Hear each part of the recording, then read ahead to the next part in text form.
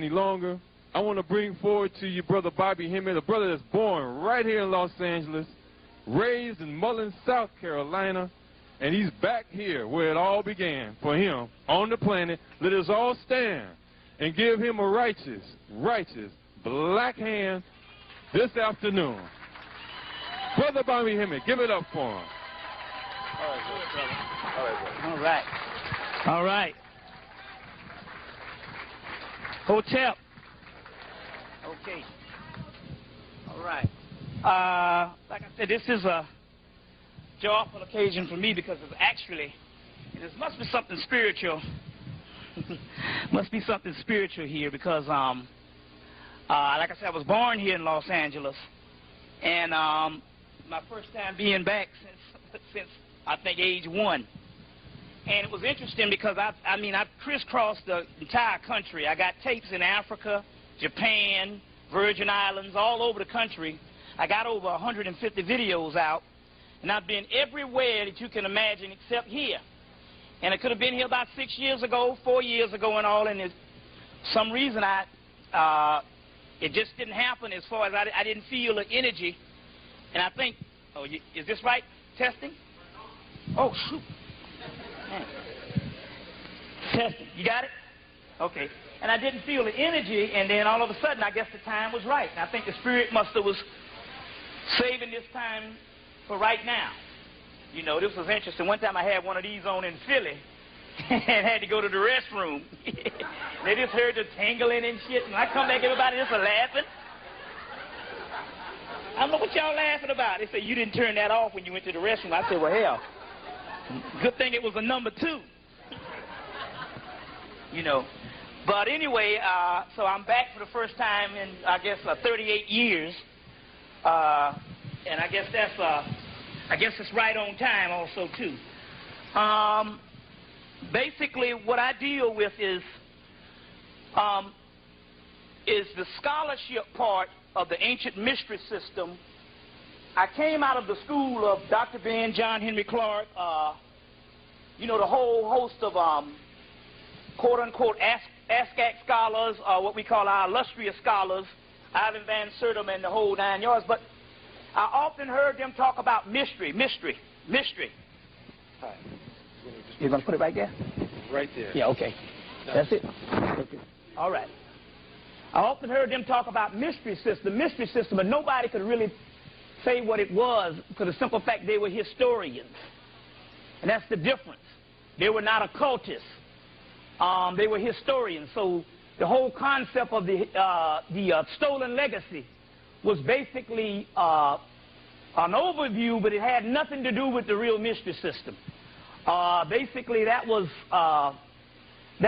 George G.M. James' concept of it based on the information he had in 1950s. And so basically, everybody took that and ran with it. Now, meanwhile, Europeans, dealing with what they call the so-called New Age or the occult, basically preserved this information, renamed it New Age, and in actuality, it's the mystery system because they preserved it because they were targeted in Moorish Spain, is where they came about. So we're going to go into all of that. But first of all, what we need to do is we need to give the ancestors the libations. We do the libations for one reason. Well, 2 reasons. Let me give you one. Number 1, they're remote viewers. A remote viewer is a psychic spy. And a psychic spy is a person that basically can be wherever the hell they are and they can tune in. And they even got black people doing this thing. The chief remote viewing center is at Emory University in Atlanta, Georgia. So when you had your people, the Applewhite people, remember the people that killed themselves in the house back in '97, all those 49 people?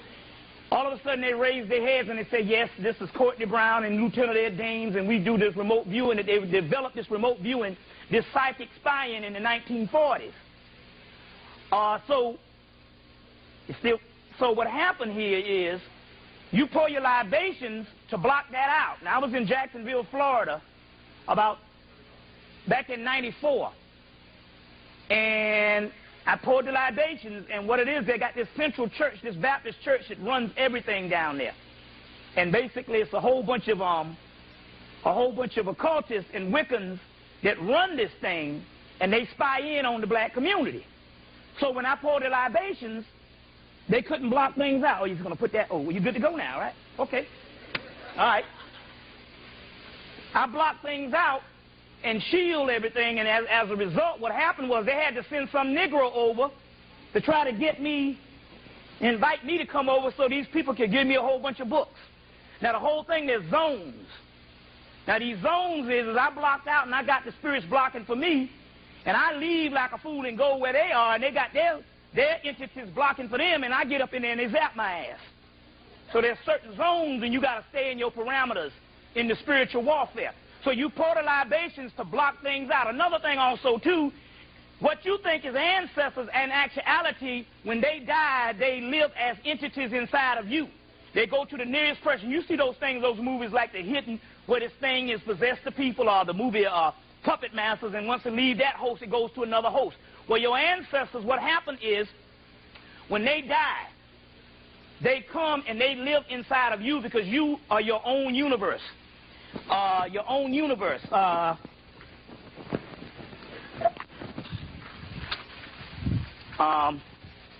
The beings who live below say that God is on high, while the angels in heaven say God lives on earth. The Zohar. Zohar is the Kabbalistic text found in the so-called ended up in Spain, and this is where you get your Kabbalah from, coming from the temple of Kom-Ombo in ancient Kemet, or ancient Egypt. And now the Europeans, or what you would call the Israelis, are dealing with the Kabbalistic thing, but we are the origin of the Kabbalistic thing. So we'll bust that up right now, put it in a motherfucker face, so it won't be no shit. Here it is right here. This is the... hold on 1 minute. This is your so-called Kabbalistic tree of life that you've seen. Some of you that have been into the occult have seen the tree of life. The 10 spears, Kelda, Shakma, Bayan, Adas, Geberah, and we'll go into this hard Mercury, Yesed, Tipperus, Malkuth, Chess, not Chess. All of this is the Kabbalistic tree of life. But here's the original tree of life, which is the same spears. The other ones are broken off right here in the temple of Kom-Ombo in ancient Kemet.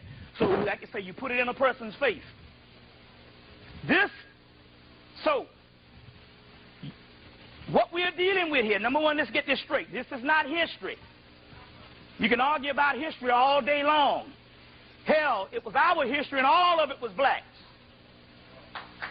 So that's the end of that. What we're dealing with here is the deep regions of the occult knowledge, and the word occult means hidden. That which is hidden are the esoteric teachings, which means inner or mystical realms. This is what we're dealing with here. You see what I'm saying? And we're also dealing with eschatology, which means end-time events. And we're talking about the destruction of the planet Earth. That's your birthright. And you all are the ones, as the book of Enoch say, is going to bring about that and kick that ass. Not no motherfuckers up in heaven. Now, to go on, first of all, I might use... On my first videos, I hardly cursed. And as I became more and more spiritual, I became more and more foul-mouthed. And it teaches a certain discipline here. Number one, there's no such thing as curse words. There's only one real curse word that you know of, and that's the one that people get least offended by. That's damn. And you have to use it in the context of damning someone to curse them. The other stuff is just slogans of the European language. You see what I'm saying?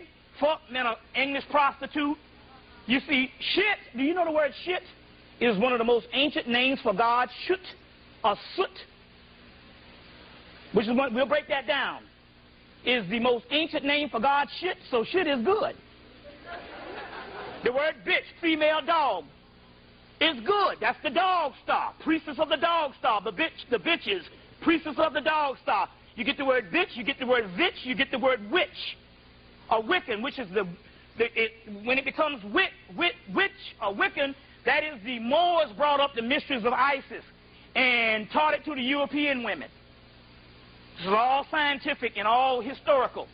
Now, so That's one reason. There's no such thing as curse words. First of all, even if you big-time Christians up in here, the scriptures, when the scriptures was laid down for that, the English language wasn't even in existence. So how in the hell could something that's not even in existence be a curse word? Since we've adopted this as emphasis and the official language of the ghetto, now my mother, who was an English teacher, used to say, when she cursed, she said, hell, it feels better. That's that accent on it.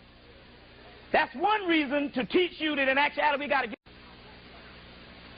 The other thing is, that Sister Charmaine, is Sister Charmaine here? Huh? She's not here? She didn't come? Or she didn't make it? Okay. The other thing here is, I often wonder why, as I became more and more illumined or spiritual, I got more foul mouth and more, with less tact and no scruples.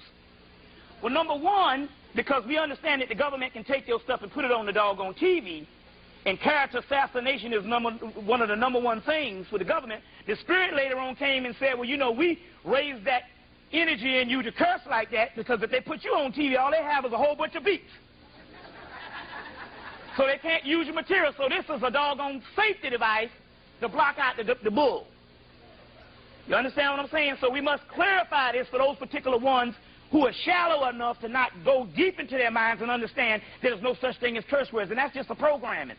Because you was taught something when you were a child. And you can't break that condition of that programming.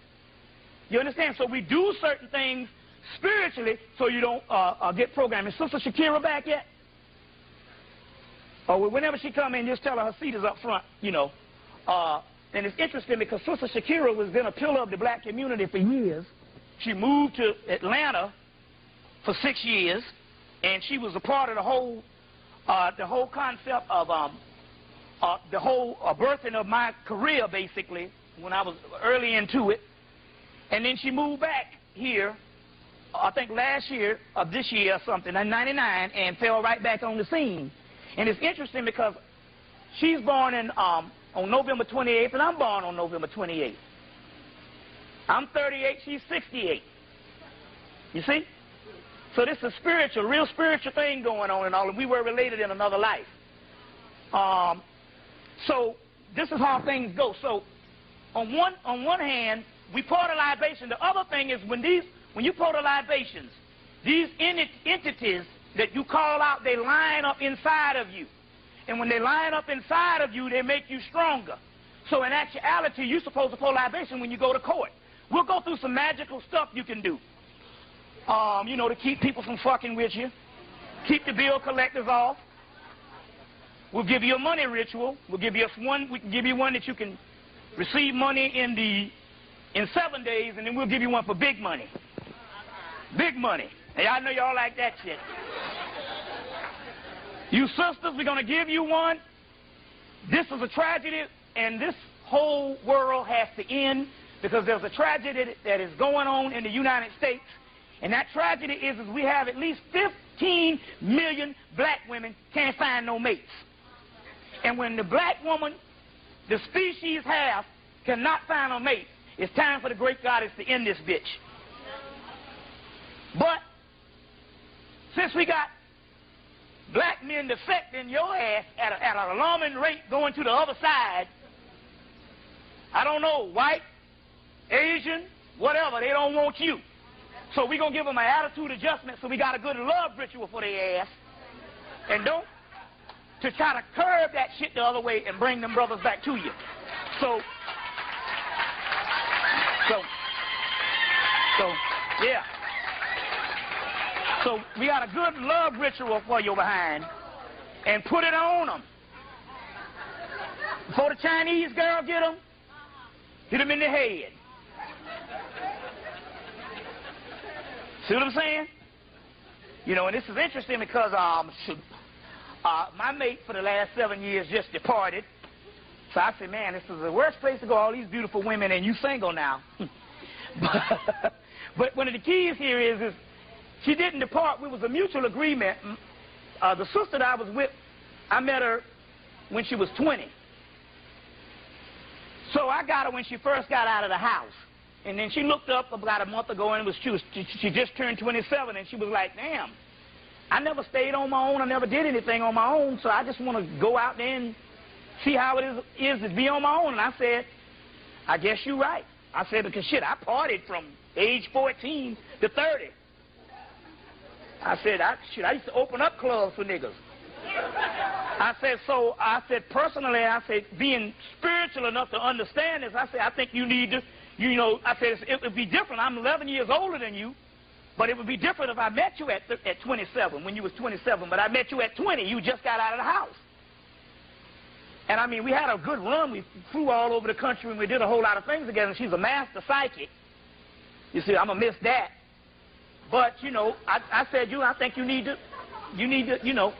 go. Plus, she was one of them kind, you look the wrong way, she'll know. So if I messed around, she would know. You see that on the which way is up? Say, you mess around, I'll know. You see what I'm saying? So I thought the wrong way. She said, something up. So, but anyway, so I told her, I said, you're right, I think you need to go on out. And she didn't miss a beat getting the hell out the door. Man, shit, she got a place in a week, phone in a week, gas in a week, lights in a week. I'm like, damn. You act like I got the plague or some shit. And she didn't miss a beat getting out the door.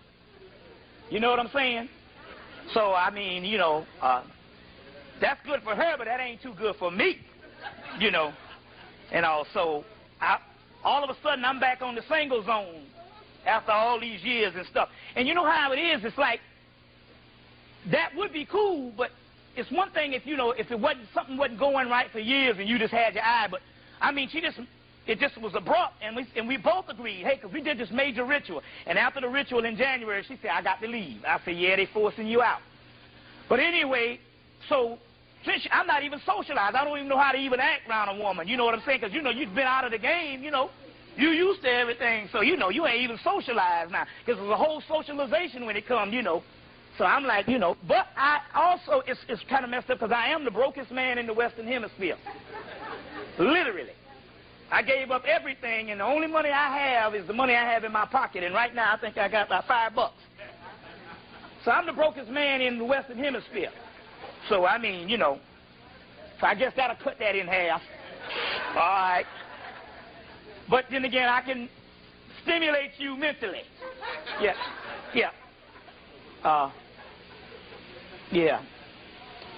So, but then again, But anyway, going on, we need to do these libations because we need to block out this, and we need to line up some stuff. So, you want to get in the habit of pouring libations weekly. I mean daily, every morning. So I got 2 or 3 good libation lists that I'm going to leave behind. Brother Prentice, you can get this stuff printed?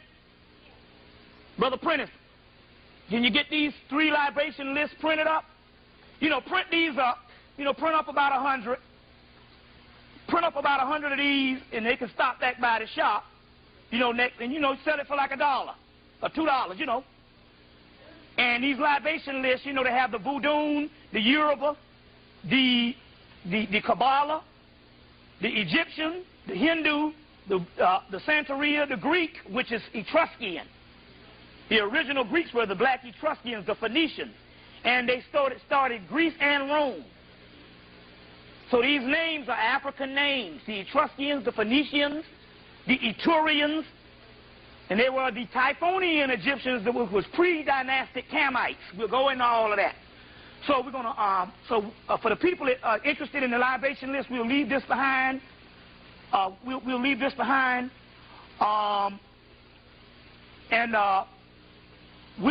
We'll go through some mystical and magical things that you can also do. You can also do things, like I said, money, love. There's a good one for your nature to rise, a voodoo one called, you call on Papa Gede. When time don't rise to the occasion, you call on Papa Gede, and Papa Gede is a voodoo deity And he pretty much works pretty damn good, you know. So that be good for some brothers, but that might be good for some sisters. And you know, if the brother ain't coming to the occasion and all, you know. Good man is hard to find, but a hard man is very good to find. So, so we'll give you the proper, you know. So we'll also do that also. So let's go into the libations. And then we'll go into the libations, and then we'll get it on. So for the people, I suggest that you max it out, because I'm going to be here probably till the people go home. So that's 3 o'clock. That's when I'll leave. You know, usually I do the maximum. The minimum is 6 hours. That's pretty rough. 6 hours, and the maximum is 8 or 9. But don't worry about it, because it's going to seem like 2 hours. See, what happened is you change the atmosphere in the room with the libations, and it'll seem like 2 hours. Now, so all the agents and stuff, y'all want to get funky. These are the babies from the voodoo. Now, you can take your goddamn chances. But you fuck around and catch on fire up in here getting funky. You see, we're not dealing with some regular old bullshit here.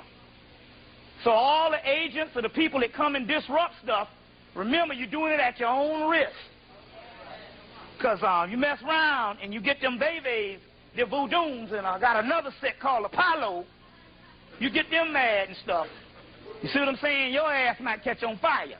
So the deal is, you can act funky all the hell you want.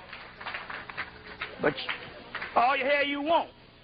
But I'm telling you, take your damn chances when you're fucking with them babies and the what you call the lower or the Apollo. That's our high magic, because we deal with high magic. You see what I'm saying? And I ain't the motherfucker to fuck with. You can ask the white boy about that shit. You ask the white boy about that shit. I'm not the nigga to fuck with. You see what I'm saying? Because you don't want to mess around with them cats there the wrong way. And don't worry, you might get funky, but they'll get you when you get to your house. That's right. They'll get you when you get to your house. Now, they got a Ghanaian ritual that the women use in Ghana to take a brother penis away. This is real deal shit. See what I'm saying? And I think I pretty much got that shit. So fuck around, and you'll be pissing through a tube for the rest of your life. For all y'all agents and shit, I pretty much got that stuff. And if I don't get it now, by the time I get back to Atlanta, your shit is gone. So y'all fuck around now. You see what I'm saying? Because we at war now. You see what I'm saying? So we ain't got time for all old foolishness for these niggas that don't respect black people. You see what I'm saying? You see what I'm saying? You will get killed fucking around with this shit here. So come on with it. Get funky if you want to. So I'm going to pull out some other ones, some even stronger ones. So if you want to get nasty, you in at your own damn risk with all that government agent shit. You see. Because we got to set the example for assholes. You know, because a nigga will get an asshole on you in a minute. You see, so we ain't playing around. So you don't have to give me no respect. You know, country talking nigga, you know. But, hey, you're at your own risk. You see what I'm saying? So, let me do something first. Hold on. Bear with me 1 minute. I will talk while we're doing this.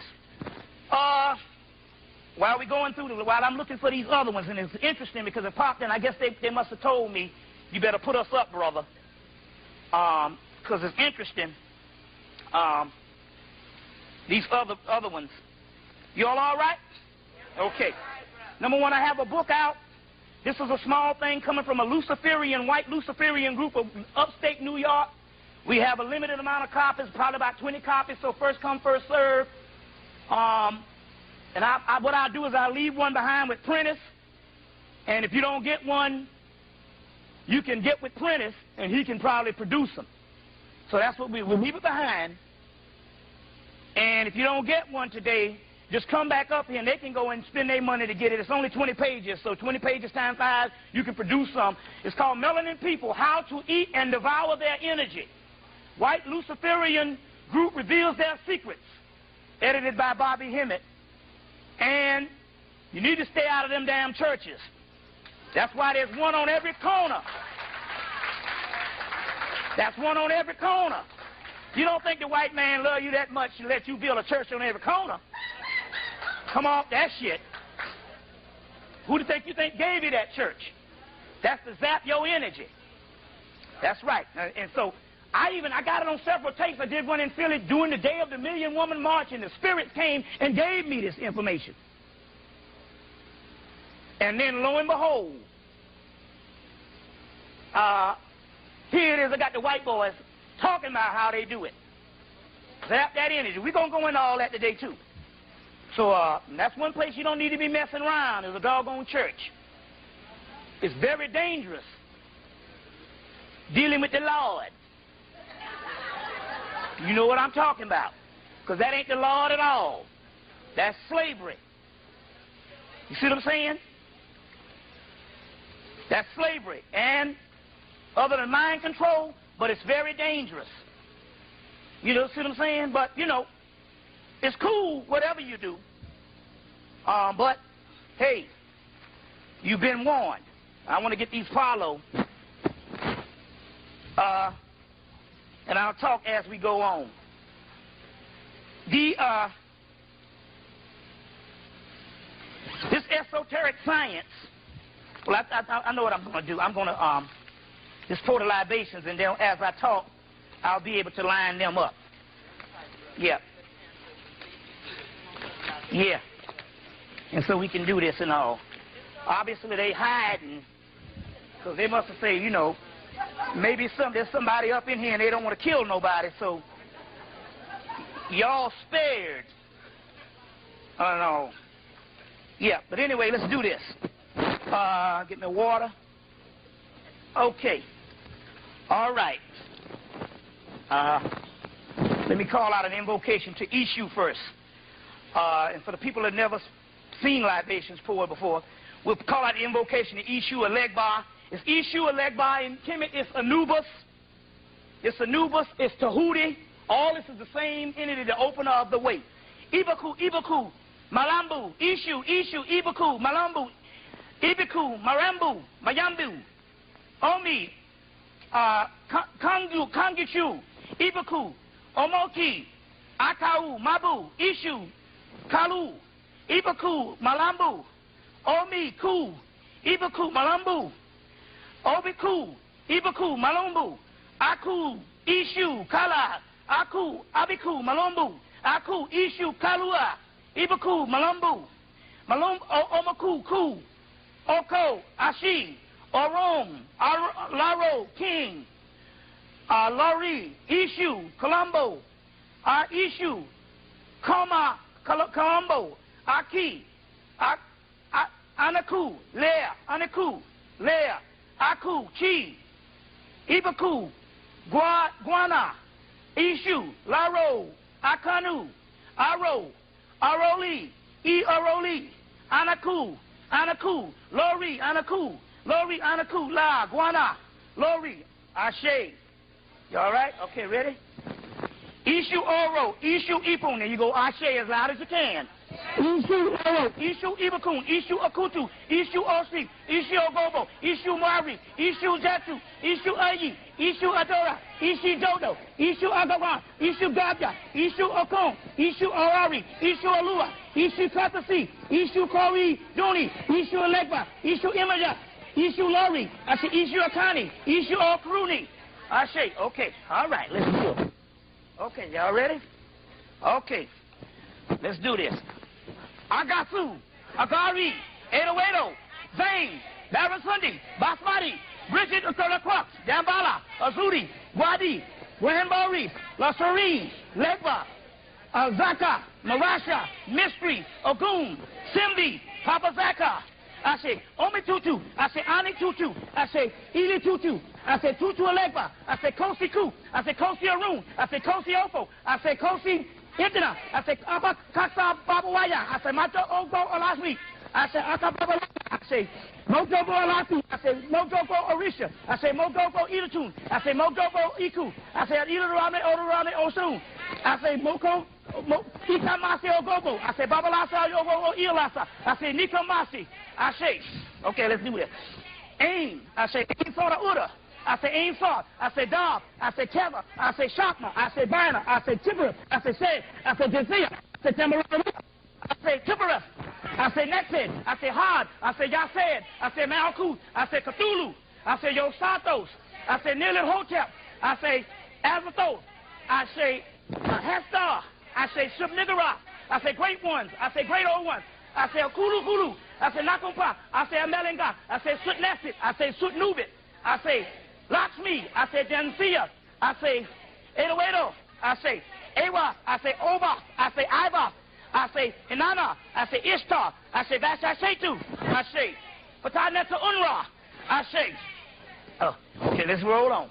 Osea. I say Aset. I say Tahudi. I say Mayat. I say Patah. I say Sut. I say Amenra. I say Amenrithasa. I say Anansla. I say Satis. I say Tetanin. I say Upwaret. I say Anpu. I say Anubis.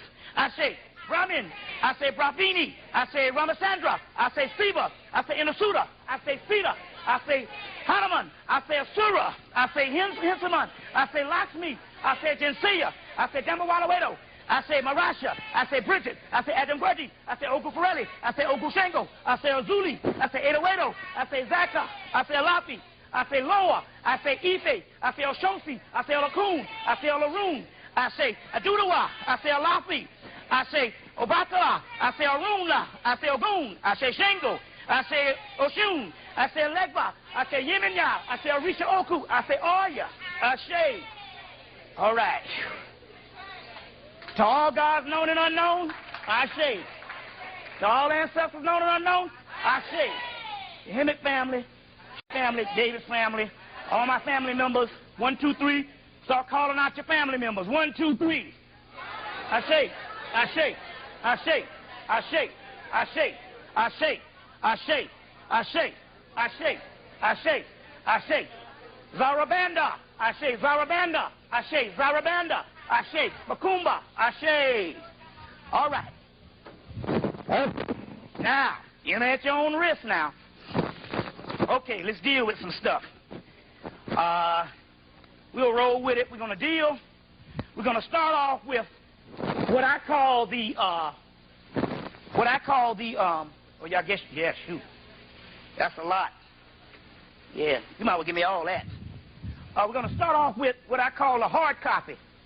The hard copy is stuff that is going on around the United States and different aspects of what's going on in our lives. And we're going to line all that up.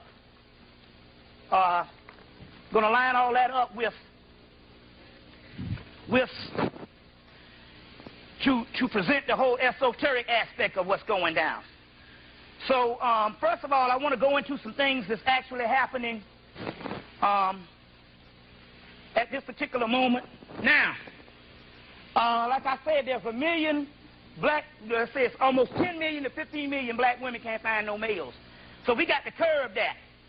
But that's telling you that in actuality, the earth plane no longer provides the type of living that we need on the physical, and we have to go to the next plateau. I'm getting ahead of myself, but we have to understand these particular things. So I'm going to go into things that you've never heard before, and it's going to be irrational, illogical, and no common sense. But if it makes common sense, if it's rational, logical, in a world like this, then you're dealing with the wrong shit.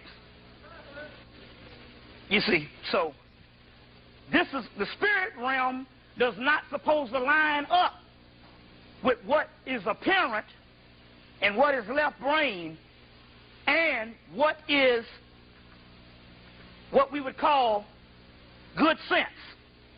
The spirit world don't supposed to make no sense because this realm is so damn low until it can't even comprehend things on the other level. So, now, you know, it's interesting because they got brothers and sisters in Africa that They got brothers and sisters in Africa that now don't know but two people, Jesus and Martin Luther King. They don't even, we got, one of the brothers just went over to the continent. He said some of them don't even know their own president, but they know Jesus and Martin Luther King. You see, that Martin Luther King thing, boy, that's the greatest government agent thing that ever worked. You see, that ever worked. Now, to let you know he was a government agent, do you know that all your Martin Luther King drives that's all over the country was patterned after the one in Atlanta? The one in Atlanta starts in the Confederate graveyard. Now, wait a minute now. The Confederate graveyard, we're talking about Margaret Mitchell is even buried in there. And they had to honor her with the whole going with the wind shit to bury her in the Confederate graveyard. Do you know that Martin Luther King Drive starts in the Confederate graveyard? Now, that's an oxymoron and a contradiction. Or is it? That means that he had to be the greatest government agent there ever was, the Negro Boule. And to prove, you can get right on Martin Luther King and you can drive and it starts right in the Confederate graveyard. There's no way the Klan going to put the road that comes out of the great Confederate graveyard in the capital of the Confederacy and name it after a black man. You see? Now, Martin Luther King, as you know, patterned his whole science after Gandhi. What happened was, in the 1950s, you had Honorable Elijah Muhammad's movement. You still had a resurgence of the Noble Drew Ali movement that was popping up, was carried over, although they killed Noble Drew Ali in the late 30s, early 30s, late 20s. But still, it was still strong enough, and it was still holding on. The Nation of Islam was getting stronger. They had they had a motorcade for Martin Luther King, Elijah Muhammad. They had a motorcade congressional parade for Honorable Elijah Muhammad in 1956 in D.C. And he went to the Congress and damned them all to hell.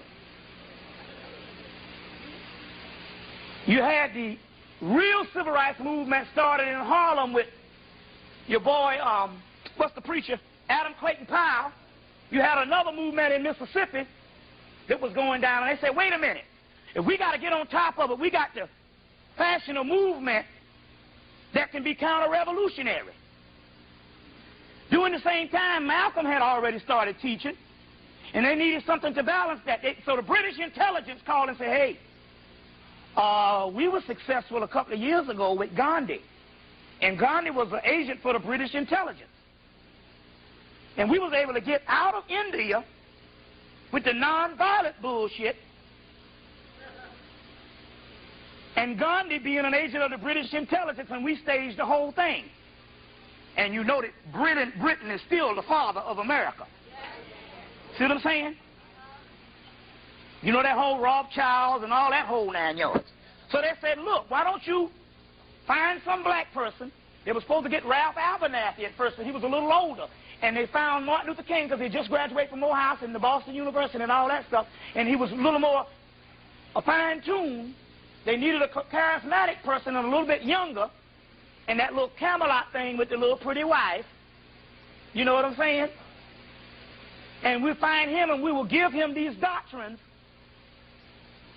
And we will do the same thing in America with this nonviolent thing that we did in India. And ain't it funny how they always throw that Martin Luther King shit up in your face every time you get funky? Because he was a British intelligence agent, basically an agent for the government, and a Negro Boule and all that stuff. But the Confederate graveyard, the street that all the other Martin Luther King streets are patterned after starts in the Confederate graveyard. And when I went to Indianapolis, they said I would start in a Confederate graveyard too, a real Masonic graveyard. Now wait a minute, these are two white graveyards that automatically is going to host a person that was supposed to be the upliftment of black people? They care about him that much? Come on. No, he did a job well done, and they always honor you with a job well done when they give you a holiday. Why is it one of the most racist presidents in history signed the holiday in 1985 into order?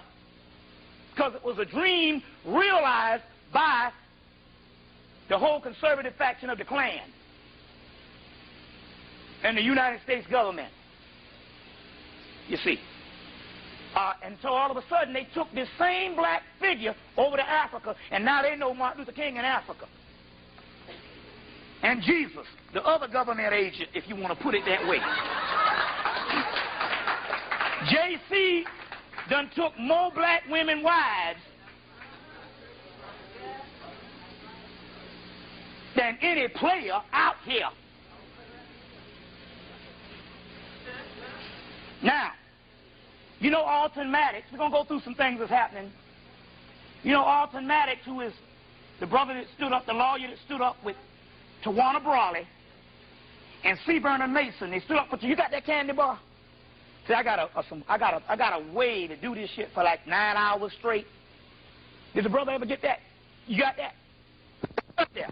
Oh, that's good. Oh man, I'm messing up big time. Oh man, we gotta really give him some juice.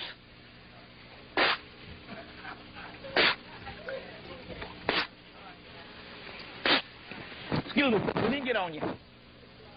This is the juice. This is Myers rum, Jamaican rum. The lowers of the gods love this. Get this?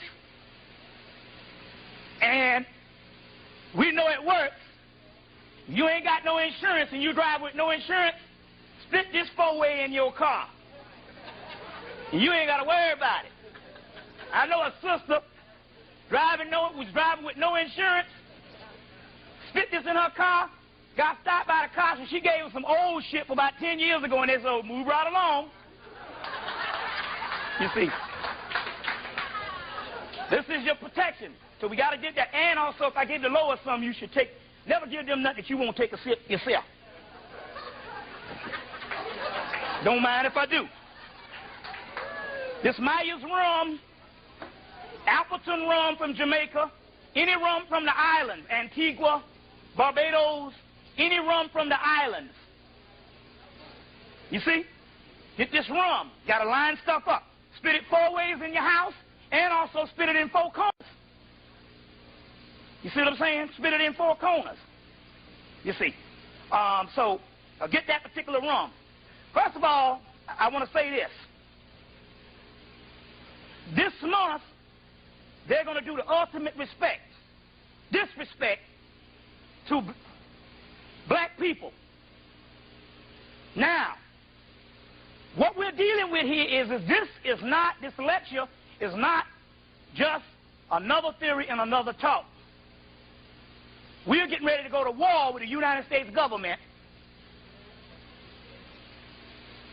and we're going to kick them in their ass from the spirit realm. So, I'll go into that later. That's on into the crux of this thing. We're ruling with power now. So this ain't no bull no more.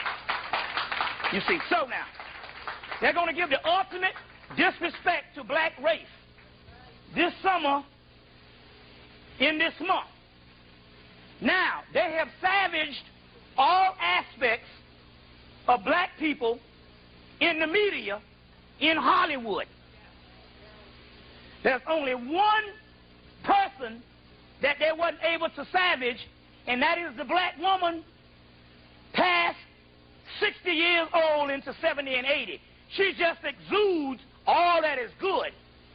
She surpassed the white woman leaps and bounds.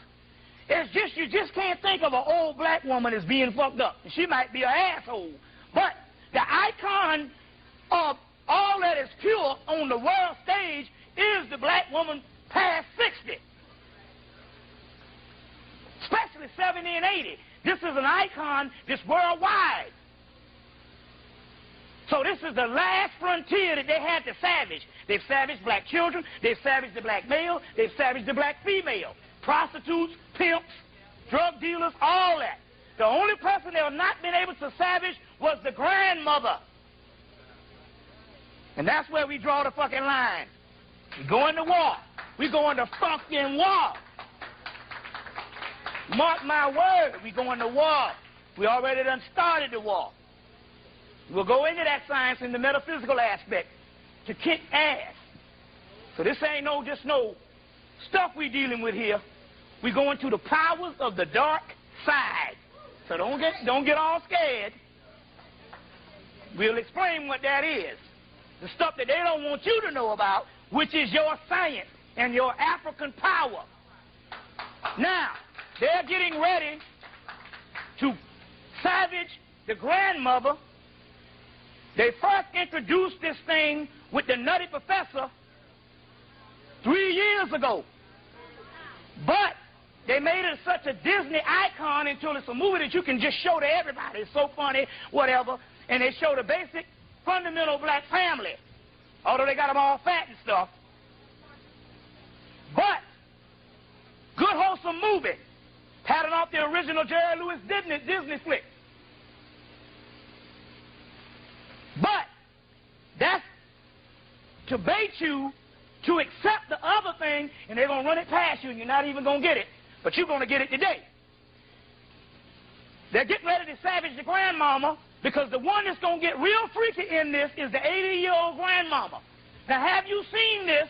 They've never had a commercial on TV in the history of commercials in the media where somebody drops their drawers on primetime television.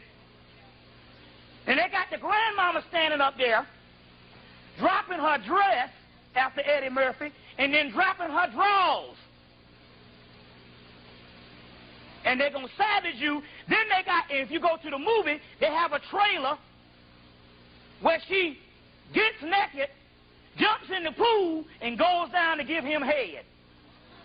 They savaging the black woman, the grandmama, 80-year-old grandmama. This is the last frontier, but they mean that they don't give no respect to nobody. So she jumps in the pool, in the jacuzzi, and goes in there and gives him head. And he jumps. But they've been showing it all over the country where she stands up, she takes her dress and drops her dress and drops her drawers. And that's what they do based on savaging you. And they show these things all over the world. There's no such thing as local TV. We get this stuff in China. So the Chinese will say, oh, so that's how the black grandmama is. And this is a form of mind control, how they savage you every day. Savage you every day. See where I'm coming from? So they're getting ready to do that because that is going in for the kill. It's a psychological warfare. If they can doggone dehumanize you, then they can exterminate you, or when you look up and you're already exterminated, the people go, well, you know, those people were savages. They've already convinced the Africans. Let's cut this shit out now. Come on now. I ain't telling you no stuff I made. I'm telling you what the Africans say. I got Africans to say, yo, man, when we literally, the white man come and he show us pictures of you and say that you savages. Anybody ever heard this stuff, this science before? So they savage us around the world. But they didn't get that icon, and they got to get the American icon, because the American icon of purity is not the white woman. It's the black woman beyond 60, 65.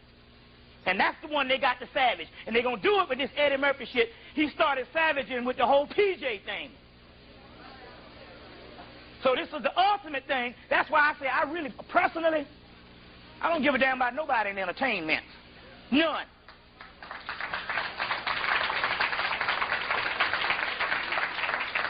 And damn a nigga who run a basketball down. Go get Superman 1. The guy said, in the movie Superman 1, Glenn Ford said, man, you got something, you came down here for something special. He said, I don't know what it is, but it ain't for running touchdowns. And that's what we doing, running fucking touchdowns. So damn a sports figure.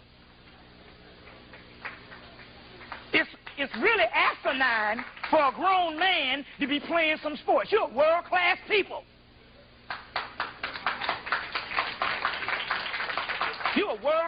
people. How idiotic you running down the damn shit with a ball.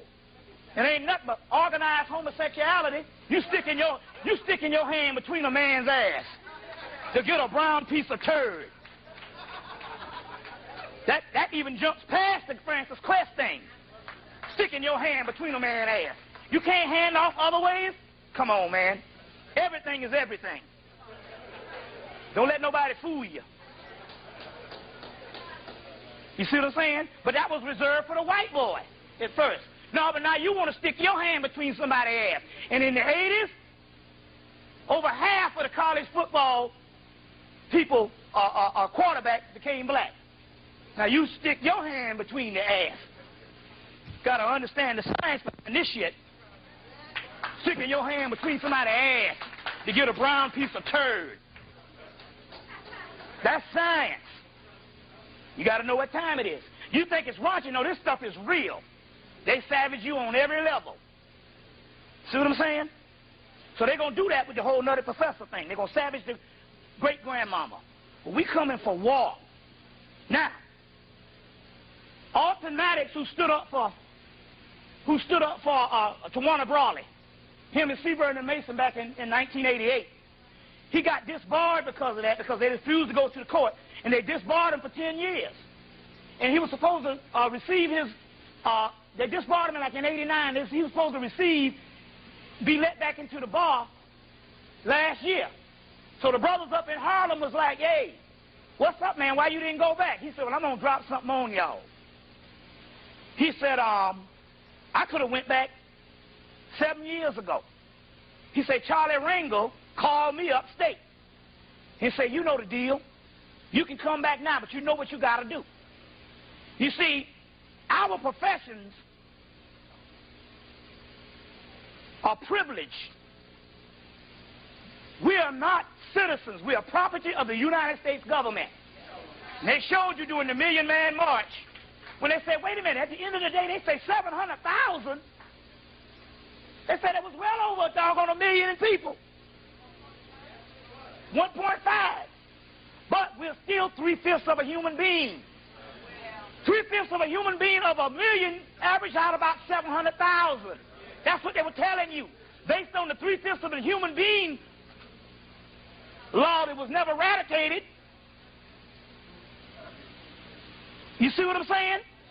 You are property of the United States government. And when you are allowed to become so-called trained or educated, they give you privileges. I know I spent 8 years up in the universities and didn't learn shit. They give you privilege. And when you break those privileges, then they reprimand you in order to get back into them, to invoke privileges back. You got to buy your head as a slave. So Alton Maddox said, in order for him to get his bar back, because that's the elite, to get back into the bar, there has to be a white man or a rabbi Jew to walk him down the aisle and vouch for him and recommend him back into the bar. And until he gets that European to come and recommend him back into his system, he can't be barred again. See? Always a slave. Once a slave, always a damn slave. See what time it is? Now here's the man, top lawyer, saying, I can't get my thing back because I ain't going to buck dance that way. See what I'm saying? The hell with it. I ain't going to go and ask the white man to please let me back and give me privileges to send niggas to jail. Come off the dumb shit. You know about this? They was talking about this is big stuff all in Atlanta. Now my ex-queen, I got to get used to that. After she left me, she had to go get another bank account, to get stuff right. They were like, no, man, you got default loans. You can't get a bank account if your credit ain't nothing. Your credit ain't right, you can't get a bank account. I was like, well, shit, you don't need no bank account, no way. My mama took her money out of the bank in 1975. You know, mattress, wherever you get innovated. Poor person don't need to be saving no damn money, no way. Shit. Come on, we need to save. 2 paychecks away from poverty. Come on, man. That's a sucker's game. Take up all your money. Now, you know they found a girl in the water. A few weeks ago, they found a black girl from Haiti washed up on the shore. Just like the whole Elian thing. But they sending her back. And nobody don't know about it. They sending the sister back. Little baby girl washed up on the shore. But they sending her back. That Elian thing wasn't nothing but a ritual, a Christ ritual. El, which means S-U-N and S-O-N. On, which is eon, or it means opening. On, anpu, an, opening, opener of the way. Elion, it means Christ opening, doorway to Christ. And it's like Dick Gregory said, we want to know how that little boy stayed in the damn water for 52 hours on an inner tube and then go to sleep. And washed up, looking like Beaver Cleaver, just as nice and clean. And how is it the man who found him ended up in the closet with him? Come on, man. That was a ritual found on Thanksgiving, rescued on Easter weekend. Same time on Easter weekend, they always show what? The 10 Commandments. And Moses was what? Drawn from the water. It's a ritual. Found and drawn from the water. Rescued, reunited back with the Father. The Son shall be reunited back with the Father. That's the Osirian thing. This was a Christ ritual. It was a Christ ritual. Just like that boy that got killed, that Kennedy boy. That whole family, they chose years ago to sacrifice. Started with Joe Jr. Then one of the sisters got, they all of them dead. So then this boy here, John, they killed him on the middle of the summer solstice of Sirius rising. John gets killed. He gets killed on the 28th. He gets missing on the 28th. Osiris was 28 when he died. There was 28 people on the boat. Now I want to know this. They gave him a congressional burial at sea. And they said, well, he did all this community service and shit. Yeah, right. Like you're going to bury some Sammy Davis or somebody at sea. Yeah, right. Come on now. Whoever. So they go and they bury him at sea. Then they say, okay. For argument, he was the president's son. Okay, we can give him that. But what about his wife? She didn't do no community service. She just fucked her husband. Oh, then it gets funky. Well, what about the damn sister? Where the hell she come from? Wait a minute. We don't challenge nothing here. Okay, I can see John getting buried at sea. But what about the wife? Well, we might say, well, that is the spouse, so that's connected. But what about the fucking mangy-ass sister? But 28, Osiris dies at 28. He died on the 28th. He got missing on the 28th. Now, they found him. One day, they buried him the next. Come on, man. They buried him the next. They got 28 people on the boat. And Osiris is standing in ancient Kemet between Nephthys or Aset Isis, 2 sisters. Osiris stands between 2 sisters. He's the middle pillar. The 2 sisters, the Mayat scales.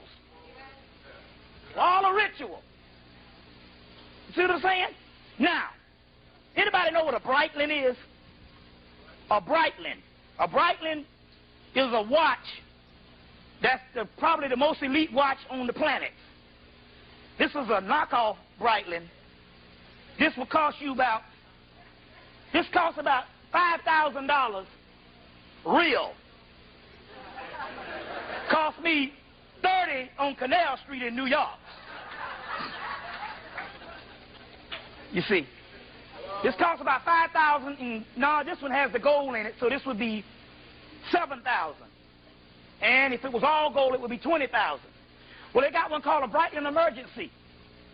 Now, this Emergency has a little button. I got one of them fake ones, too. I got one for 20. I think I got mine for 30. But it can cost as much as $50,000 or $100,000. Depends on you get the one with the diamonds on it. Did you see the movie The Skull and Bones? Anybody saw the movie The Skulls? Remember when they crossed over, they gave him this watch? It was a Breitling. That's the elite ship. They got this Breitling watch, and I know John knows about it. It's got a little button on it. When you go down in the water, you can be in Timbuktu or Kathmandu. You pull that button, they come and get your ass. Whether you're in a plane or a boat, you pull that button, they come and get you. Now, I know John know about this stuff because it's a pilot's watch. You see what I'm saying? But this is when you know that you are in slavery, and this is a slavery penal colony. You can go down on the earth with this watch, and they can come get you from wherever you are on the earth. But the only place that is not allowed to have it is the United States of America. You get fined $2,000 if you pull the button and might get jail time. That's because United States of America is not a free country. So therefore it's not on universal or maritime law and maritime nothing. So therefore if you pull it in the United States, you're pulling it inside of a penal colony. Certain things you can't do inside of prisons. You see what I'm saying? So because this is a prison colony for England or Britain, because the watch is in Switzerland, and because it's a prison colony, you're not allowed to have the Breitling emergencies. But elite people can have one. You see? So I'm just saying, this whole thing was a whole ritual that went down. You see, just like the Ilion thing. You see. And just like this, let me show you what's going on here. Because of this book, Melanin People, they pimp you every time. Anytime they bring you something on TV as a conscious measurement that you're supposed to follow, that's a ritual where they're zapping your energy. Now remember I told you this. The boy that got executed the other week. The Mumia thing. The Diallo thing. The Luima thing. All of that is a government operation to get you riled up and angry for two reasons. Number one is mind control. Number one, they can get you riled up and angry because they got something going on major over here, and they're trying to doggone distract your attention over here. So they even tell you when you're supposed to get mad. And what the fuck you do? You go running down the fucking street marching and shit. What an idiot people marching in 2000. We are definitely a savage people. Let's not be funny with this mess. You are world-class people. Done went through hell and back. And you going to march in 2000? So they'll go and they'll shoot the aloe 45 times or whatever. You get all mad. You see what I'm saying? This whole shit goes down during the fall equinox on into the winter solstice when you're supposed to be tapping in the energy. So they got cardinal points that they can shut you down based on you being all mad at the wrong shit. This is science. So they know when they want to divert your attention. Number one rule of mind control. If you can distract the conscious mind, you leave the subconscious mind wide open. And they can make drones out of you and whatever they want to. You see what I'm saying? So the first thing they do is when you get all distracted and all riled all up, that's a certain amount of energy, and they can use that energy to empower them to get to the next point. Meanwhile, you're supposed to be doggone tapping into your shit. Make sure every time, winter solstice, summer solstice, spring equinox, fall equinox, always some shit gonna jump down. You see? Isn't it funny they executed that brother when? When was they executed brother? Give me a date. On the summer solstice. They executed that brother. You see what I'm saying? During the Winter solstice, they found the guys for Diallo not guilty. You all mad.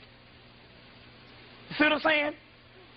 During the fall equinox, not only did they tell you about the Diallo, they had 1 million people march on South Carolina on a bullshit flag to tell the white man not to appear to be a racist. They ain't that a shit. You getting screwed up the behind, and you're going to get the only defense system you have is when he shows you he's a racist, and you said, I don't want to know when you're a racist. You can fuck my child in the ass, but I don't want to know about it. We're grown here. Anybody can't understand this? If this major stuff going down and you are that shallow that you can't get past a curse word, you got to do some serious inventory. We're world-class people. You got to know when war is. You have been programmed to react to certain words. And you got to break that. Y'all all right? So, look for something major to happen this summer. You see what I'm saying? Now, this clone, because you know it's been cloning since 1945. This clone, this guy, what's the cat on the radio that just loves, he loves the white man more than the white man loves himself? What? Larry Elder. Look. You all got to understand science. Larry Elder is not on because they're trying to, they need to be defended by a black man. Larry Elder is on so you can listen to him every day and get upset. And they distract your ass. And y'all don't understand the bullshit. You ain't supposed to be listening to some damn Larry Elder. They understand that there's certain devices that's in you that they're trying to keep dormant. And if they can distract your conscious mind, they can go in and manipulate the subconscious mind of these devices in you that can keep dormant. And if these devices rise up, they will take them motherfuckers off the planet. So you all are getting all upset with Larry Elder, and you all don't even know the game. It ain't even about no Larry Elder. That's a government clone that they put up in there specifically to shut you down. And they got all the so-called black conscious people all mad at some Larry Elder. And you all don't even know the game. It ain't even about that nigga.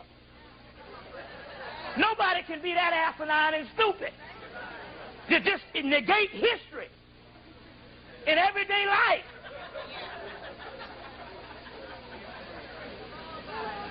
Hell, even white people say, damn, you the Uncle Tom.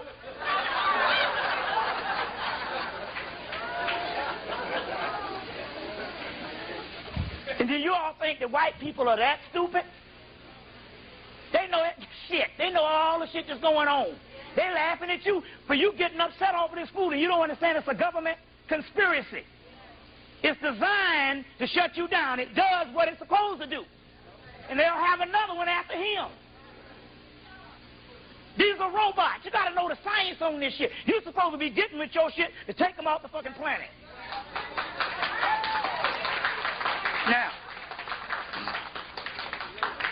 Now they're sending. Every summer solstice, they're gonna drag somebody down the thing in Texas. All these cardinal points to shut you down because you got a certain energy in you, and this energy can unleash and exterminate all mutated material on the planet. But you don't know that. And so the only thing they got to do is do the mind control on you. Well, we feel the energy. You know, they can feel your energy. Something is going on. We're getting sick now. Shit is going on. We're getting sick. You better go kill some niggas and distract your behind. The Haitian government has now said, now look at this, that the 40% of the drugs in America, now excuse me, the United States government said that 40% of the drugs in America is coming from Haiti. Then a week ago or 2 weeks ago, they said we got to pump this drug war up again. And we got to put all the money in the drug war because they're getting ready to go into Haiti again. Because they know they're looking for Haiti to stop this voodoo thing that's going on. Why the hell you think they don't let the Haitians in? They let the indoctrinated Haitians in, because one thing about being indoctrinated or educated, you will be a good citizen if you hate them niggas over there and don't have nothing to do with them Negroes over there. So the indoctrinated Haitians who are French and Catholic, they got their loyalty. But what about if you getting Haitians off of the vote who are not indoctrinated, and the indoctrinated Haitians don't want nothing to do with the low-level Haitians? We don't want to hobnob with the hoity-toity. So that means they will find an ally in you and teach you some of your divine voodoo science and come together and kick some ass. So therefore they say, you got to turn that boat around. That's the science on that. So now they put the whole drug war thing up again. Now they're saying that Haiti, you know damn well the American government is shipping the shit from Haiti so they can get back up in there, because they went up in there in 94 and the soldiers turned the gun on their head, and about 3,000 of them got their brains blown out based on this voodoo energy. You see? A lot of stuff. Look at this. I was wondering, what is the fascination with dinosaurs? You got Barney, you got Jurassic Park, you got Lost Worlds, you got a new dinosaur movie out. And I said, wait a minute, this is talking about the ancient black man. The Egyptian god of the dynastic period is Osiris, Osar. The Greek form of Osiris, or Osar, is Dionysus. You put it together, you get dinosaur.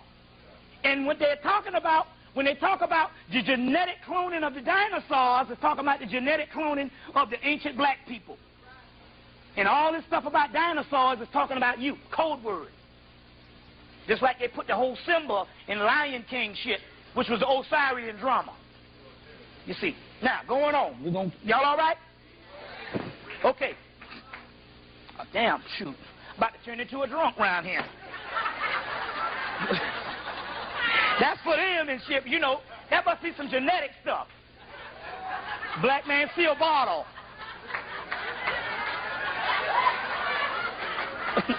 Now.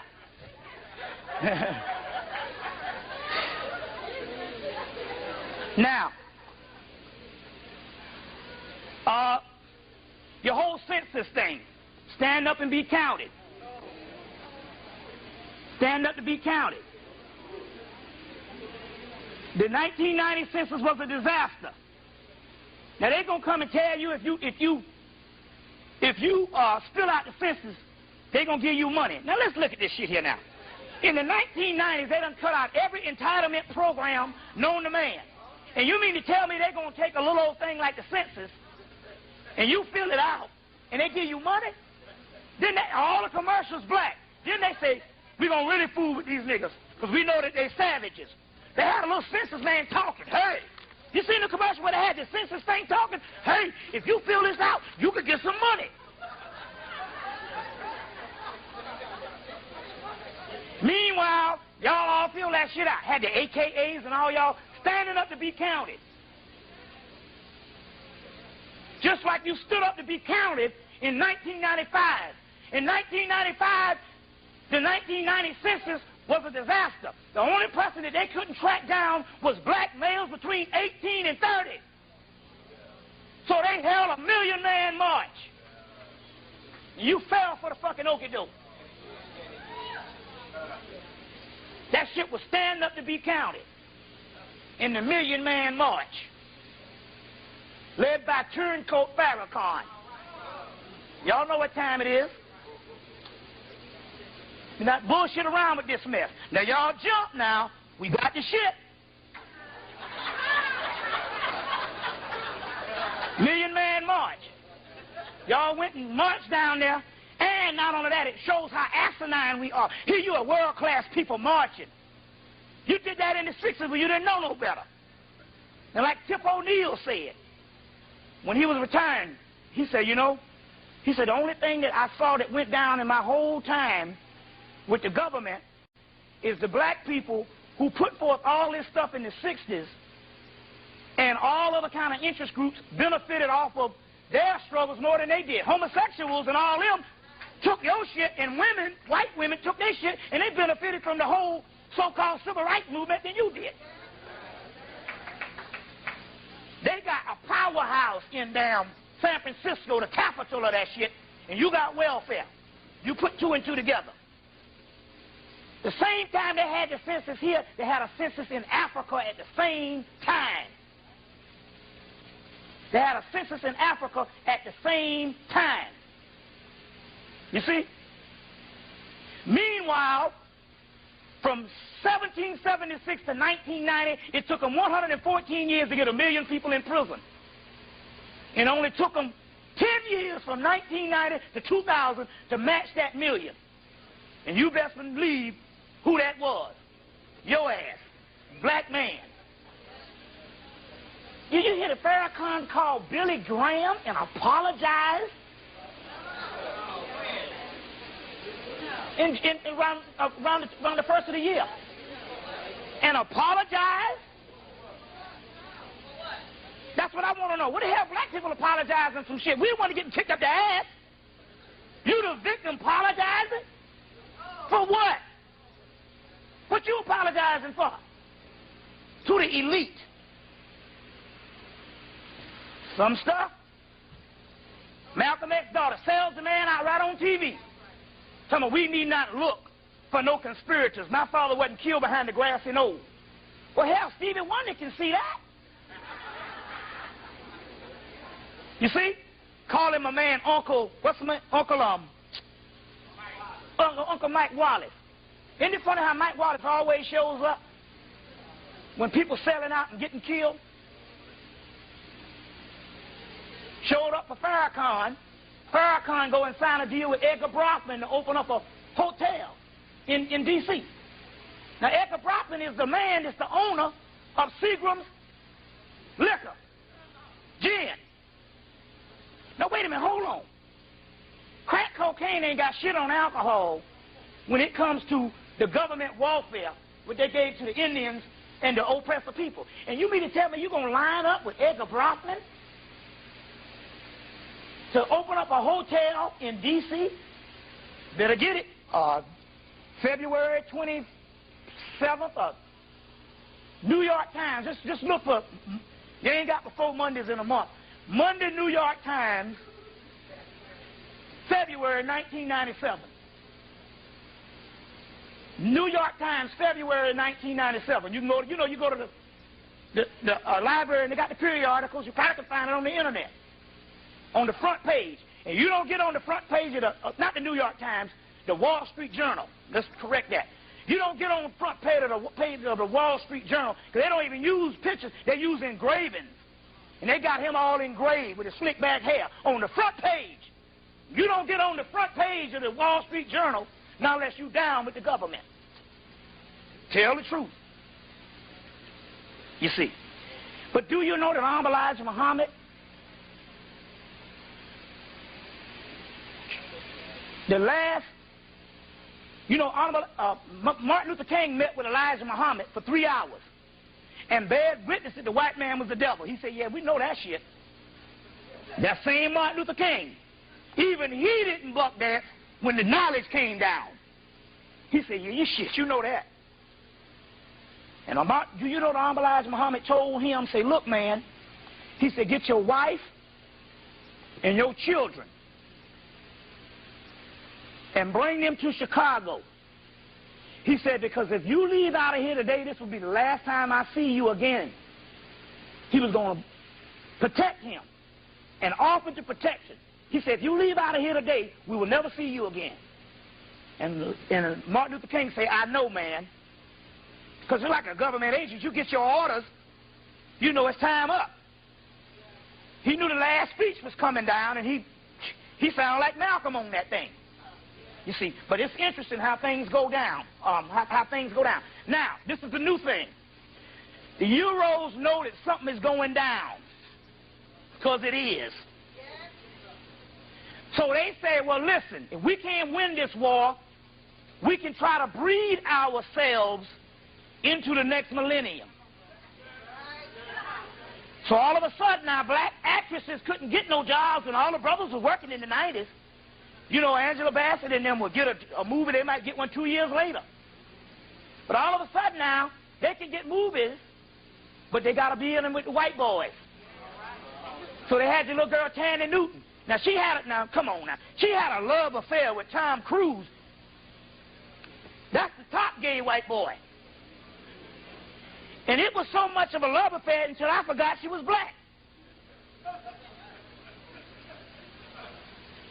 You see? It wasn't just, you know, they screwed her or something, you know. They've been doing that since some Live and Let Die. James Bond movie with Gloria Hinder. They fucked her in the movie. So now we conquered that shit. And they've been screwing black women ever since. But no, it was a real deal, genuine love affair. And that's, see, a genuine love affair. Then you had your girl Nia Long. She couldn't get enough of black movies. She did in the movie Boiler Room.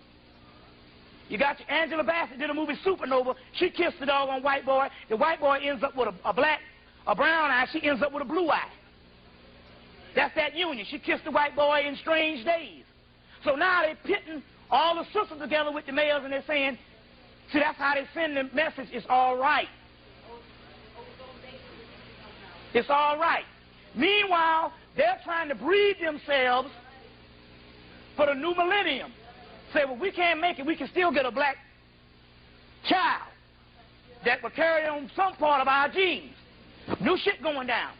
Now, I got a brother up in Atlanta, just married a sister who was married to a Skull and Bones. You know how we all did. She married to a Skull and Bones. You know what I'm saying? And she married to a Skull and Bones. You know, because we got the list here, all the people. We got the list of all the people who's ever crossed the line and married. To all the famous people. James Earl Jones, Sammy Davis Jr., Harry Belafonte. These are the people who was either married, who slept with him a long time, or who got divorced. No matter. Make the list. James Earl Jones, Sammy Davis Jr., Harry Belafonte, Sidney Poitier, Dorothy Dandridge, Leslie Uggams, Barbara McNear, Pearl Bailey, Scatman Crothers, Herbie Hancock, Lonette McGee, Wesley Snipes, Red Fox, Montel Williams, Erica Alexandra, that's the girl off of Living Single, the dark-skinned girl, Kim Fields, Cuba Gooding Jr., Lynn Whitfield, Lynn Moody, Sonny Rollins, Gregory Hines, Quincy Jones, Iman, Naomi Campbell, Tay Diggs, Scottie Pippen, Dennis Rodman, Charles Barkley, Kobe Bryant, and showed your motherfucking ass some shit. I said, I'm going for Larry Bird. Fuck that. Robert Parrish, Ray Allen, Casey Jones, Grover Washington, Anne-Marie Johnson, Alfred Woodard, Jack Johnson, Melvin Van Peebles, Richard Pryor, Wilt Chamberlain. Now, here go a nigga. He's the first person to stand up against black women and say that the black woman was fucked up. He was the first person to sue to savage your ass. That's why I burned a candle when that motherfucker croaked to dust. You gonna savage your sister? Remember he did that? He was the first person to come out and say you wasn't shit and open up the floodgates. Kareem Abdul-Jabbar, Tiger Woods, Tim Duncan, Stacey Dash, Tandy Newton, Diana Ross, Maya Angelou, Diane Carroll, Lena Horne, Leontine Price, Donna Summer, Puff Daddy, Prince, Michael Jackson, Janet Jackson, LaToya Jackson, goddamn.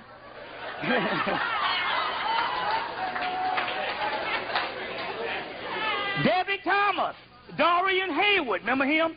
Olivia Cole, Carl Weathers, Whoopi Goldberg, Nell Carter, Madge Sinclair, Roxy Rocker, Jimi Hendrix, Lou Rawls, Shaka Khan, Jessica Hodo, Richard Roundtree, Herschel Walker, O.J. Simpson, Tina Turner, Ike Turner, Della Reese, Rod Carew, Barry Bonds, Frank Thomas, Clarence Thomas, Adam Clayton Powell, one of the Pointer Sisters, one of them, Glenn Rice, Rick James, LeVar Burton, Billy D. Williams, Linda Clifford, Louis Gossett, Fred Williamson, Angela Davis. Yeah. That's right. She married the head of the Communist Party, 1976. Yeah. Ben Vereen, Frederick Douglass, Paula Abdul, Mariah Carey, Radon Chong, Tukey Smith, Al Jarreau, George Sanford Brown, Denise Williams, Julian Bond. This is everybody in the fucking world. Greer, Dennis Green, Cheikh Anta Diop, Dr. J. He's tiptoed, don't matter.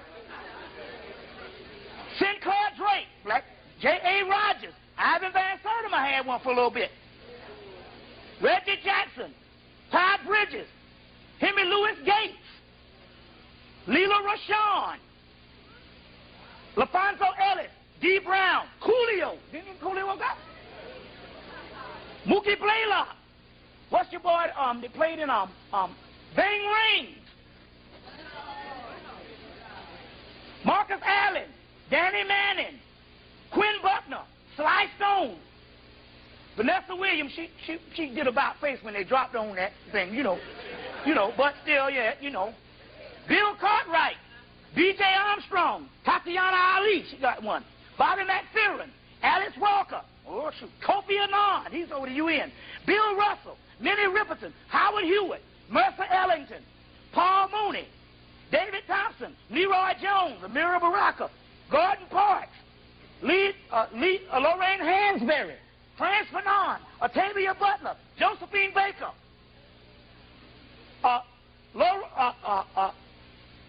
what's this? Lorene Phillips, I guess. Randy Moss, Father Divine, Brian Gumble, one of them Milli Vanilli brothers. Victoria Rauch. Now, Lenny Kravitz. Now, this is the point I'm trying to make. Honestly, personally, a human being can marry who the hell they want to. But I'm going to show you something here. This is where the white man is better than us. Because the white man marries his woman en masse. That's the lesson to be learned for the black man. We talk all the shit we want. He'll get him somebody on the side, but he's an icon. He marries his woman en masse. And that is the apex of civilization. See, some shit ain't even racist. Some shit is just universal. Your species half. You see what I'm saying? Do you know that the word culture, when you break it down, it means behavior? So they can call you a savage because you are a motherfucking savage. When the white man, the world Holocaust giver, the respecter of no culture, he still marries his woman en masse. He's better than us when we talk about that. Especially you being a damn victim and still can't understand this shit. What I'm trying to tell you is if you count the amount of white people in Hollywood, you might get 4 or 5 people max. But this is 98% of all the people that ever got on the screen or sung a damn song. And this is ridiculous. This is savagery. This ain't got shit to do with racism. This got something to do with inferiority. Let's come off the dumb shit. Now, all right. So this brother who married this Skull and Bones sister recently, and he was in the conscious community in Atlanta, he married the Skull and Bones sister. She was married to a guy in the Skull and Bones, a white guy. And she got a PhD in psychology. So immediately after she married him, they threw her in the crazy house. But they couldn't hold her because she was so good in what she did with the PhD in psychology till they had to release her. And I think the guy must have liked him was being nice, because he usually supposed to cut her, take her on out. But I said, well, what was the whole deal behind it? If he married her and immediately put her in a mental institution. He said that they wanted the mulatto kids. The Skull and Bones wanted the kids because that's the thing now. So as a result, they are promoting this in the media say, now it's okay, because they understood, they did a poll, they understood that still yet out of all the shit, the masses of the black woman still prefers her man. Now, brothers, we got to tell the truth. They understood when they did a study, and they understood with the brother defecting by the thousands, they understood that the masses of the sisters, like 85% of the sisters in a world where they can defect now because it's been prevalent for about 10 years, they still prefer the black man. But now it's about survival of the fittest, and they need the seed, and they need to ensure their future, so therefore they're encouraging you through the media and stuff to do this. Got to understand what's going on. We are at war, you see. All right. That's why they started taking black women into Skull and Bones recently. You see, yeah, they got them in there now. It's a concubine thing, too. You see what I'm saying? You see. So, that's what's going on. All right.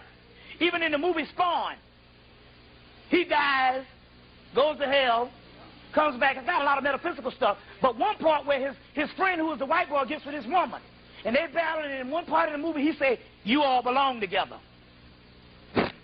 Not by design. I mean, it's not by accident. It's by design. You see what I'm saying? It's by design. You see what I'm saying? Okay. Now, we're losing. We're going to lose. Now, the choice is yours. We can go to war, or we can all be eradicated within the next 5 years. We're going to lose. We're losing 75,000 Africans a day. 75,000 Africans a month, 6,000 a day. They just taking them out and calling it AIDS. Hell, even when the AIDS thing here, everybody just didn't die like flies when the shit first popped out here. And then we got people took years to die. And like Magic Johnson, y'all need to shoot him in the head because he never had AIDS. Because there's no such thing. But the key here is they're killing you and they're calling it AIDS. So they got 6,000 a day, 75,000 a month, and they say they're expecting 900,000 Africans by the end of the year. Bullshit. I worked for an outreach program that dealt with AIDS, and I worked for about a week just to go to the conference just to hear all the data. And they tell you, well, for every AIDS case, count 9. That's how many people they're going to kill. So if they tell you 900,000 is going to die at the end of the year, you got to count that and multiply that 9 on a regular basis, but you got to multiply that 20. So multiply 900,000 times 20. This is serious shit. 900,000 times 20. And that's how much people. We're talking about by the end of 2001 or 2002, there's not going to be no Africans on the continent, and it ain't based on no disease. Now, let me go into the science on this shit. This is real shit. Now, that means we are forced to go to fucking war this goddamn year. Now, fuck the dumb shit.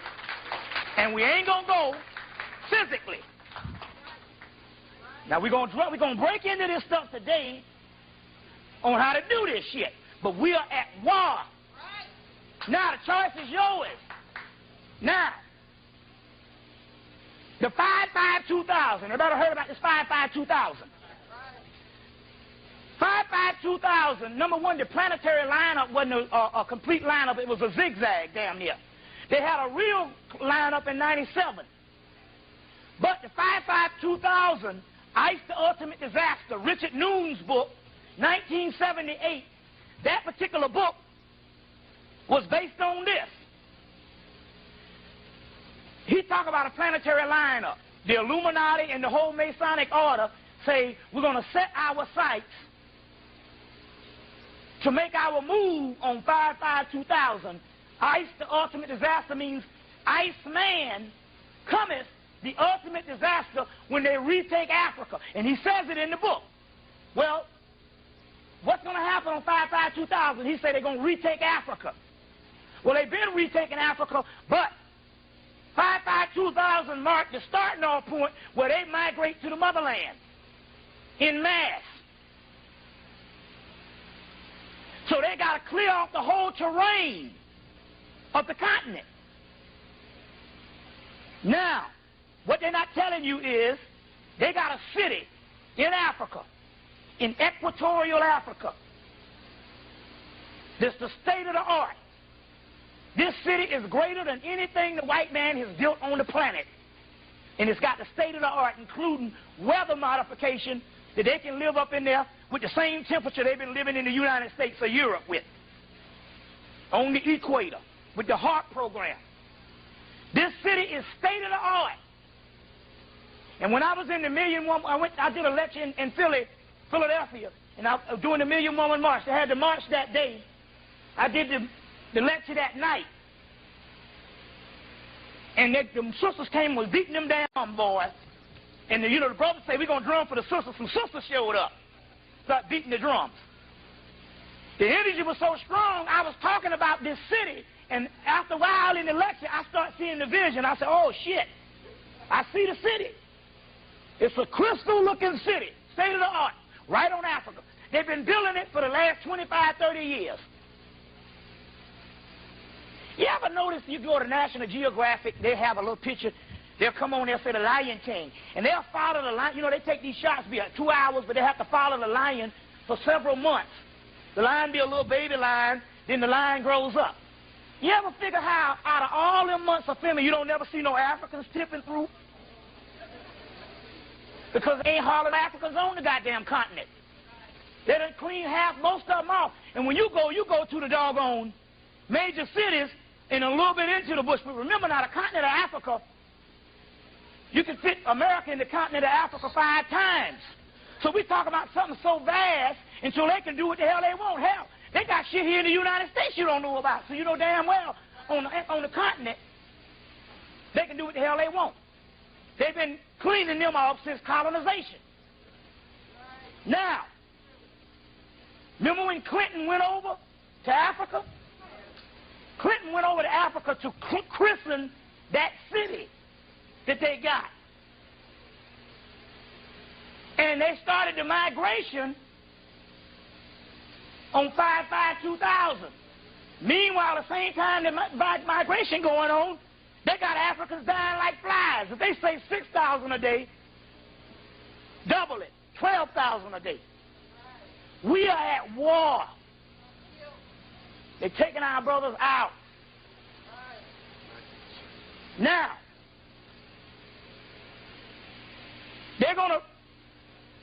they're moving in this city. That's interesting because I saw the vision. I dropped the science. I dropped it for a couple of years. So some sisters from Trenton, New Jersey, and some brothers say, damn, we're going to check this shit out, see if this nigga lying. So they asked a sister from Kenya. They said, do you know of a city over there? And she said, what? But I had told them in the lecture, I said, you can't get to this city in a 200-mile radius.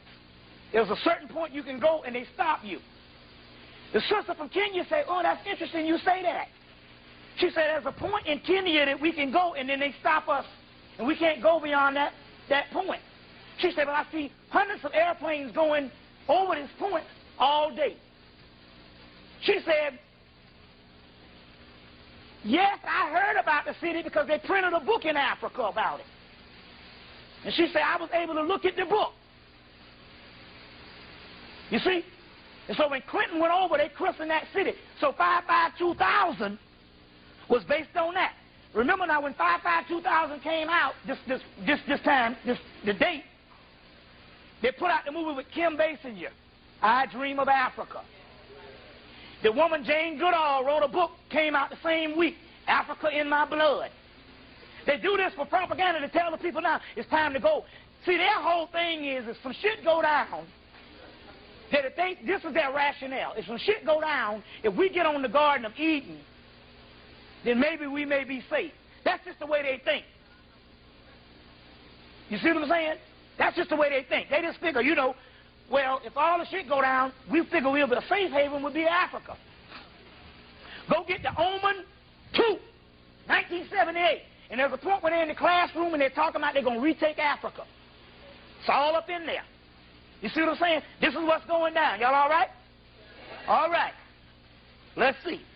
So, that's, okay. Now, let me go through a couple other things. Let's see. I just want to get some stuff on the hard copy so we can keep on going. Now, yeah. Now, let's go into a few things. Let's go into a few things here in America.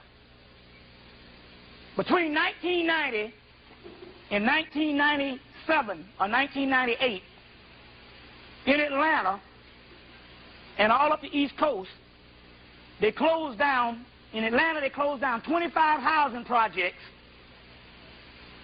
and got rid of the people. Just like they, when the 10,000 people disappeared here during the LA riots, they got rid of the people. You see, so, let me show you code words. You remember when Clinton signed the welfare bill? You got to understand. You got to understand the way that America does things. They do things based on code words. Inner city means black people. Urban means black people. You understand what I'm saying? Crime, black male. Whenever they say he signed the welfare bill, when they were saying they was getting rid of welfare, they was talking about getting rid of welfare people. You see? Now in Atlanta, they shut down 20 projects, 25 projects. People coming up to me in the lectures, yeah, my father missing. We can't find my father. During the Olympics, they got this place, you know how you got a place where all the black people hang around, drink a little wine, and get all drunk, mainly black males. I came up during the Olympics, I say, brothers, I say, I'm surprised they got y'all still here. I say, look, come Friday, I say, come Thursday, the Olympics starts Friday. It was 96. I said, if y'all asses is on this corner, you gone. I'm warning y'all now. Yeah.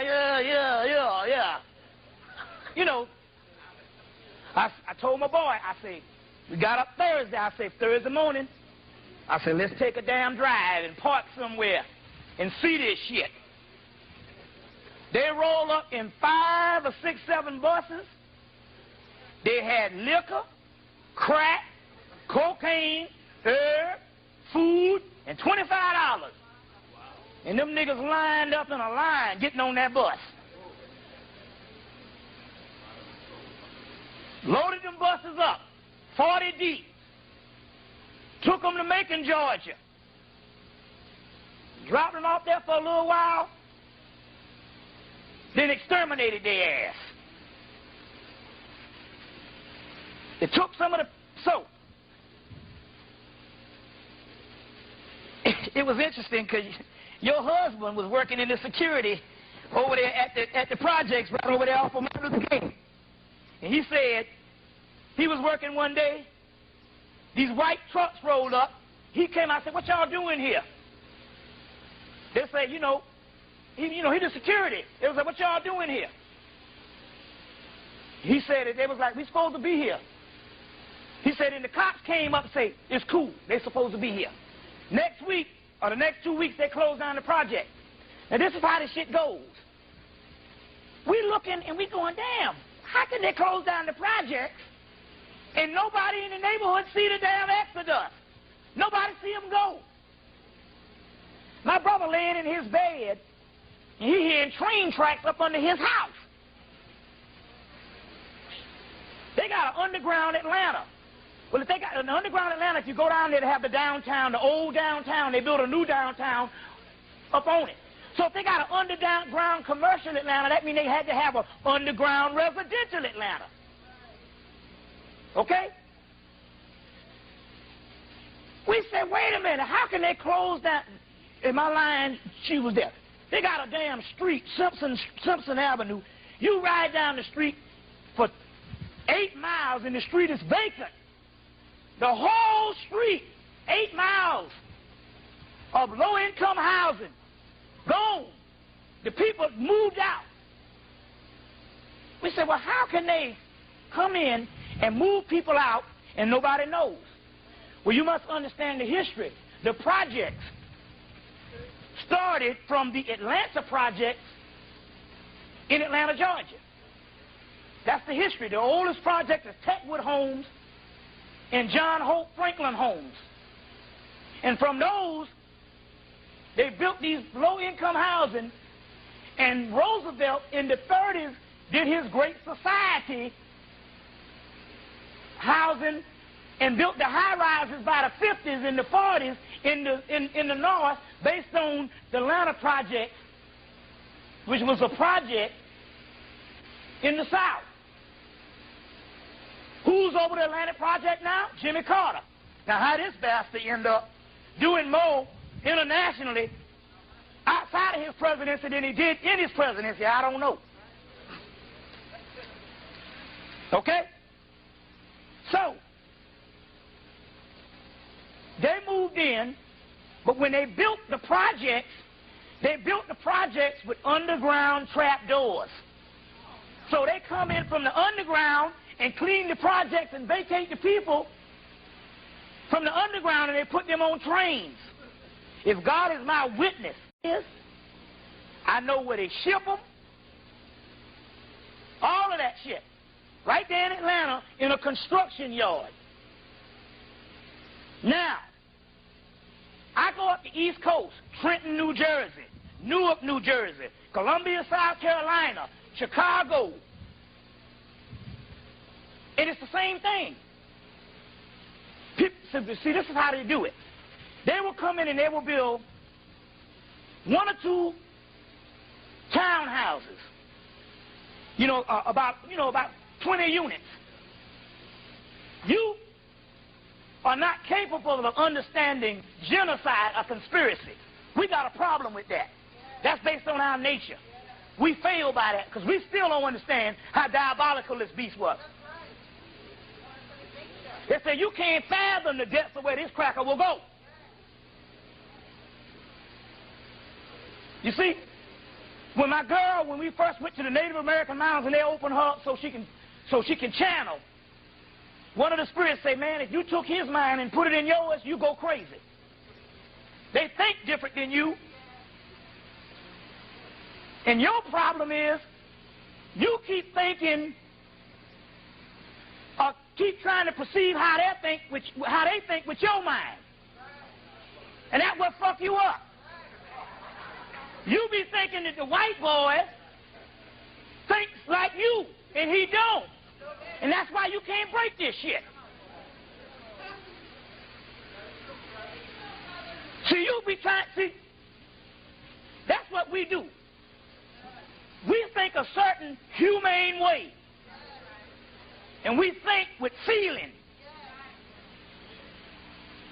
You see what I'm saying? They don't think the same way.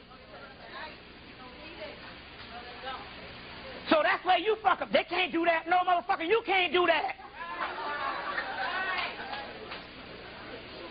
So they build these projects with underground passageways and they put them on these trains.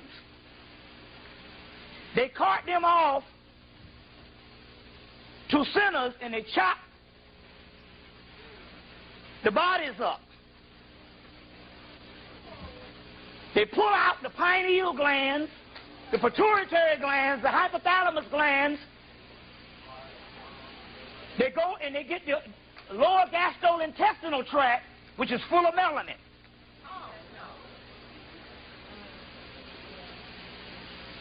They get this particular substance and they refine it into melatonin pills, growth hormones, Viagra. You didn't know that was melanin, did you?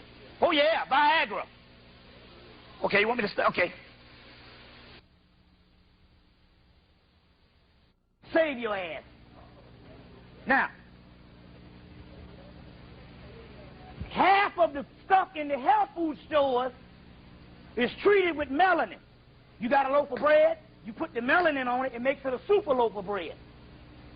Whatever you add it to, it enhances the quality. They got over maybe 6,000 to 7,000 products with melanin. Viagra is melanin.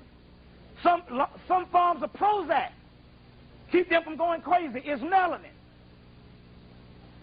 They got enough melatonin now. They got enough melatonin pills backed up to the year 2050. Now,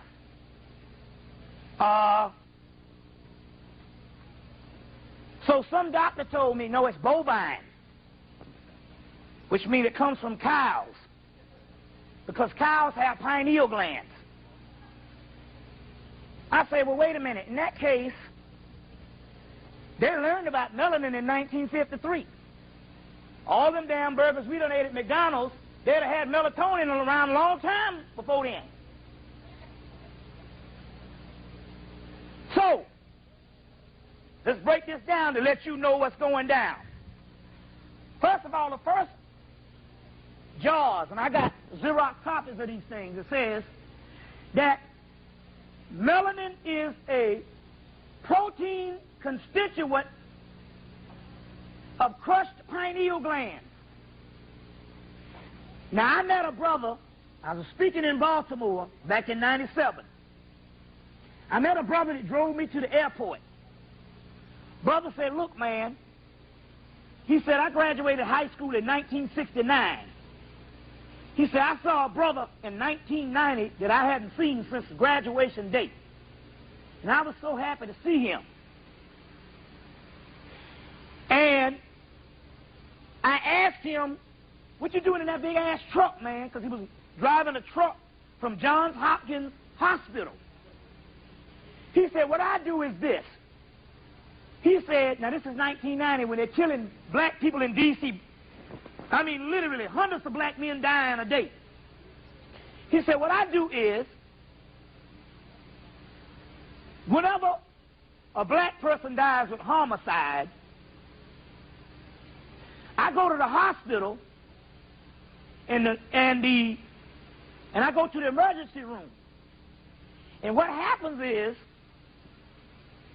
before they take that body to the morgue, they pull all the pineal glands out, and they pack them up and they give them to me, and I take them to Johns Hopkins. And he looked in the back and he had just bottles and bottles of pineal glands.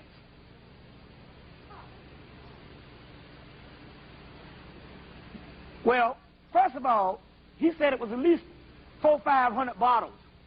Now, 400 or 500 black males don't get killed every weekend. So that meant that that was the excuse, but that means that they was getting them from the projects and they was getting them from both male and females. So some black doctor says bovine is coming from cows. Okay, let's break this shit down. We'll document it. So we want to see where this shit is coming from. Now, this is going to really blow your mind here. So I got in an argument with this Negro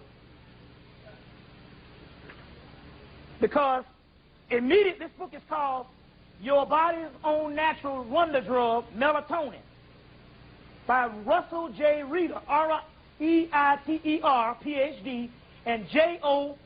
Robinson. It's called Your Body's Own Natural Drug, Wonder Drug, Melatonin. And I passed this book up for years because I thought they were just trying to promote the melatonin pills. But it drops on all the shit. So we're going to document it. So he's going to get in an argument with me because, see, we can't take genocide, conspiracy, and Holocaust good because we think human. So immediately what our mind does, as soon as we're presented with some stuff like that, we automatically try to seek out situations and excuses so we can soothe ourselves. Because we can't take this shit. Okay? So, he said it was bovine coming from cows. Now, melanin was found by Aaron Lerner of Yale University in 1953. And by mistake. And when they tapped into the melanin, so they say by mistake, when they tapped into the melanin, they say, well, how are we going to produce it? They said, we got to go get a whole bunch of cows. Now, look at this shit. It took 2,500 pineal glands from cows to produce 100 milligrams of dried pineal extract. Now, wait a minute. 100 milligrams is a third of an aspirin, a tenth of an aspirin. They tell you don't supposed to even buy nothing without 500 milligrams. You're just wasting your time. So one pill, a tenth of one pill, it took 2,500 big old cows to produce 100 milligrams. Now, who the hell are you bullshitting? That means that one shelf of melatonin in your grocery store now would basically take all the cows out of fucking California to make 10 bottles. You see what I'm saying? So where are they getting it from? They're getting it from black people. Now, 10 bottles. Now go get the movie, I Come in Peace. I Come in Peace, 1990, Dolph Lundgren. It's a movie where this guy with blonde, white hair is coming up, shooting these people, sticking these people in the stomach, in the chest, with this, shooting this cocaine in them, or this heroin, making their melatonin levels go to a certain level, and then sticking this thing up their nose and pulling the doggone melatonin, serotonin out, what they call endorphins. Because the pineal gland and all that is called the endorphin gland. Okay? So he don't know what's going on. So he goes to his girlfriend who's working in the medical profession. He said, what's going on? They're shooting them with, and pushing this thing up their nose and sucking out the melanin. Remember they did that on the X-Files, one movie, that African who was an albino. I got 2 copies of that shit. The woman said, is this still on? Testing. Well, whatever. Yeah. It's up now. Testing. The woman said that cocaine or heroin induced raised the endorphin levels. He said, what is endorphin? She said, the endorphin glands are your pituitary gland, pineal gland, and all of that. She says, the endorphins is nature's own sense of wonder drug, and it gives a great height of awareness. Nature's own ecstasy. They're talking about melanin.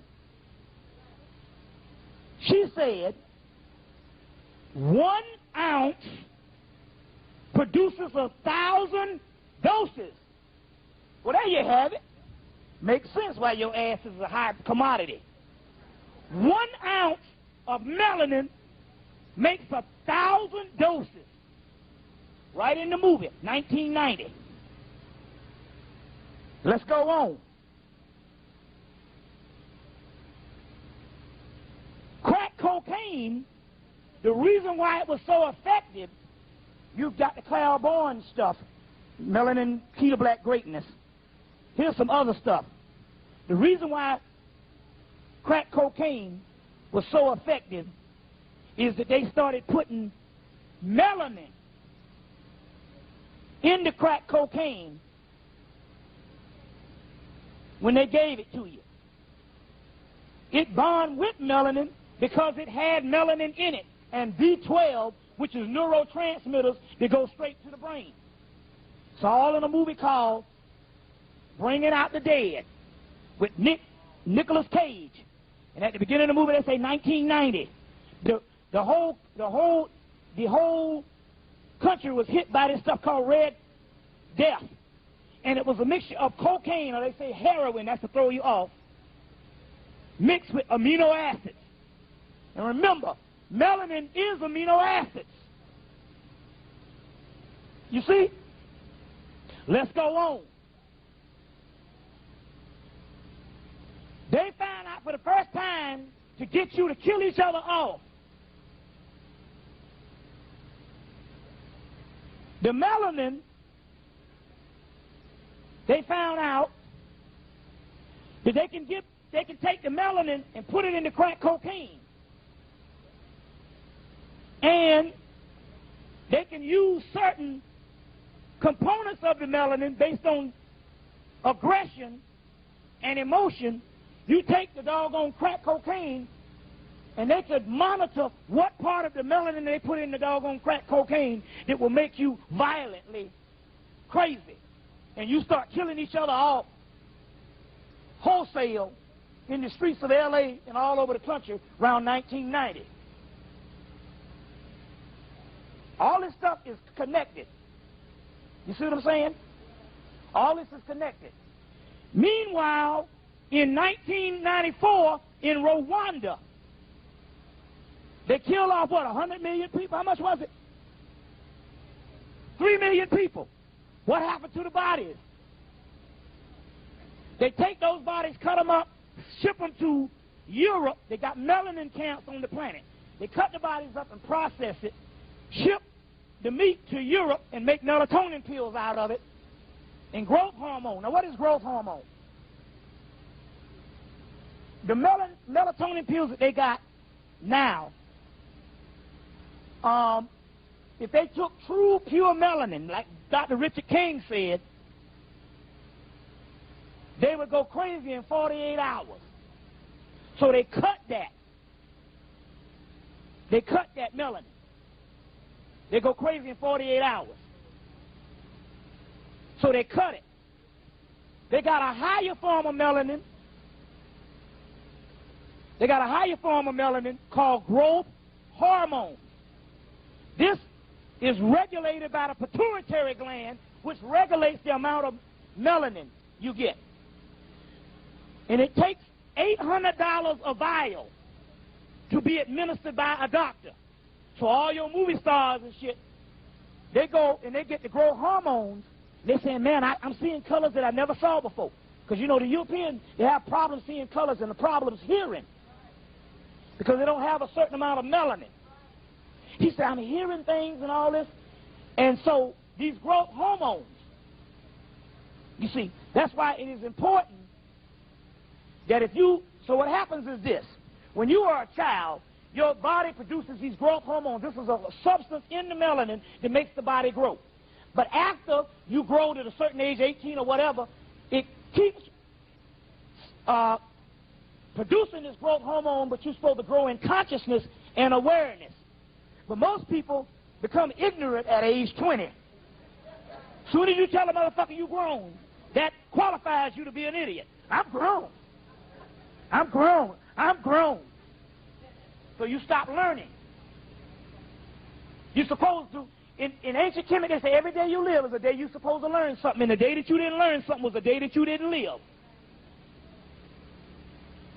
So, by age 40, if you don't keep dealing with the mind, keep researching, or keep being active in a curiosity type of setting to know, this stuff starts to shut down in all people. What little that the European has goes dormant forever. Now with you, it doesn't matter. The only thing you got to do is just like if you get flabby, you just start pumping up, and it'll come back online. Just like that nappy hair you got, you get the perm, and you know, about a month later, it busts back out the scalp. Well, that's pure melanin. Melanin can never be created or destroyed. It can just be transformed or transferred or dormant. It can go dormant. But it's always there. So the only thing you got to do is just to start back tapping in and wanting to learn. That's why you're supposed to be learning. And the reason why black people reject knowledge is because the growth hormones are starting to shut down even at an earlier age, based on all of this doggone physical world and all of the so-called push-button age. You see? Now this is interesting. To let you know they can't see, and this is like clockwork. My doggone driver's license,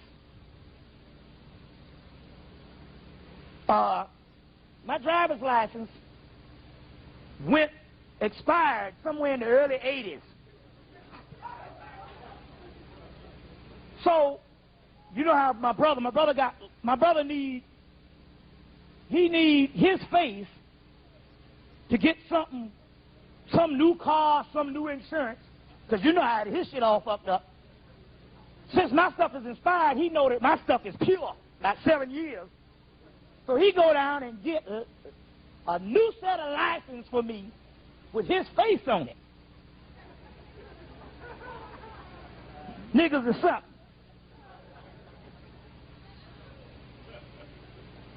To get what he got to do.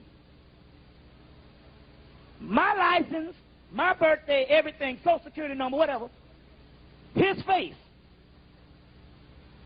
So he gave me the license about 2 weeks later, said, well, you better go get these things changed over. But in Georgia, they put your fingerprints on the license. Ain't that something? They fingerprint you on the license. So I just held off on getting it changed over. But before 1995, before they blew up the doggone building in Oklahoma, you can get on a plane with any ticket and fly where you want to. After they blew up the building, you got to show ID. So I got to use the ID with my brother's face on it, and he's about 100 pounds smaller than me. Now this is amazing. I'll go and I'll get this thing to white people, and they look at it, look at me, say, go right on.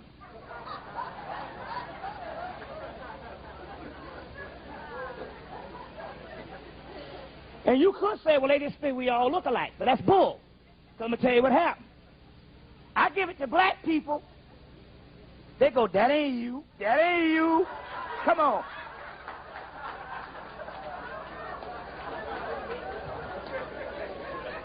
They say, that ain't you. So I got to go. Well, I'm on a seafood diet now. I see food and I eat it, you know. I say, I had a stomach virus back then and was throwing up all the time. I lost a lot of weight, almost died. Then they go, okay, yeah, you can go ahead on. So I still wasn't sure, because, they say, we all look alike. But then I went up to a doggone Hispanic girl, and I gave it to her, and she goes, that's not you. That ain't you. And it's almost like clockwork. So this growth hormone thing, they're using this stuff as well as this. Got a friend named Rentz.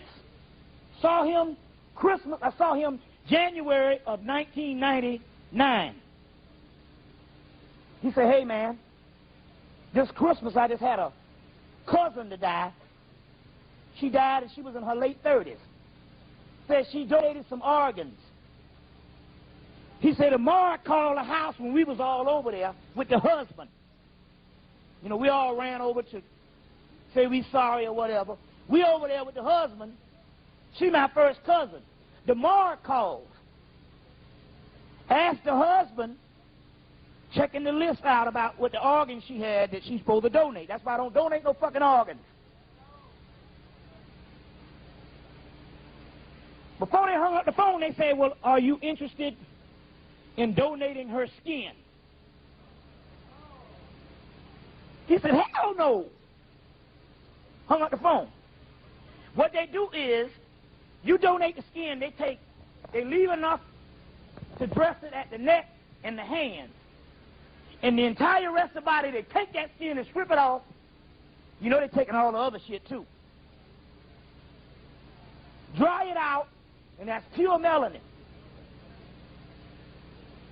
You see what I'm saying? This is one of the hottest commodities out.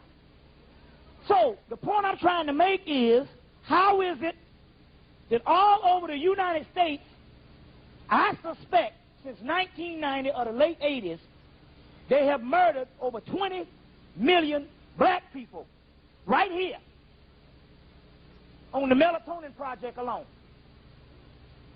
And the census was to count how many more niggas they got to kill on the continent and here.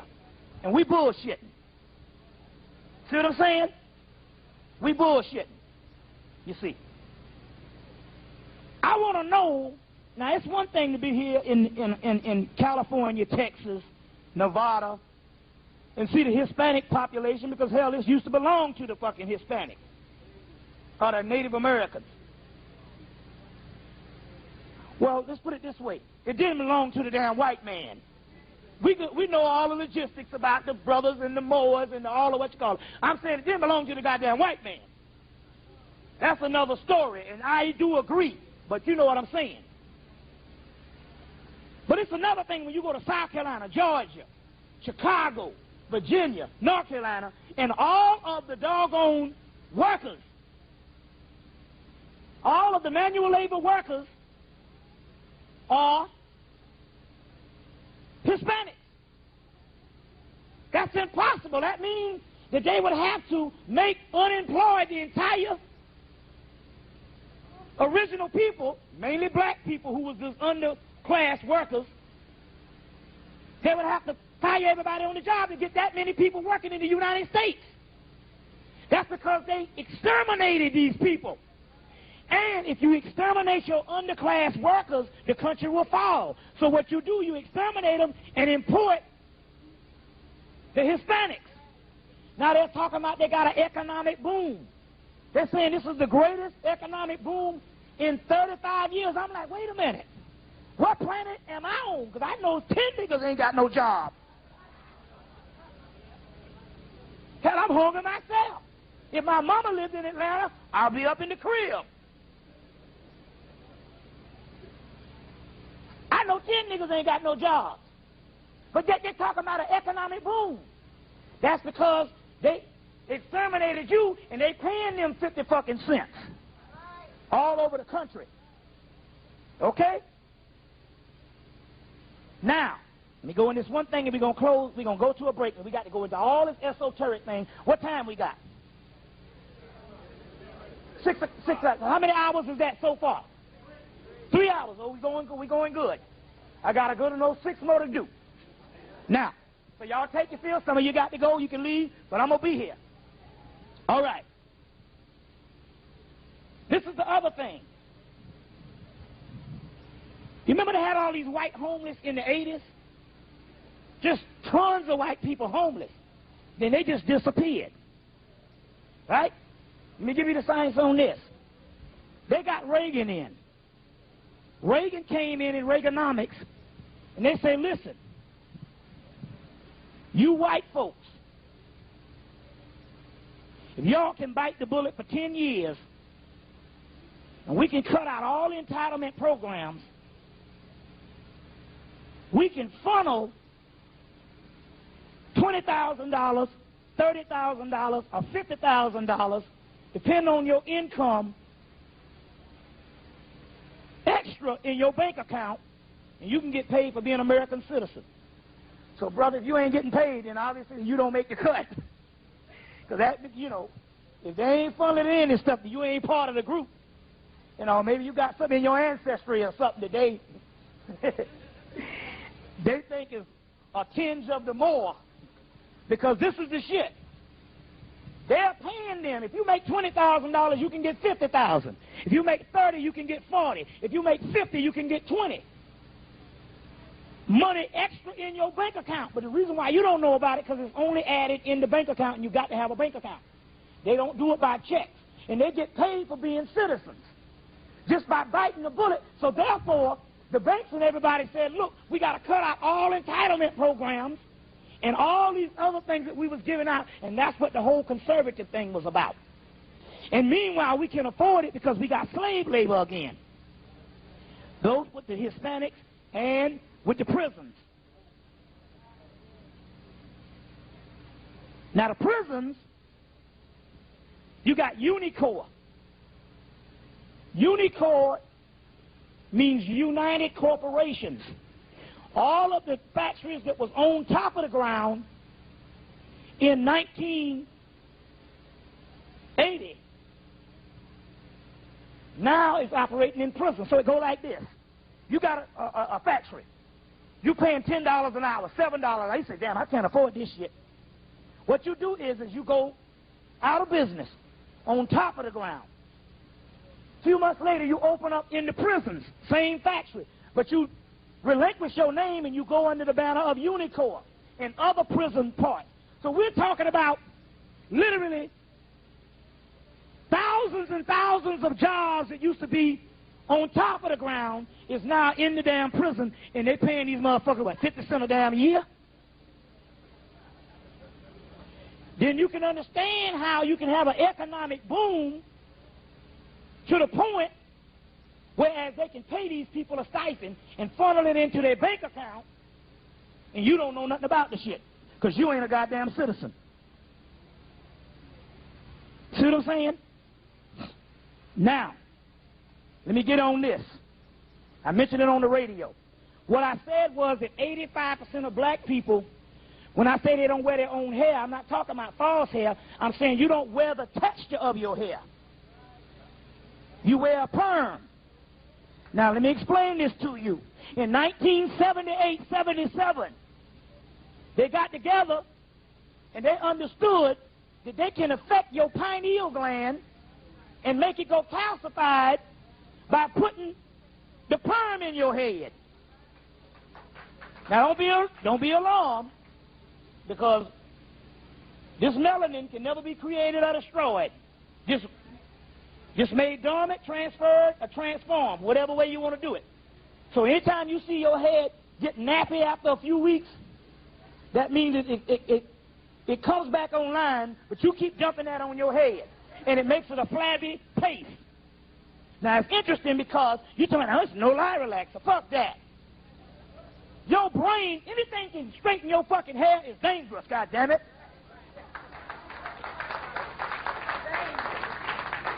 This shit is almost like Brillo pad, steel wool, and make your shit look like Cab Calloway. Now, let me explain this thing to you. A black dermatologist, and this brother was a neuroscientist, whatever you call it, neurologist, came to Spelman College to tell the black women in 1991. He said some white men was doing autopsies on black women. They keep splitting open the damn skull. Your skull got fucking pores in it. You think, break your goddamn arm and it rain outside and see don't your shit hurt. That means your bone got pores in it. So don't think your skull is protecting your brain. Okay? So they were splitting open these skulls doing autopsies on these black women. And all the black women, they were splitting open the skulls that had this green shit on their brains. And they called the brother in, and the brother looked and shit, and he knew what it was, and he didn't say, he said, I don't know, man. Hall asked the Spelman and told him it was a fucking no-lie relaxer.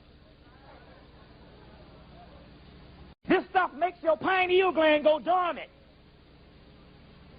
Your pineal gland is a thermostat for the rest of your body.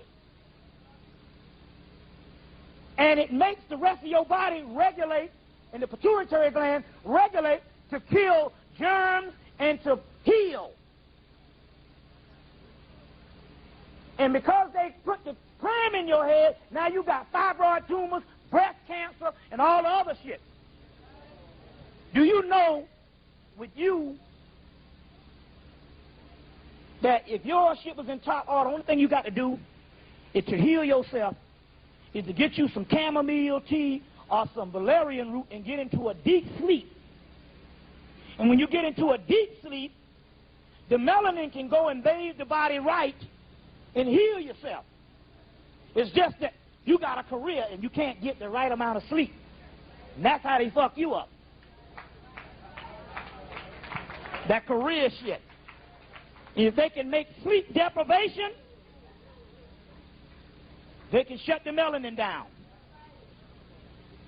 Melanin works also through water. Water is the key. If you can dehydrate them, you can shut down the melanin potential. So therefore, sink water has chlorine in it that dehydrates you, and all other kind of fluoride and everything else. Now, during the summer solstice last year, in Atlanta, down at Kroger, that's the big shopping center down there, on June 21st, I stepped into Kroger and looked like a helicopter on both sides of the stores, brought in 12 packs of soda for 99 cents. And niggas had 3 baskets full. Soda dehydrates you and it shuts down melanin. In this book, brand of soda shuts down melanin. Joke, Mountain Dew, Tab, Sunkist Orange, Dr. Pepper, Diet Dr. Pepper, Pepsi Cola, Diet Riot, Diet Pepsi, Coca-Cola, 7-Up, Sprite, Diet 7-Up, Fresca, High as Root Beer, Sunkist Orange. Damn, that's all the sodas. All the name brands. They had shit stacked up, looked like pyramids, and niggas was buying them up. Had cars down the street. Because they know if they can dehydrate you, especially when the summer solstice comes, when the melanin rises with the star Sirius, you see, mainly July 23rd, the meridian,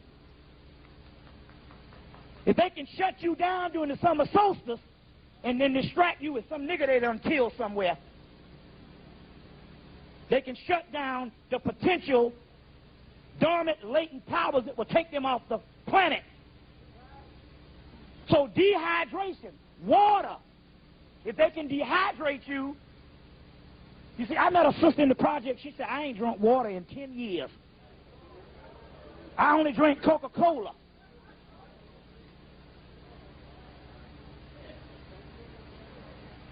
You see?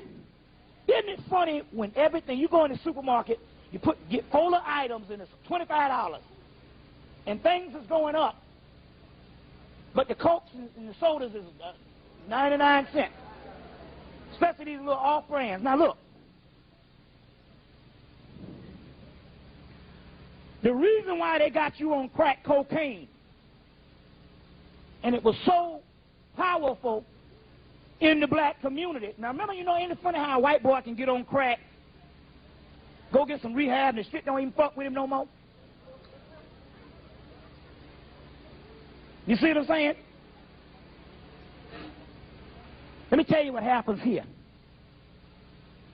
We know that crack cocaine, it got most people because when they tried it the first time, they was hooked. Okay?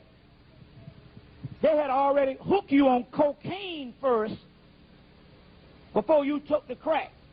In the black community, everybody had a cocaine addiction and didn't know it. Now, let me explain this to you.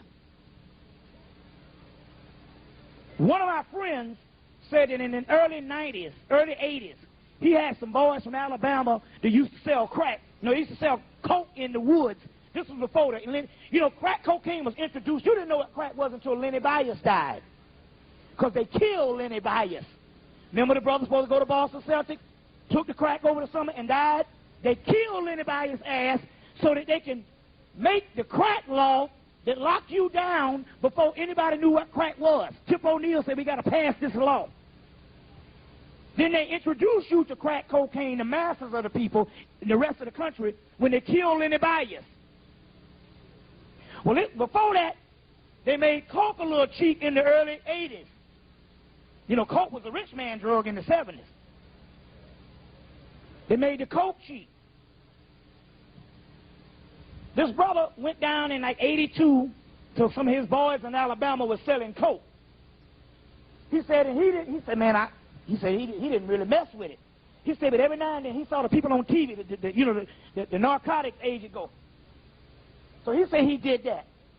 And he said when he did it, every time he would do it, his lip would become numb, and his nose and his nose would drain. So about a year ago, he was a vegetarian and he got back on fish.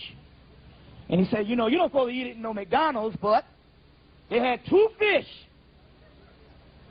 for 99 cents.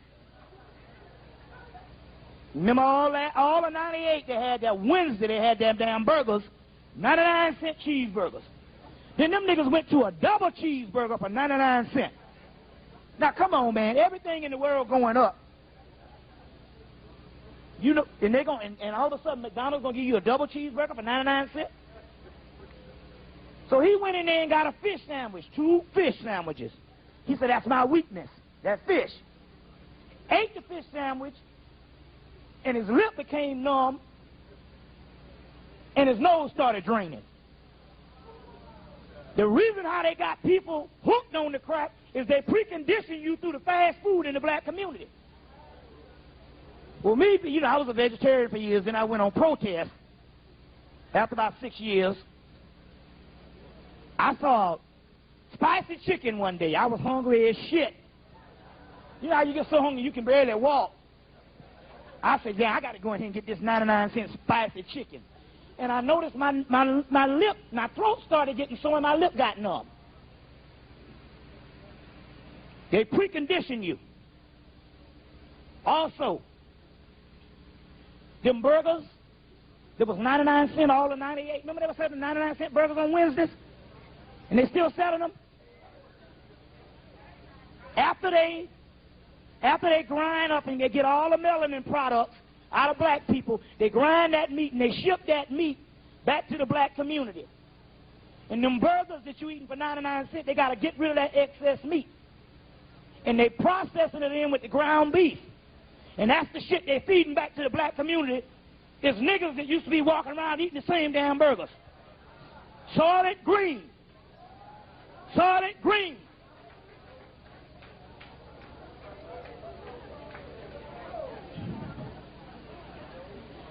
I was forced back into semi-vegetarianism after being on protest. I'm semi-vegetarian now.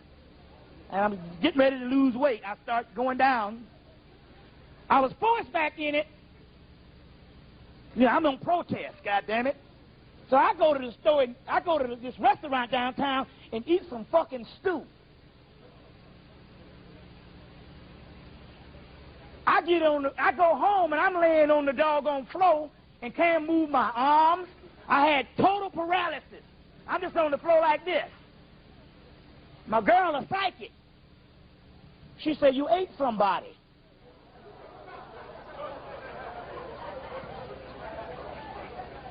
She said, they fed you some people. This is serious shit going down. I had to drink almost 3 gallons of water, had to clean out and all that. Then, went a month later, hard head again, went to Burger King and got a damn Junior Whopper. Fucking around, was forced back in this shit and got the paralysis again. They feeding the people the shit in the black community. Now, a brother moved from Chicago, and he came down to Atlanta, he got a job with the sewage department in DeKalb County, and he said, I've been working in sewage for years, and once that shit hit the water, it turned soft. He said, but all of a sudden, we're hearing this clunk, clunk, clunk, clunk, clunk, clunk, clunk, clunk, clunk. He said, his body parts, they feeding through the sewage. The stuff that they can't even filter into the whatchamacallit. So what you call meat ain't even meat. But especially the shit in the inner city. After they cut out all the melanin, they got to get, if you're killing millions of people, that's a lot of meat you got to burn up. The whole country will smell like rancid. So what do? You cut that meat up and filter it back into, they profile the black community, these fast food places, they got VIN numbers on this stuff. So they know exactly where it's going. You remember Jack Felder said he was working for the biological people? Jack Felder, chemical biological engineer, working for the white boy, and said they was taking vaccines, and a red one go to the black community, a blue one go to the white community, and one day out of spite, they switched the red one up, and it was going to the white community, and he said he didn't know what was in it, but they took 2 helicopters and some vans to track that shit down. So they got VIN numbers that they go to in the black community, and they feeding you fucking damn people. Why the fuck you think everything overnight turned antibacterial? Antibacterial soap, antibacterial washing powder, antibacterial dishwashing liquid. Because people have more toxins than animals. And they have more bacteria than animals because we walk in bacteria. So therefore, everything got to be antibacterial. You see what I'm saying? We're in a damn nightmare. You see? Now, we're going to, let me see, one other thing, hold on. You know, they got pills now that grow organs.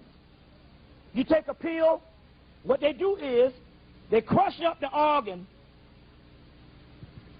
put it into a pill form, crush up your organs, put them into a pill form, and whatever organ it is, they can grow organs with those pills. They got all kind of stuff that's going down. You see what I'm saying? Going down. Now, let's see a few other things. Let's see here. Don't give no blood. They don't need but one strand of your. If you're on a job, now this is very key, sister, walking out. Before you go, if you're on a job and they ask you to give you a sample of your hair, walk out that job, because they don't need but a sample of your hair, or they only need but a doggone speck of your blood to clone a new you. That's what's going down. Clone Wars. We'll start back up with that, then we'll go into the deep esoteric thing. Now, I have the book, The Melanin People, How to Eat Them and suck their energy. I got about 20 of them, and I have videotapes of all my videos here in a bag. So if some of the people want to get some of this stuff, when we come back, we're going to talk to the esoteric part, and some of y'all can give it a chance to escape. Peace. Okay.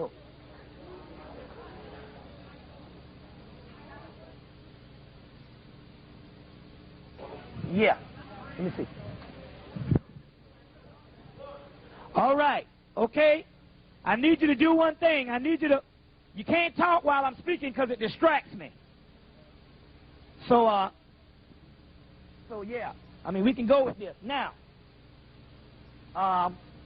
let's get back. Now I guess we're going to go into the other portion, the esoteric portion of our thing today. But before we do that, I wanted to say they've been cloning since 1945. Half the people that you see that act the fool been dead probably a couple of years, and what these are is doggone clones. So don't give no blood. Don't let nobody stick no needle up you when you pregnant. Call that epidural shit. You got to get smarter than that. Because what can happen here is they can come in, stick that needle up, you give your epidural, pull out the genetic DNA of your child, clone another fetus, and put that shit back up in you. And the child will be born, but it won't have no soul. That's the key. Because everything down here don't have a soul. Everything has a spirit. There's a difference between a spirit and a soul. A spirit is just anima. That just animates the physical plane. Roaches, rats, bats, cats, everything have spirits. That's just what moves upon the earth plane. A soul is a sun. Solar, sun. And the sun is from the original people that existed before the known universe. Before the known universe. Is this thing down? Is this thing up? Or it's off? This is off? Oh, okay. Well, damn. Okay. I'm just a holding issue.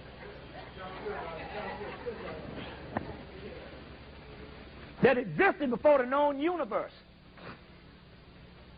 Let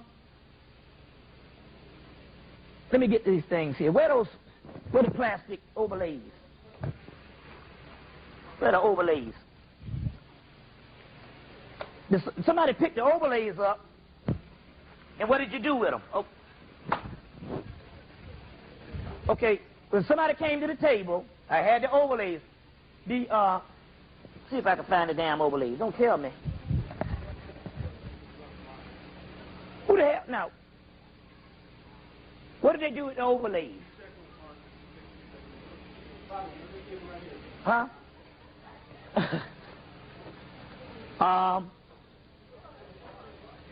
I know they didn't put them back in here. Did somebody? I mean, did anybody know what happened to the overlays? Let me see. Did they put them up here? Nah. Somebody picked them up. Huh? That's just a few of them. Now, that's just a few of them. There was a whole bunch of them. Let me see. They might have zipped them up and put them in here. Here they, okay, that's what they did. They put them in here.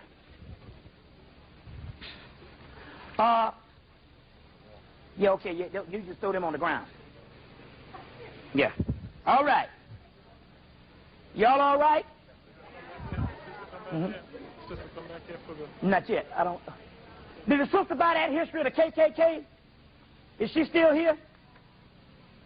Well, I think she got them all. I think it was only 3 tapes. That's an extra one. On the temple of Seti I. Now let's get this thing straight. So we don't want to hear this shit no more. We have the evidence. So let's just go into this right quick. We can cover all kind of stuff. In scholarship, we have a theory. Now, how many brothers in here from the Afrocentric ASCAC thing? Raise your hand. Anybody from the ASCAC? Anybody used to follow the whole Afrocentric thing? Raise your hand. All right. Now, the Afrocentric movement that I used to be a part of dealt with the theory, the two-cradle theory, that white people were black people who mutated in the Ice Age. I need to do something because I'm getting a little hoarse. I need you to turn this up a little bit. Yeah. Yeah. Does this interfere though? Just turn it up a little bit. Yeah. That way I don't have to holler as much. Huh? Oh, okay. Well, maybe it's psychological. Is it too loud though for you all? Okay. That's all right. Well, you know, I sweat, so it doesn't matter, no, because that's okay. I'll be all right. You don't have to turn the air down. We got too many black people up in here to turn some damn air down. That's the worst thing to do. In the Afrocentric movement had the two-cradle theory that white people were black people who mutated in the Ice Age. Now, we got damn Eskimos up there, and they lied to them blue-black Africans, and they ain't mutated in no ice. You see what I'm saying? But see, they're going from the premise, from this white man's premise, that we came from fucking apes. And I'm telling you, I got one of the greatest libraries on the East Coast, an occult library and historical, and I have never seen any documents. And I challenge any motherfucker up in here to tell me they got some documents where black people came from apes. The Egyptians didn't say we came from no damn apes. They got a metaphysical thing called the ape of Thoth, But it's a hieroglyphic metaphysical thing that's talking about something totally different. It's alchemical. The Darwin was the member of a secret society, the Illuminati. They hired Charles Darwin to write the theory of natural selection and evolution, to throw off the history of the ancient black man. During the same time he was coming out with that bullshit, they came out with that Piltdown man. They say that British was the oldest people on the earth. And they was doing it because they found some bones in Africa, in South Africa at the time, before Lucy, that was the oldest. So people say, well, that's, Bobby, we got the bones to prove. I'm saying, yeah, you might have bones for different ape species, but that's not the human. Yes, there could be very several hominid stages of the ape species, just like there's different species of animals, saber-toothed tiger, but that don't have anything to do with us. And that's where the cracker got you. But yet, you can't be a scholar in no major university, not unless you are in the religious department. If you're in the science department, you got to agree to this damn bullshit Darwin theory. And Darwin was a part of the Illuminati, and that whole shit was cooked up. We didn't come from no damn apes. Charles Finch agrees to that shit because they have to say that, because the whole ASCAC thing and the whole scholar movement came out of the universities. And there's certain laws that they got to go by, or it's political suicide, because the white man don't play that shit. So to tell you that Africans are black, but we all got to come from apes. And we don't have no records of us coming from no damn apes. Even Charles Darwin showed you the gradual apes that turned into a white man. He showed you what it was.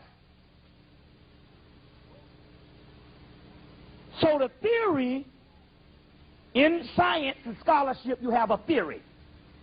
A theory acts as a theory until you find anthropological evidence, archaeological evidence, sociological evidence, and physiological evidence. We've been had the physiological evidence that he ain't us, the white man.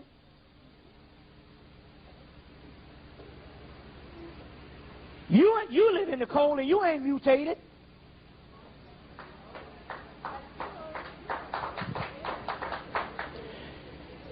The whole key that they can run that shit is based on the ape thing. They would have you believe that the Africans, the most advanced on the planet, will be in Africa, be in Europe, and get caught in an ice age and go, it's snowing now. I think I'll lay down in this snow and turn white. Anybody who built the damn pyramids got enough sense to know if there's an ice age coming on, you migrate. Right? Some things just don't make no damn sense. But if they run the ape thing, you could think that these people did this because they was too stupid. And we don't have these ancient texts by you evolving to nothing. When the ancient texts say that you were at an advanced level of spirituality and you declined to what you are now. When Kemet came into view, we were at our fallen stage. So, do you know that the only evidence that we have on the white man is not the theory, but the anthropological, archaeological, and physiological evidence? Now let's go through these. Put it in your face. So now, you ain't dealing with no damn nigga that ain't coming with no scholarship. So the Nation of Islam, they came with the stuff, but we know you all, degree-happy Negroes, you got to have scholarship. So we'll give you the goddamn scholarship. We'll put it in your damn face. The Temple of Seti I, Ramesses V. There's 4 races of men. The Ruti, the Suti, the oldest men in the world. West African, East African. The Himmu, which would be a Semitic, which in actuality, which is a new name, it would look about like me. And the Tamahu. Tama meaning created, Hu meaning white, light, and ivory. Tamahu meaning the created white people. Temple of Seti I. And the Temple of Seti I of Ramesses V say that the Ruti and the Suti created the Tamahu and the Himmu.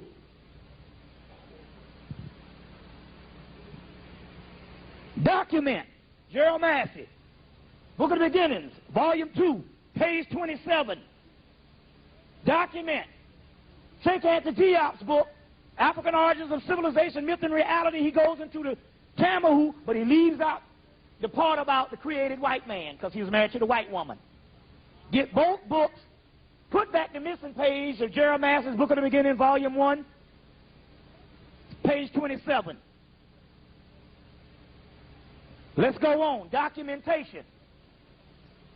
The Hieratic Papyrus of the British Museum, 1935, translated by Alan H. Gardner. In the Hieratic Papyrus of the British Museum, Chester Beatty Papyrus, Chester Beatty being the person who bought the papyrus, Alan H. Gardner, grandfather of Martin Bernal, translate this in 1935. It quotes, "They live in a miserable part of the earth. The water supply is wretched. They are always grumbling," which means they can't talk. "Because of the mountains, communication is poor. They have a reprehensible sex act and a restless nature. And will never reach the west, but will land in the nether world," which is also, it's basically talking about these people can't go but only a certain point in time. Alan H. Gardner, book, never translated into English, never came from France, coming from the Hieratic Papyrus, Chester Beatty Papyrus, book in French, called Abduction Extraordinaire. Abduction Extraordinaire. In French. Have to go to France to get it. Never came across the Atlantic. The Egyptians, quote, let's see, what sounds better, this? It does? Okay. The Egyptians, quote, because I still talk loud either way, so it don't matter. Shit. My mama talk loud. Egyptians, quote, "Above Kemet, abnormal people."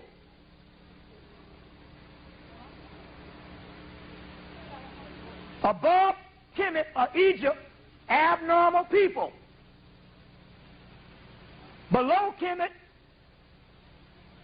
and Kemet, normal people. Abduction extraordinaire. Goes on to say that the Egyptians was made mockery of when they married outside of their race. Let's go on. Nag Hammadi Papyrus, dug up 1945. There's a book called the Nag Hammadi Library. Translated, James Robinson, who is the editor, 25 translators. The papyrus, the Apocryphon of John. They say that on the earth there was the original spirits and counterfeit spirits. The counterfeit spirits are separated from the original spirits by one single essence, melanin. The word essence is another word for melanin. Get the movie Dark Crystal. Took them 5 years to make it. You thought it was a child's movie. The Dark Crystal. Jim Henson's The Dark Crystal. They talk about the essence, and they drain the essence from the original people called Nephilim, but the Nephilim are called the Nephilim. The Nephilim in the Bible is also called the Nephers. And the Nephers is the same as the Neters. You got Neter, you got Nepha-Amen, the Nephers, which mean those who came down. We'll go into this stuff. It's all translated. Nephilim and Nephers and Netters. You get Nephilim in the Hebrew version. You see. Let's go on. Let's see. Hermetica. Walter Scott. Hermetica.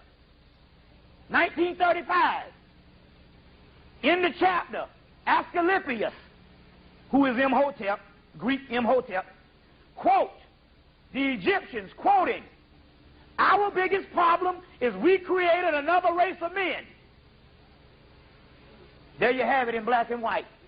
The Hermetic text wrestled out of Library of Alexandria on into Greece, on into Rome, and on into Europe in the 1600s. Right in black and white. Let's go on. Man, we can go on and on based on that. Let me give you an origin of how this thing went down on this creation thing. The Egyptians and the pre-dynastic Kamites were dealing with the royal art. What is the royal art? It's the highest form of the Egyptian mystery system called the Black Rites of Osiris. The Black Rites of Osiris. You'll see that mentioned in the book The Sirius Mystery, Robert Temple, 1976. You'll also see the part of the Black Rites of Osiris, G.R.S. Mead's book, Thrice Great Hermes, G.R.S. Mead's book, 1907. In there, there's a chapter called The Black Rites of Osiris. Also, Robert Anton Wilson's book, The Cosmic Trigger, 1978. The Black Rites of Osiris. What is the Black Rites of Osiris? The Black Rites is dealing with alchemy. Alchemy is the highest form of the mysteries in ancient Kemet, the royal art. Alchemy is the study of melanin and the study of the philosopher's stone, which is melanin, and precious stones outside of the body. In the body, the same stones are the precious stones. Alchemy consists of taking your soul and transmutating it to a new reality or a new form from the original form called Christos. Christos, a word that is separated from a word that the Europeans took out of existence about 400 years ago, called Chrysomelos or Chrysomelos.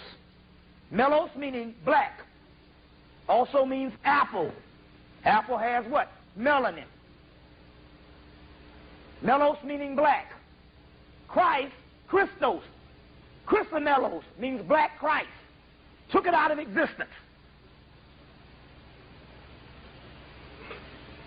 The group of people, some pre-dynastic Egyptians, a renegade group of black people, broke away from the priesthood, dealing with alchemy, dealing with gene splicing, transmutated an original person, and instead of transmutating the soul in the spiritual part, they transmutated the physical body using various animal DNAs like pig, ape, dog, and human DNAs, and came up with this genetic creation known as the damn white man. Despite we thinking that they ran albinos out of Africa because there's an albino dominant and an albino recessive. Most albinos are albino dominants, which means they can have black people. So that means they return back to black anyway. Despite them, like Francis Crest saying they ran out of Africa, the incubation place of this gene splicing or cloning was in the caves. Makes sense. Isolation in the caves. You see. Ernest Scott's book, People of the Secret. When was this? Somebody asked that. Somebody asked when was it, didn't they? Then okay. Anyway, let me get this. Let me break this down. If you study the scriptures, the Hermetic scriptures, especially Flight Great Hermes, by Hermes is the Greek Tahuti, by G.R.S. Mead, it clearly states that in those Hermetic scriptures that they say we came from the antediluvian world, the world after the deluge, after the flood, or before the flood. So they say that these texts go back thousands and thousands and thousands of years. So therefore, this whole Atlantean thing that they're talking about, first of all, the word Egypt just means Cam, which just means black land or black people. And it has several names: Alcamoria, Lemuria, Atlantis, Terra, Chemomoria, Camomoria, Chimeri. But this Atlantean thing is just basically the same place, because we got the Sphinx that's 90,000 years old based on carbon dating. So this time that this happened somewhere in the pre-dynastic period. And it's interesting because Dr. Ben said they covered up 200 temples in Kemet in the Aswan Dam. 200 temples, and you know the white man don't cover up nothing. They covered up those 200 temples because it shows the origin of that whole Typhonian era, as well as several other writing texts like the Hebrew, several other texts and several other things that was basically Egyptian writings that later on was borrowed. So none of this stuff was even invented. It was all African. So we know it was a pre-dynastic set of people who did this with these particular gene splicing. But even in the Hermetic text, and we can go on and on and on, they say that our biggest problem is to make another man. Now, who am I going to believe? Am I going to believe some damn white man, or am I going to believe some scholar that's quoting some white boy about some theory, or am I going to believe what the Egyptians say? Now, I'm just as much scholar as any damn body else, and I read the text and I documented the text to you, and I'll tell you, I put out a book called A Human Artificial. I got a tape called A Human Artificial. But Ernest Scott's book talks about the Moors came up into Europe to spread the arts and the sciences, but also to make a non-aberrant man.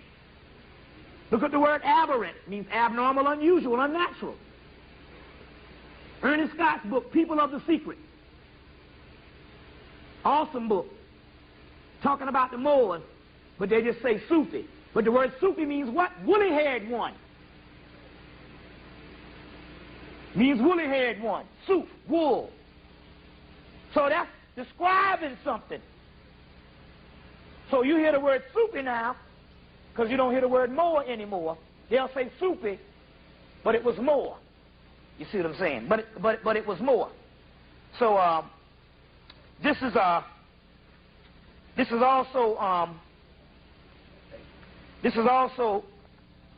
more proof that you can deal with.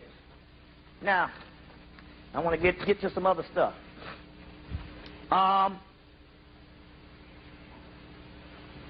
The whole Christ mystery comes from the origin of melanin. Your soul is deep down, believe it or not, your soul is deep down in the gastrointestinal tract. That's where your soul is. That's called torturous. It's deep down in the gastrointestinal tract. Christ born in a stable. First of all, the word Christos or Christ just means your soul. That's what it means, your soul. Number one, there was no historical, okay, just for the sake of argument, there could have been some historical revolutionary freedom fighter. Even Gerald Master said when we trace it back, we go to Jeshua ben Pandera, which was the freedom fighter. But knowing the esoteric alchemical aspect of the Christ could never have been on the planet, and I can prove it. Now, anybody want to challenge me on this motherfucker, stand up now. Because the word Christ has its root in alchemy, the ancient science of alchemy. So now fuck around and don't know shit about alchemy and get up here and get fucked right on up now.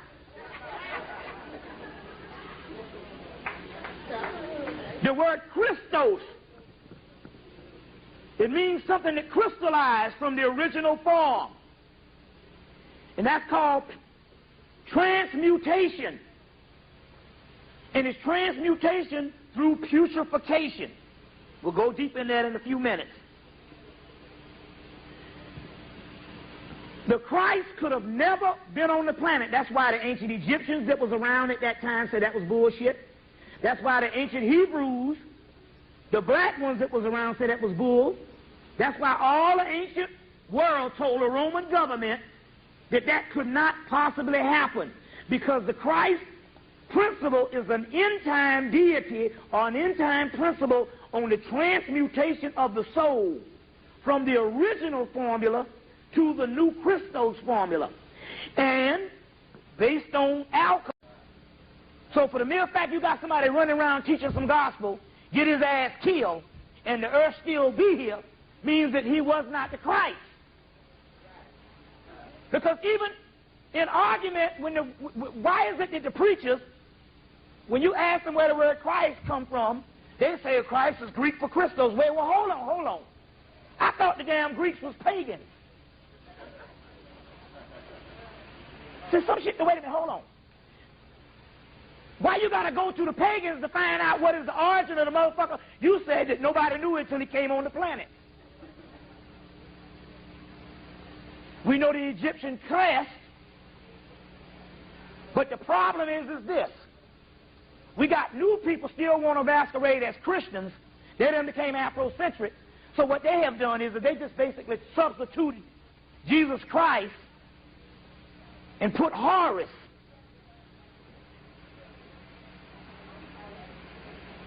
Now, how many Christians up in here? Raise your hand.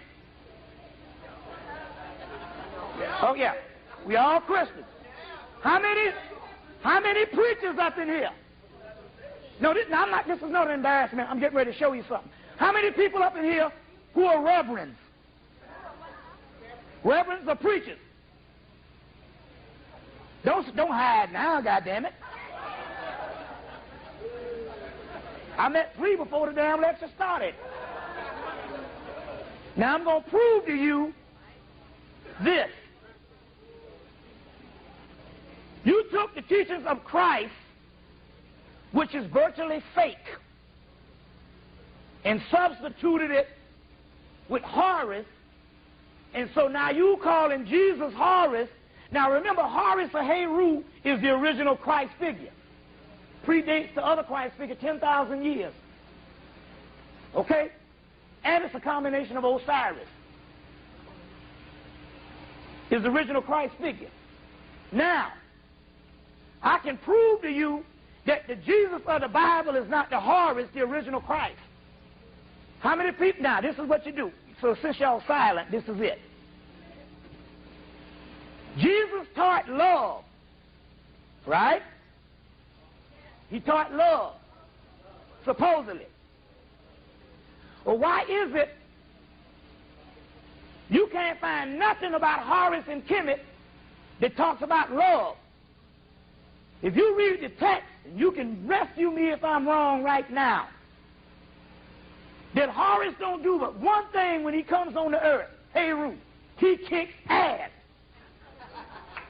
From the time he born till the time he illuminates, he don't do but one thing: take motherfuckers' asses out. So obviously, one is an invention of Rome to make people docile so they can rule over them physically.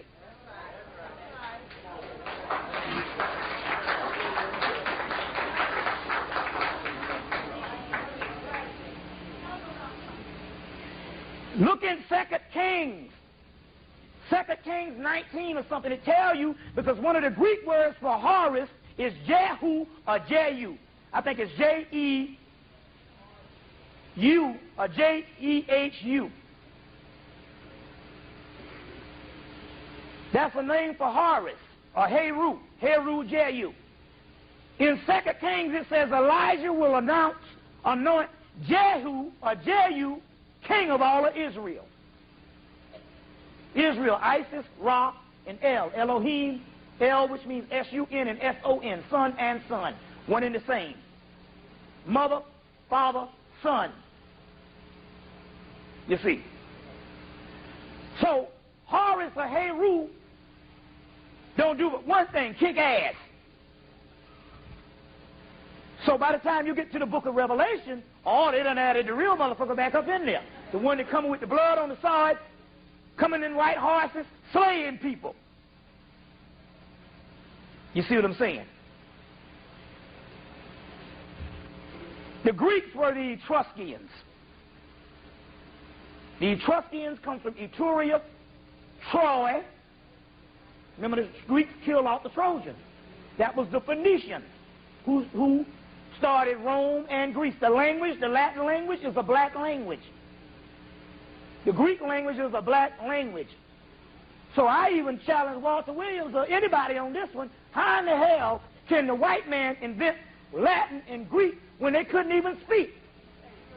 Count Barney said that we had to teach them how to speak. So if we taught them how to speak, they couldn't invent no language as advanced as Greek. That means that they had to kill off somebody that was on the land prior when they came in and was taught this shit. That's common sense. Otherwise, if the white man invented Greek, then the white man is far more superior than we saying he is. Because he did it in a short version of time. Yet, the Egyptians said he couldn't talk in the Hieratic device of the British Museum, Chester Beatty. You see, the Greek Heru is Heru Achilles, Hercules, which means glory of Hera. Hera is another ancient Greek god, Etruscan. This is our black mythology. Hercules don't do but one damn thing. Bad.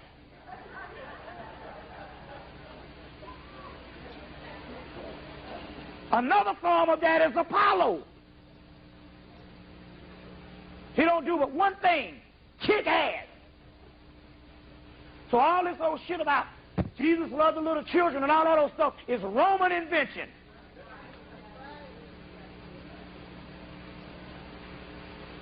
One of the greatest books you can get on this, and let me break down that story so we can see this thing. We get another version of the story goes like this. You got Rome ruling. Romans ain't did but one thing in history, kill people. That's it. Kill people. The ancient Etruscan people had an ancient mythology, Jupiter, Mars, and all this stuff, but it had gotten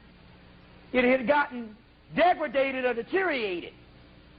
Now, in those days, your political party and how you ruled over the people was based on what their belief system was. Meanwhile, you got these Hebrews, and you basically got some Gnostic people. See, Christianity, believe it or not, Christianity was a Alexandrian Coptic black people that existed called later-day Egyptians, and they took the Horus mythology at the temple of Isis, or Aset at Philae, took them 100 years, and they converted the Metanetta into Coptic.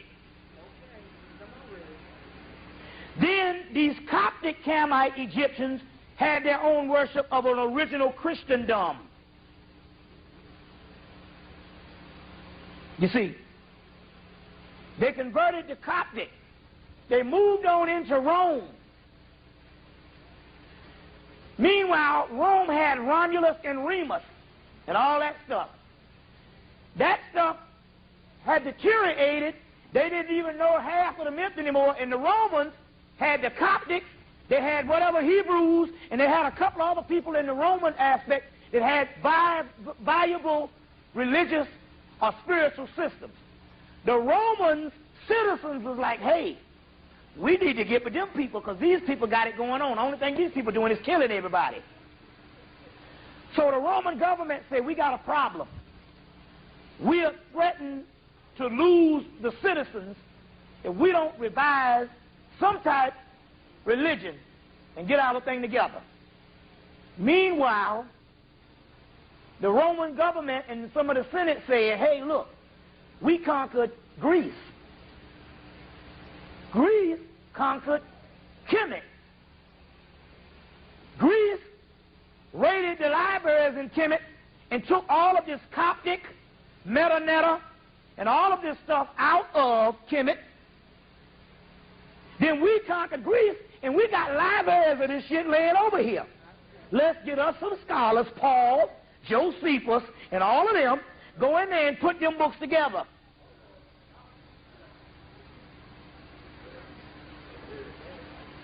They put the book together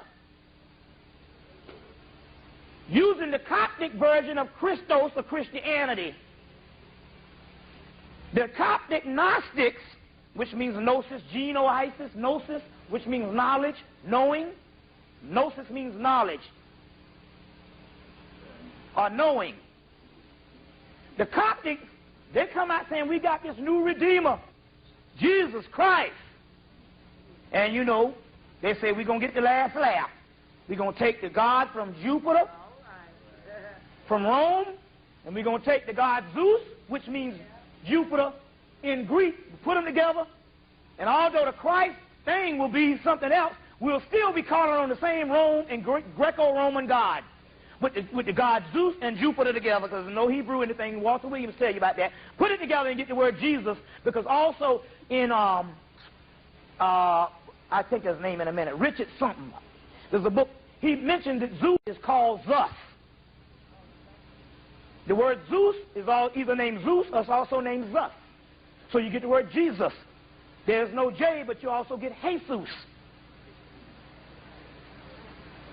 And Jesus, Jesus, English. But anyway, they put this together. Talking about Jesus, the Christ. The Christ. Jesus is fake. The Christ is real. That is cleft in Egypt.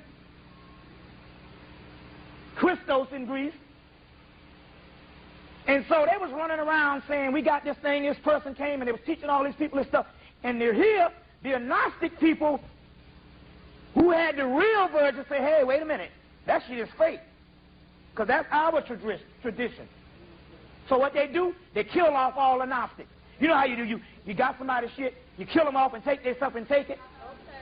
But the Christ represented, the Gnostics knew it was an esoteric meaning, and it represented the soul, transmutating. It's just only yourself. The book, y'all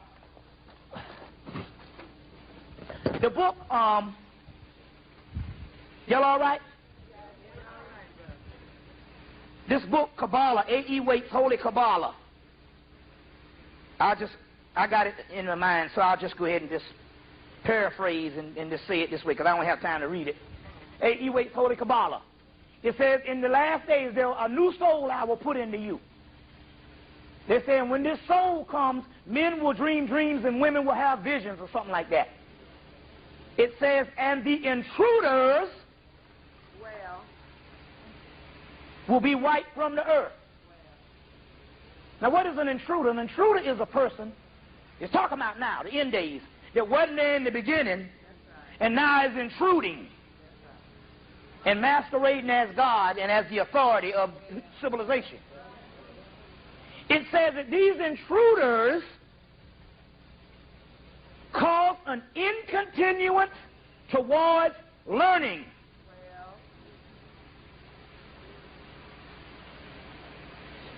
They said, well, what? So that means that you're supposed to be learning some shit, but somebody that came in and got your ass looking the other way. And they say, well, why do they not learn, the ancient people? They say, because the intruders cause luxury. That's it. Needful things, physical things. You're always shopping, consumers.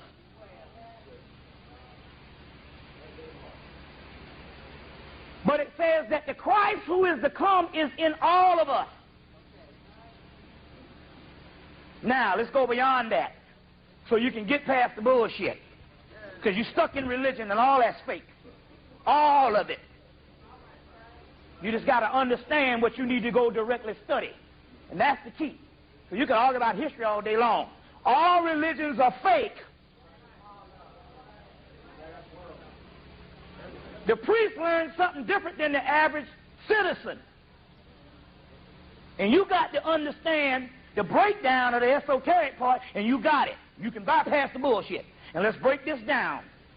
There's your esoteric, which means hidden, and exoteric, which means outer, which everybody gets. Exoteric is moral teachings.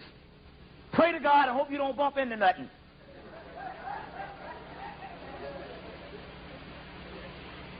The exoteric is what the masses get. The priests get the esoteric, the mystical. Your esoteric to Christianity is Gnosticism. Gnosis, Gnosticism. So bypass the Christianity, go to the Gnosticism. If you Hebrew, your esoteric to Hebrew or Judaism is Kabbalah, the Kabbalistic system.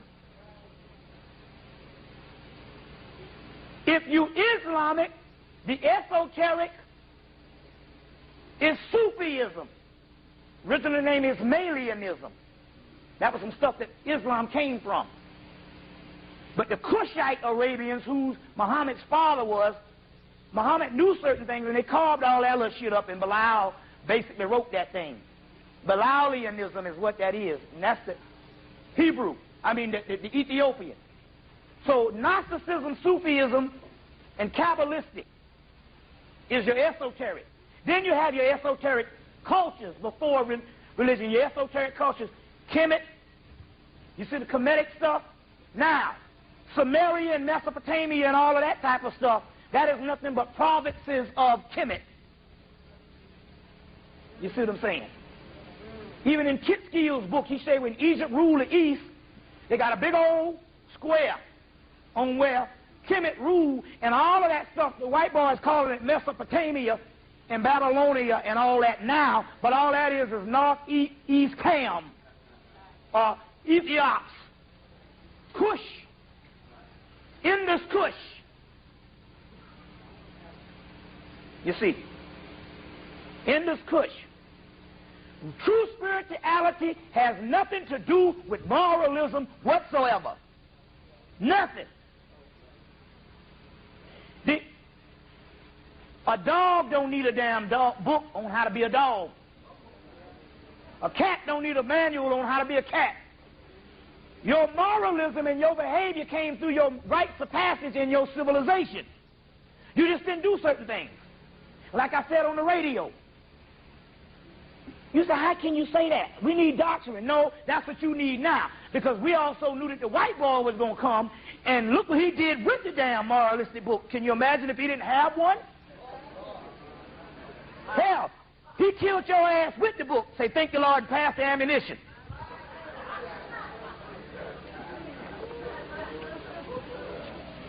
Can you imagine what would happen if he didn't have a book? So certain things had to come about. He had to look at a book just to be humane. You know, I don't need to act this way. Okay. The African didn't need that. Your rites of passages.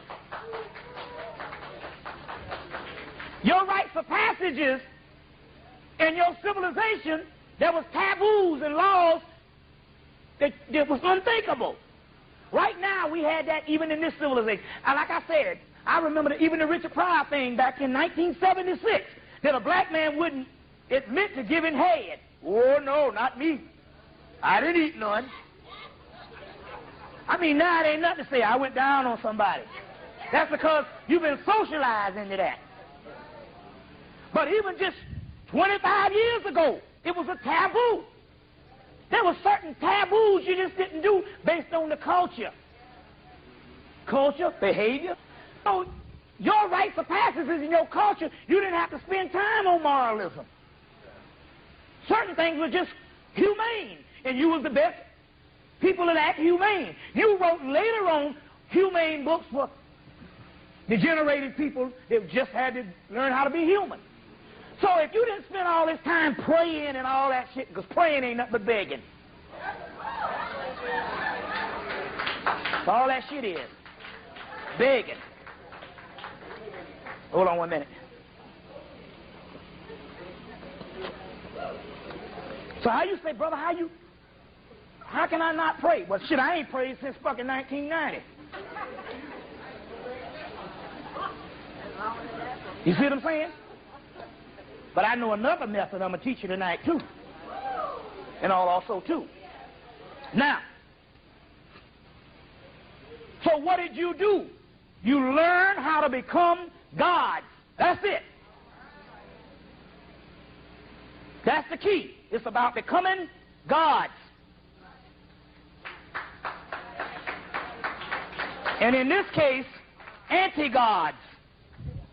Higher than gods. We'll go into that. They didn't build all them temples.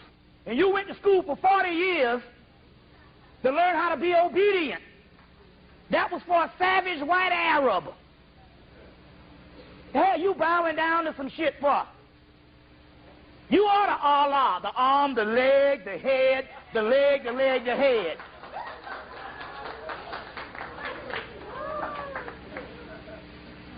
Allah is nothing but Osiris. And it's male and female principle. You got Allah, the Al. They said Allah and Allah, but also Allah itself is male and female, dual principle. You got Al, which means S-U-N and S-O-N. You got La, which means feminine. It means mother. You got Leviathan. You think it's a great mother. Every time you hear the word the dragon, that's the great mother, Alpha Draconis. Leviathan, Layla. Layla is another Arabic word for women. It means great mother. Lilitu. Lilith. That you thinking is the witch. Lilith. First wife of Adam. Who is the goddess Sekhmet in Kemet. You see. Who is the goddess Sekhmet in Kemet. Going through this little Christ thing again. Christos, the seed. It's in your root chakra. Called the Bindu seed. The Bindu seed. You get the word Ben stone. Or Ben, sun. S-U-N, sun. Is down in the gastrointestinal tract. That's where the Christ is. Jesus born in a stable. What is a stable? It has shit. You see what I'm saying? Jesus born in a stable. What is shit? The word shit comes from the word shut, which comes from the word soot. The oldest god known to man is Soot. Soot Nubis. Soot Nessie. Soot Ha.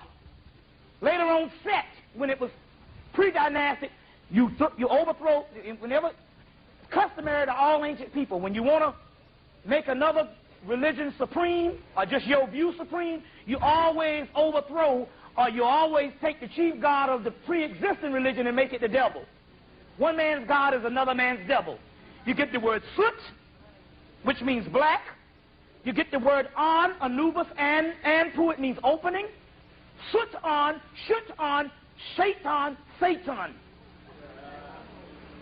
You get the word Sutek. You get the word Melchizedek.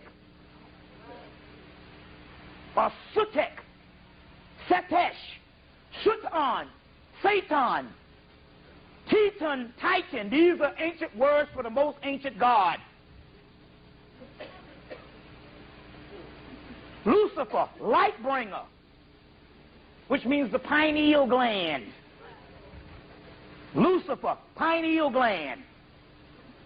Lucifer fell like the morning star or the morning sun. Then you get the Revelations. Jesus said, I am the damn morning sun. Stay away from the dark side. Go to Isaiah 45 and it says, I will give you the treasures of darkness, which is melanin. The dark side. Now what is the dark side? The dark side is the study of alchemy. The alchemical black. Al, sun, S-U-N-S-O-N, chemi, cam, black. Black land, black sun, alchemy, black God. Black God. Ab, which means physical body. Ra, which means sun. Ham, which means black. It means the black sun, or the black sun god. Abraham. Abraham. The brother was talking about some Abraham shit. He don't even know. Abraham, Amun-Ra, same shit. Amun-Ra, Abraham. Amun means hidden, which means black. Ra means sun. The black sun. The black sun is what? The black dot. The black dot is what? The pineal. The sun, light bringer, Lucifer.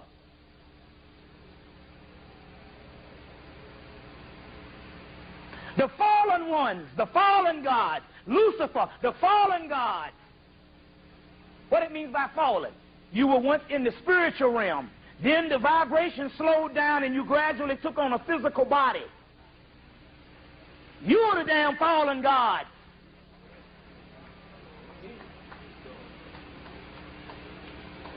You are the Titans, the Titans. We'll go deep into that in a minute. This is science, but you are just trained to just think that everything gonna fuck you up. The word hell comes from the word Hyle. Hyle means physical earth. Hylix, physical people, physical body. You live in hell. It means the physical realm.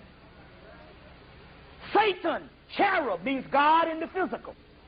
The only difference between you and the Most High, or the so-called gods that you worship, is that you got on a physical body, and they don't. And the only thing that separates you is you the same energy. They just don't have the physical body, and your God is on the inside. These are alchemical terminologies and stuff, and you've been taught the fake stuff, and you praying against yourself. The word El, Elohim, sun, star. The word Eve, beginning, Eve-El, evil, beginning star, beginning sun, original star, Eve-El. All of these particular terminologies. Let's go on. In the brain, you have three major glands. Pineal, pituitary, and I think it's hypothalamus or one of them, thalamus or whatever. Thalamus. Three major glands. Jesus is born in a stable, which means that the Christ is born in a stable, which means the Christ is down here in the lower intestinal region, right in the up under the lower intestinal region in the root chakra. The men, it's in the root chakra. It's a little small seed. That's who you are. Born in a stable up under the shit.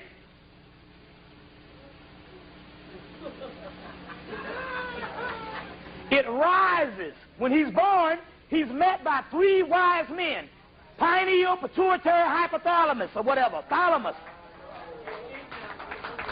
Three wise men. Pineal, pituitary, thalamus. Three stars in Orion's belt.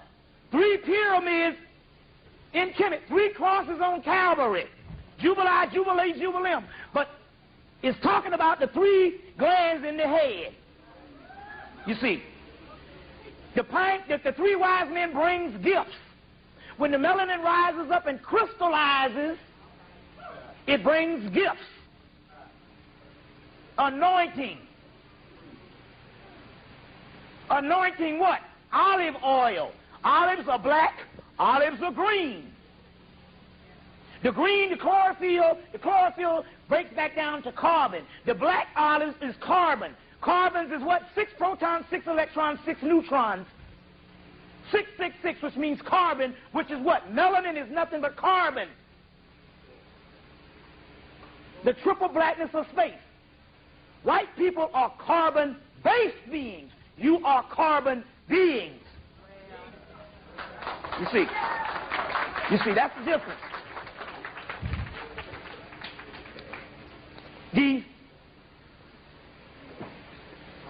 The Father, now it's interesting, the Father gave Mary a shadow, they say, and she became pregnant.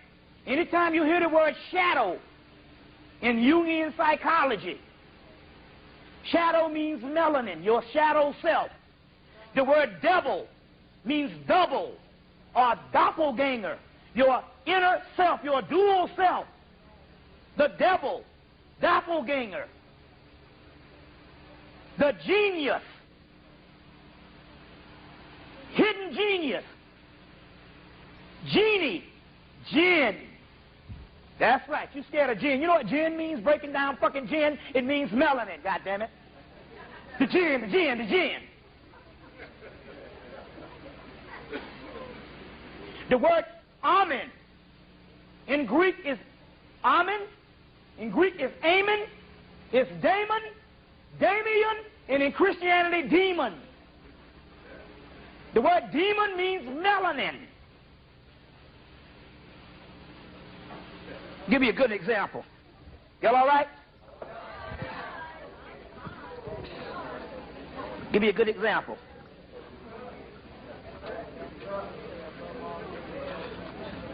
Give me a good example. Let's go through some of these right now. Hell. Here's the Christ Horus.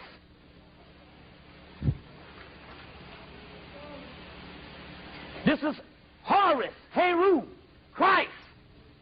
This is Soot, Set, which is melanin. Set, Satan, get behind me. Behind you is called the mouth of God, the medulla oblongata. At the base of the skull and the top of the spine is the most concentrated part of the melanin, substantia nigra. Satan, get behind me. Soot on, shoot on, get behind me.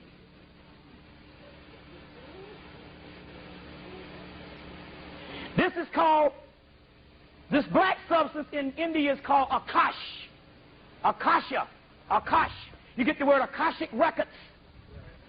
The Akashic records is the melanin records. In the last days, the books, the records will be open.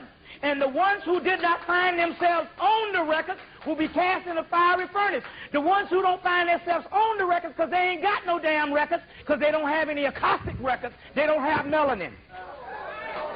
You see? The Akashic records. You see?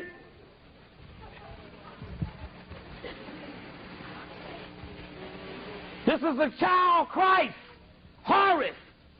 On top of him is Beth, Sutan, Beth.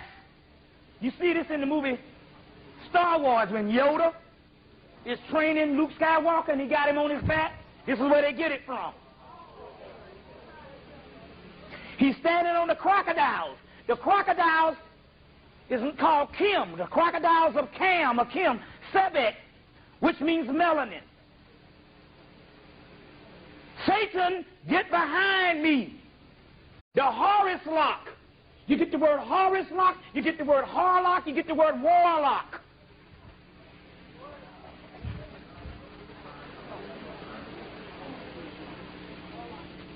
The lock represents, on one side of it, represents what is in the ear, called the Barahadna chakra, which is not but the pineal, pituitary, the melanin region in the brain, and all. The Horus lock represents the lock of hair that indicates the pineal gland on the inside of the hair. On the inside.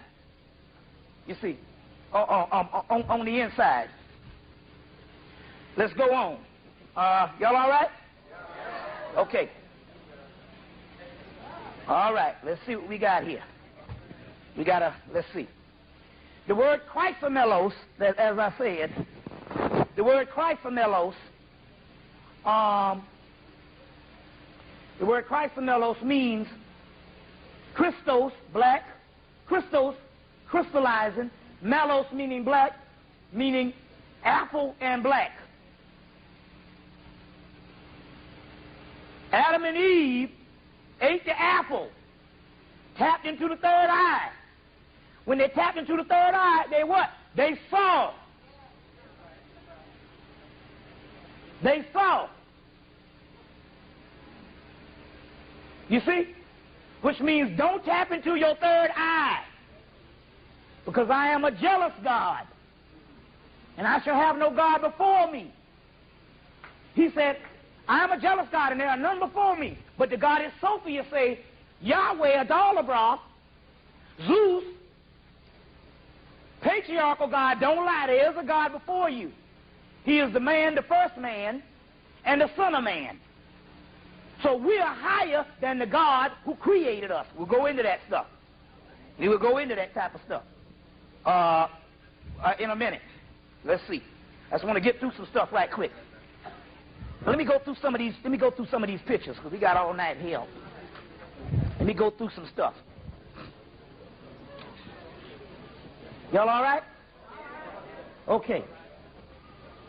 This picture you see is the Baphomet.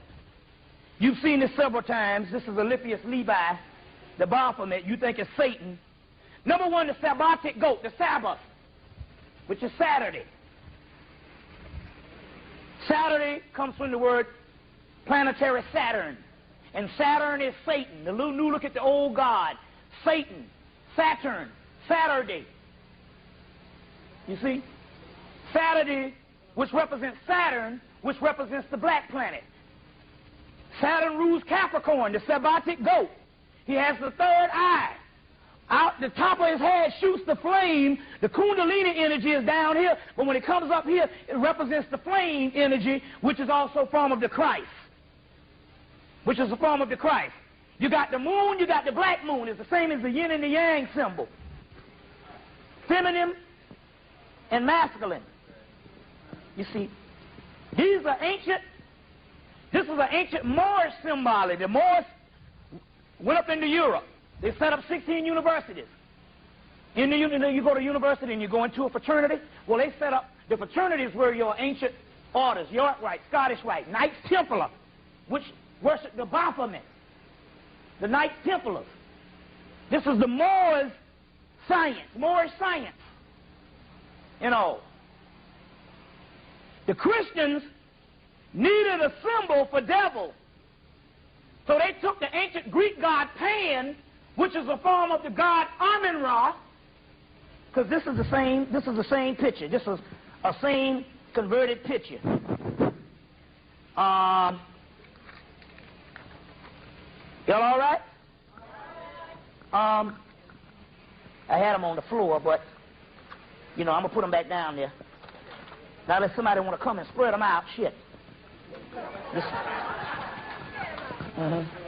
Just spread them on out, homeboy. Spread them on out. Yeah. This is a form of the god Amun-Ra, the ram head, and all this type of stuff. Oh, yeah. But you got the black sun. You also have the same yin and yang symbol. The same yin and yang symbol. You see what I'm saying down here? But this is a symbol that's in all religions or all spirituality. You will see a circle with a dot on the middle. That dot represents the nucleus. That's why we fail doing, oh, here goes some more, brother. That's why we fail doing the 60s. We're trained to look at liberation based on the masses of the people. The masses of the people. The masses ain't never did shit but died. The masses is too big. The masses is too big. It's too dense, too big, too mass for you to understand anything, or for you to get it together. The European rules with a few people in a room deciding all the fate of everybody.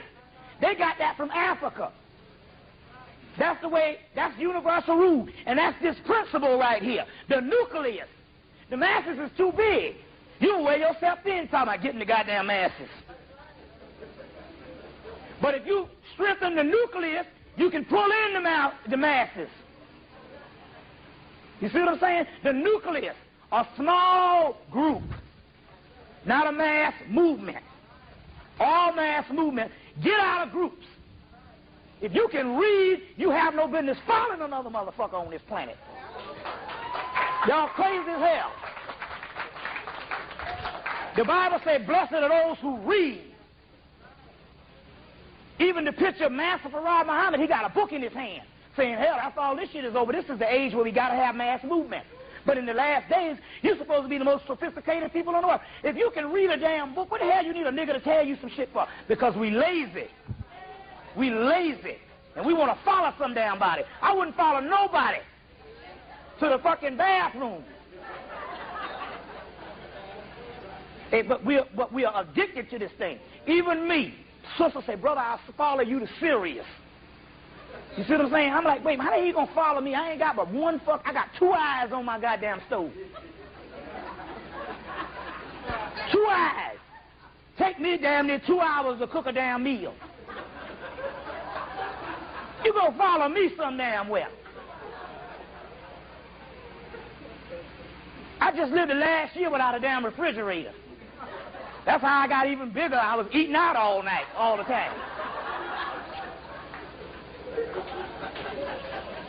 You gonna follow me. And you follow these niggas for 10, 20 years and you look up and you find out they ain't shit, but you can't get out because you're all socialized in it. You done put up all your money, you done talk shit to all your friends on how they fucked up, and they little shit they doing ain't no good, and so you can't get out now. So you stay on and on and on with all these old bullshit ass leaders. I don't follow nobody.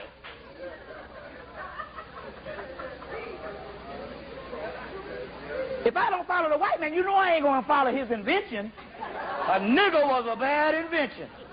Niggers and flies. One spread filth and one spread lies. The more I hang around niggers, the more I like flies. Y'all crazy as hell following somebody. This picture and this picture is one and the same. This is the Baphomet. But you can see you have the Masonic symbol, which is also a star, as above, so below. As above, so below. But if you look this way, pointed up, this is also the so-called Star of David, which is 2 inverted pyramids. If you look this way, this is the head of a penis. But if you look at the pubic hair of a woman, it's the vagina. You see what I'm saying? As above, so below. You see? This picture is the same thing. You see the horns on Amun-Ra's head. You see? The horns on Amun-Ra's head. This is an interesting picture, the one I had up. This is the god Abraxas, or Aeon, coming from Persia, but it's... Oh, that's good, brother. You straight. Y'all got a tight shift here. Coming from Persia, you got the black god up here. You got the lion, which represents the Sphinx. You got the wings that you see on the Christ. You have that. Anytime you see any kind of stone, that also represents the pineal gland. Anytime you see the serpent, that represents the Kundalini energy that we'll also get into. But the lion, you got the beast, 666, that you're all scared of. Guess what the damn beast is? You go to the damn middle of the earth and you will see the Sphinx, horror market. Satan and Christ is one and the same. These are esoteric terminologies. The word Satan means hidden God, hidden son, pineal, Lucifer, the god of darkness. Christos, or Christ, represents Satan, get behind me, or it means Christ conquers Satan. When you conquer mathematics, you become mathematics. You synthesize it. The black melanin switch on, black open and switch on. I know people haul ass on that one. Switch on. Switch on. The word Satan only means melanin in alchemical terms. It means the word Satan, you get the ancient god Set. But also Set is also named Kim, or Chemithus, black god. It means hidden God, hidden substance. The Christ represents the seed that is inside of the melon. There's one little seed that's inside of the melon called the Bindu seed, the crystal seed, the white stone. And so when this melanin is synthesized, it becomes the Christos. Jesus rides into Jerusalem on an ass, a donkey. Set is known as the ass deity. But here's the picture I just showed you was the picture that showed you all of that. Horus Set This is the same thing. This is Horus. This is set behind him. Horus, or the hero, the Heru of the hero, is called the great face of God. The face. The face. Jacob, Jacob, the black god, wrestled with the angel all night. At the end of the night, he saw the face of God, and it was called what? Pineal. Horus. That black angel was set. All this means yin and yang. Light, the core. These are alchemical terminologies that religion have turned into damn moralistic shit, and you worshiping a devil, which means diabos, dual one, doppelganger, your inner self, your double. The devil, double.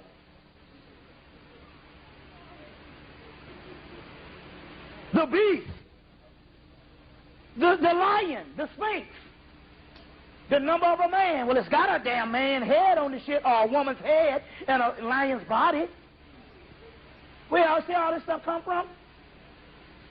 The beast, which is called Harmarket, Horus on the horizon. Stuff started from. The oldest religion or the oldest spiritual system in the world is called Typhonian, Ophidian, and Draconian. You ever heard this? Your ideas are very draconian. Well, where does that stuff come from? Number one, Draconian means the constellation of Draco, the great dragon, the northern region of the hemisphere. The great dragon, later on known as Leviathan. Before it was Leviathan, it was Typhon, Leviathan, and Typhonian, Typhon. This is a pre-dynastic Kemet. The pre-dynastic Typhonian Kemet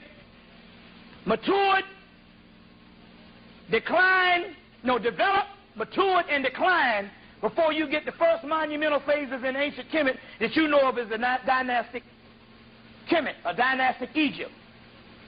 The Typhonians, or the Draconians, or the Ophidians, is the oldest known worship system in the world. You get the constellation of Draco, or the great dragon,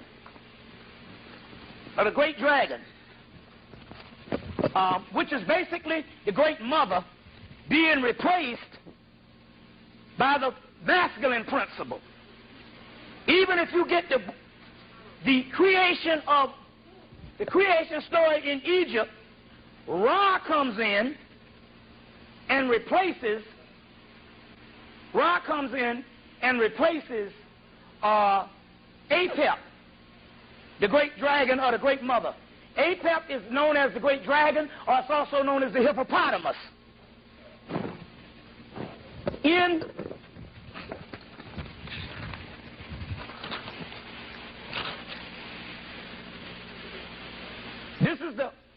In the temple of Dendera, let me see if I got some more pictures. In the temple of Dendera and the zodiac of Dendera, see if I got this in here. The zodiac of Dendera, which is the temple of Dendera in Kemet, they tore down one temple and put up an older temple. They tore down one temple, but there was actually a papyrus in the wall giving them the instructions on how to fix the new temple and put the same hieroglyphic inscriptions on it. This temple is 90,000 years old. And you've seen this zodiac of Dendera, which is the oldest concept of deity or God on the planet.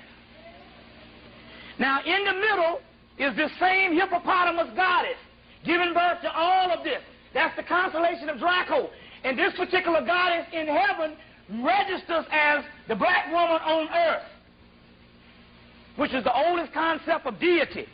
Ra comes in and replaces Apep, Apet, Tyrt, and you have your masculine order. And they made all of the feminine stuff into Satan. So she becomes the great whore of Babylon. You see, she becomes Lilith, the evil one. You see. And in other mythology, she's replaced and she's degraded into evil.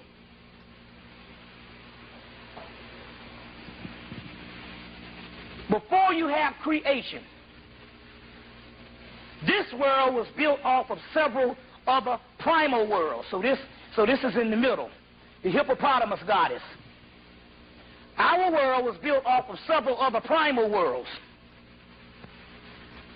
These worlds existed about the same amount of time this world, what we call creation, exists now. So let's say roughly, the white boy said 13 billion years. Prior to that, you have what is called the primal worlds, and those particular primal worlds was the realm of the Great Mother. Now, let's go into some stuff so we can deal with that. I'm going to give you 2 or 3 mythologies. I'm going to give you 2 or 3 mythologies so we can deal with this. The first mythology we're going to go into to trace this thing, because your Typhonian, after the Typhonian, the pre-dynastics came in, they established Ra. They basically destroyed a lot of the Typhonian stuff. But those temples down in Nubia that was covered over, at the Aswan Dam, covered over 200 temples, they replaced it. They replaced those particular temples with Typhonian information. And they had tons of this Typhonian information in the British Museum, but when Gerald Massey came in and did his 6 books, they locked down all that stuff. And this is the pre-dynastic stuff. So we're going to go into a couple of mythologies so you can understand what went on. We're going to go into, so the Typhonian stuff, it didn't survive in Kemet, but it traveled out of Kemet into the place where you call Mesopotamia and Babylonia and all that stuff. That was just nothing but another form of Kush, Etruria, Tyrrhenia, Typhonia. So we're going to trace a couple of these stories so you can get this down pat on how you became, how you are higher than the God who created you. How can you be higher than the God who created you? That's just some crazy shit you talking, nigga. That don't make no damn sense. You know, that don't make no sense. I got a damn headache from all this heat. Walk, look. Look.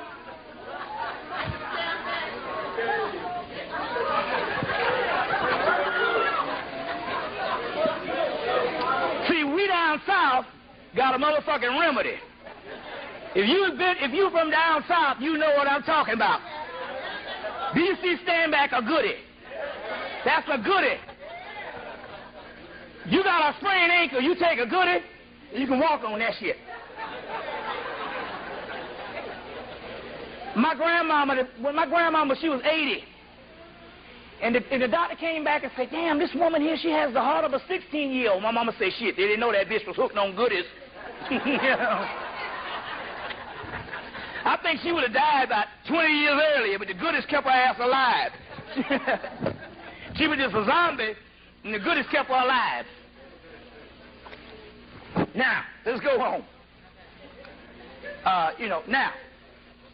So now, how do we become higher than the gods who created us? Y'all all right? Okay.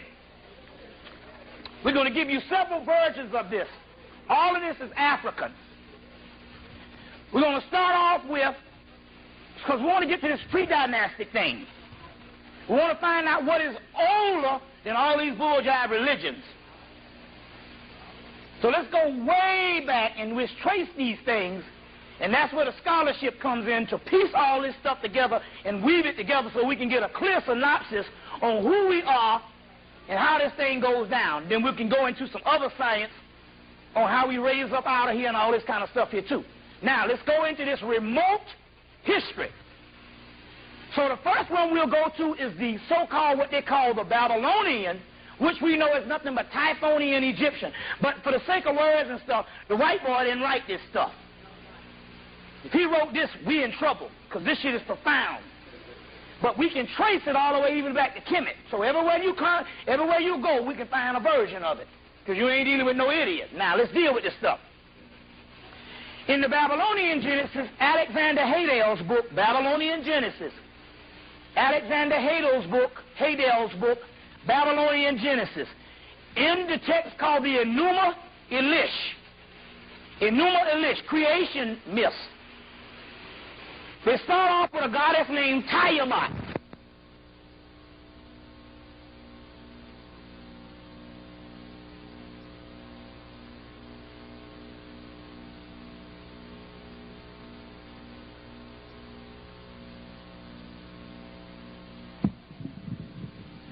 Mayat was in the beginning. Mayat will be in the end. So is it in the beginning? Will it be in the end? So Mayat becomes Tiamat in Babylonia, or what they call Babylonia. It's basically Typhonia. All that's the same black land. Indus, Kush, Cam, Camemoria, Alchemoria. So the story goes that the Great Mother used to rule for thousands of years, for millions of years, for billions of years. The Great Mother used to rule. The Great Mother got old, which means she started slowing down and going to sleep. The cycle started deteriorating. That age, called Ayin in the Kabbalah, called chaos in the Bible, and melanin is chaos. That's what it is. Chaos never stops moving. Melanin never stops moving. That's when they take melanin out of the body, it changes the whole composition. Richard King tells you that. Melanin is chaos. Now they got chaos magic, chaos mathematics, chaos physics. All that stuff is breaking down melanin. You know, breaking down melanin. Melanin is chaos. There's several books on this thing. Introduction to Chaos Magic, which is melanin magic. Peter Carroll. Libanol and the Psychonaut. Peter Carroll. Condensed Chaos. Phil Hines. Prime Chaos. Phil Hines. These are these books. Liber Chaos. Chaos Magic. Liber Chaos. Libanol, which is his first book, Peter Carroll. Libanol and the Psychonauts. Peter Carroll's book, Introduction into Chaos Magic. Then Phil Hines, Phil Hines has Condensed Chaos. Condensed means it's inside of your body. That's melanin. And he has another book called Prime Chaos. Then you go into James Kirk book. That's a scientific book on chaos. Okay? So in this beginning, you had Chaos, which was the Great Mother. In this case, we'll call her Tiamat, or in Kemet, we'll call her Typhon. Draco, Alpha Draconis. All right? The great dragon. Dragon's blood. Menstrual blood. You see what I'm saying? Menstrual blood. Dragon's blood. I take another take on that than other people. You know. We gotta, you really want to fuck up some stuff, or you really want to get some money or whatever, get on your period, and we'll show you some shit to do. That's why they had to stop you. That's why when the patriarchal aspect came in and they wanted to rule over woman, they had to make that period evil. Because they knew when you got on your cycle, you can do some shit. So we'll give you one of them period rituals. You see what I'm saying? See, I was raised by 2 black women. So I'll sell out the brothers every goddamn time for that goddamn woman. I know y'all niggas get scared, but I'll sell you out every time for the woman now. You see what I'm saying?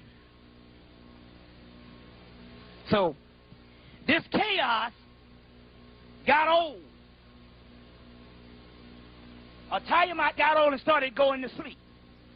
She had a son named Marduk, or Ra, or Yahweh, or the feminine principle, was born, and he had another group of younger children that were a little bit powerful than the older parents that had been billions of years old.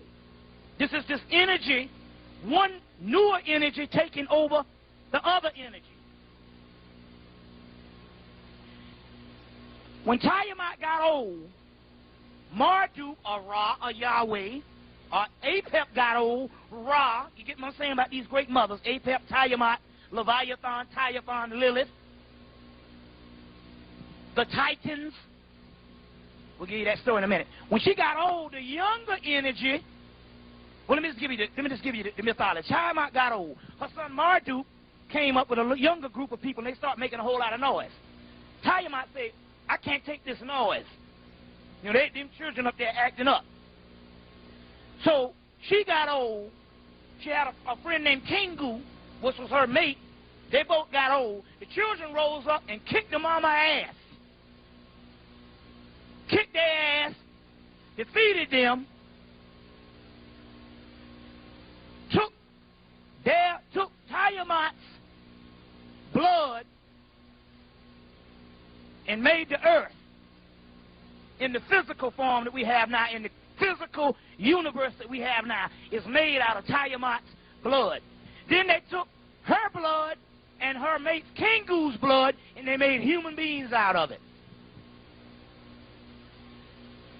So in so many words, they encased us in physical bodies.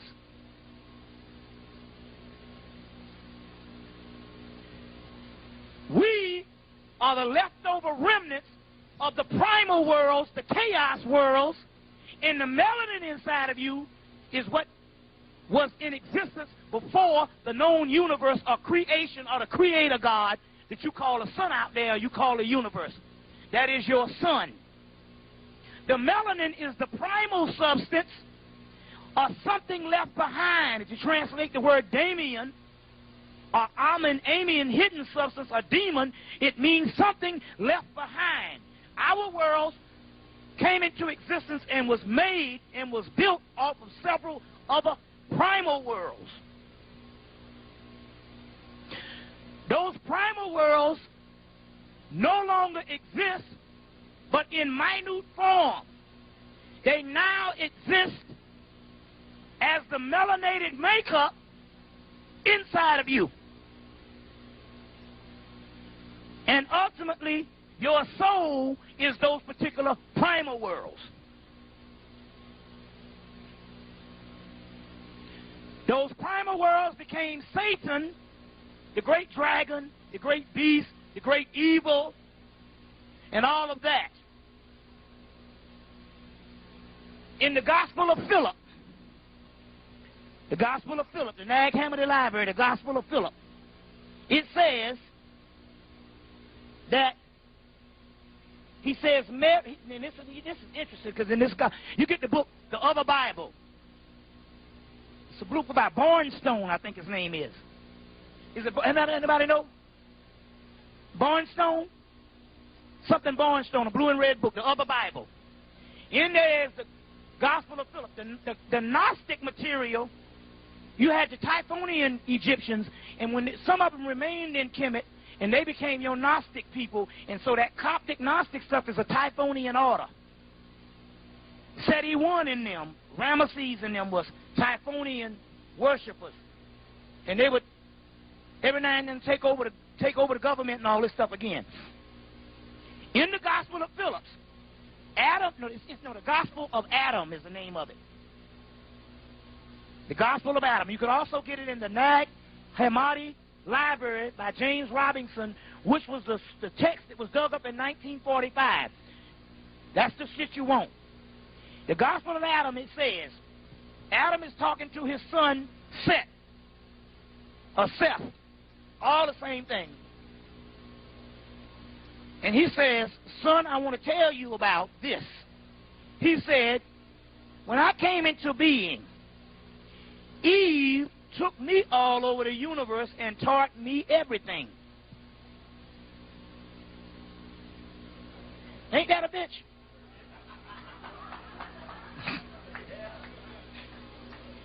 The word Eve, they say, took a bone. The word bone, you get the word Rabboni and the word rabbi. which means master. Eve is the master of Adam. In the Gospel of Adam, Adam says, he's telling to the son, you can get it, other Bible, Gospel of Adam. He says, son, when we came into being, Eve took me all over the universe and taught me everything. And then we found out that we were higher than the God that created us.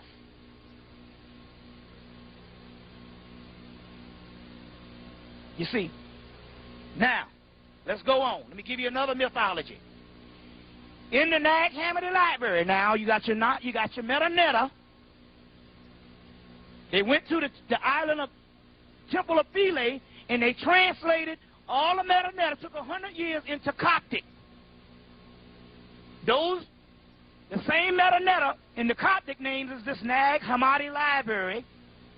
But you want to get a book called The Gnostic Scriptures by, I'll tell you his name in a minute. The Gnostic Scriptures by Bentley Layton. That's the one you want to get because they break those things down. The Gnostic Scriptures by Bentley Layton. Now, let's go to the Gnostic mythology to break this down a little clearer. I gave you the Babylonian one where Tiamat and her mate, these primal deities, was turned into human beings. Now let's go to the Greek one, then we go to the Gnostic one. The Greek one, which is Etruscan, talks about, in the beginning they had these titans ruling.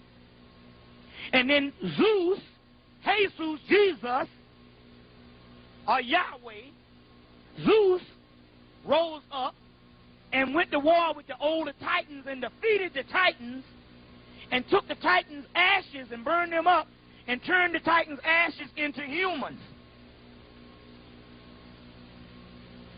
You get that? Then Prometheus goes and steals fire from the god, that Kundalini fire, and gives it to man. That's one of the other mythologies. So here it is, the Titans here ruling again before the gods that rule us now, and they were overthrown and turned into humans. So although you are cased into a human body, you were older than the gods who created you, and a much more superior class of deity. That's why you don't need to be worshiping shit. To worship a god other than yourself is to worship a god inferior to yourself. Message to the Black Man, page 1. Message to the Black Man, page 1, Honorable Elijah Muhammad. Now, the Gnostic one, they talk about the goddess Sophia, who had a baby, had a child, who was a subordinate deity. He wasn't halfway formed. He wasn't all the way formed. He was an inferior deity. And so she has this child. This child goes and has these other entities, and they go down and they create the physical earth. And then what they do is they trap these souls and put these souls into these physical bodies. So in so many words, how they trap the souls, let's break this down. We were these souls in the beginning. The vibratory rate came down and we got trapped into the physical and grew these physical bodies and got bound and trapped. Sounds like Lucifer or Satan getting bound for 1,000 years. See, this is what all these particular mythologies. You know, they say, well, you know, Satan wanted to be like God. Well, you know, if I'm a little boy and I got a father, don't you want to be like your father? You know, but anyway, so what's so wrong with that shit? So anyway, in the Gnostic scripture, they slow down the vibratory rate and they trap these souls. Sophia, seeing what went on, goes down to Adal-Abrath is his name, or Yaldal-Abrath, or Yahweh, which is basically the male deity. And in so many words, it's that physical sun out there. Ra, Zeus, Yahweh, the male deity. Remember, God is God is like a grain of sand on a lonely beach compared to the great mother. God is like a grain of sand on a lonely beach compared to the great mother. Holy Mary, Mother of God. Where do you think they get all that shit from? In the beginning, there's the feminine principle. Ayin, nothing. It is from the nothing you get the absolute.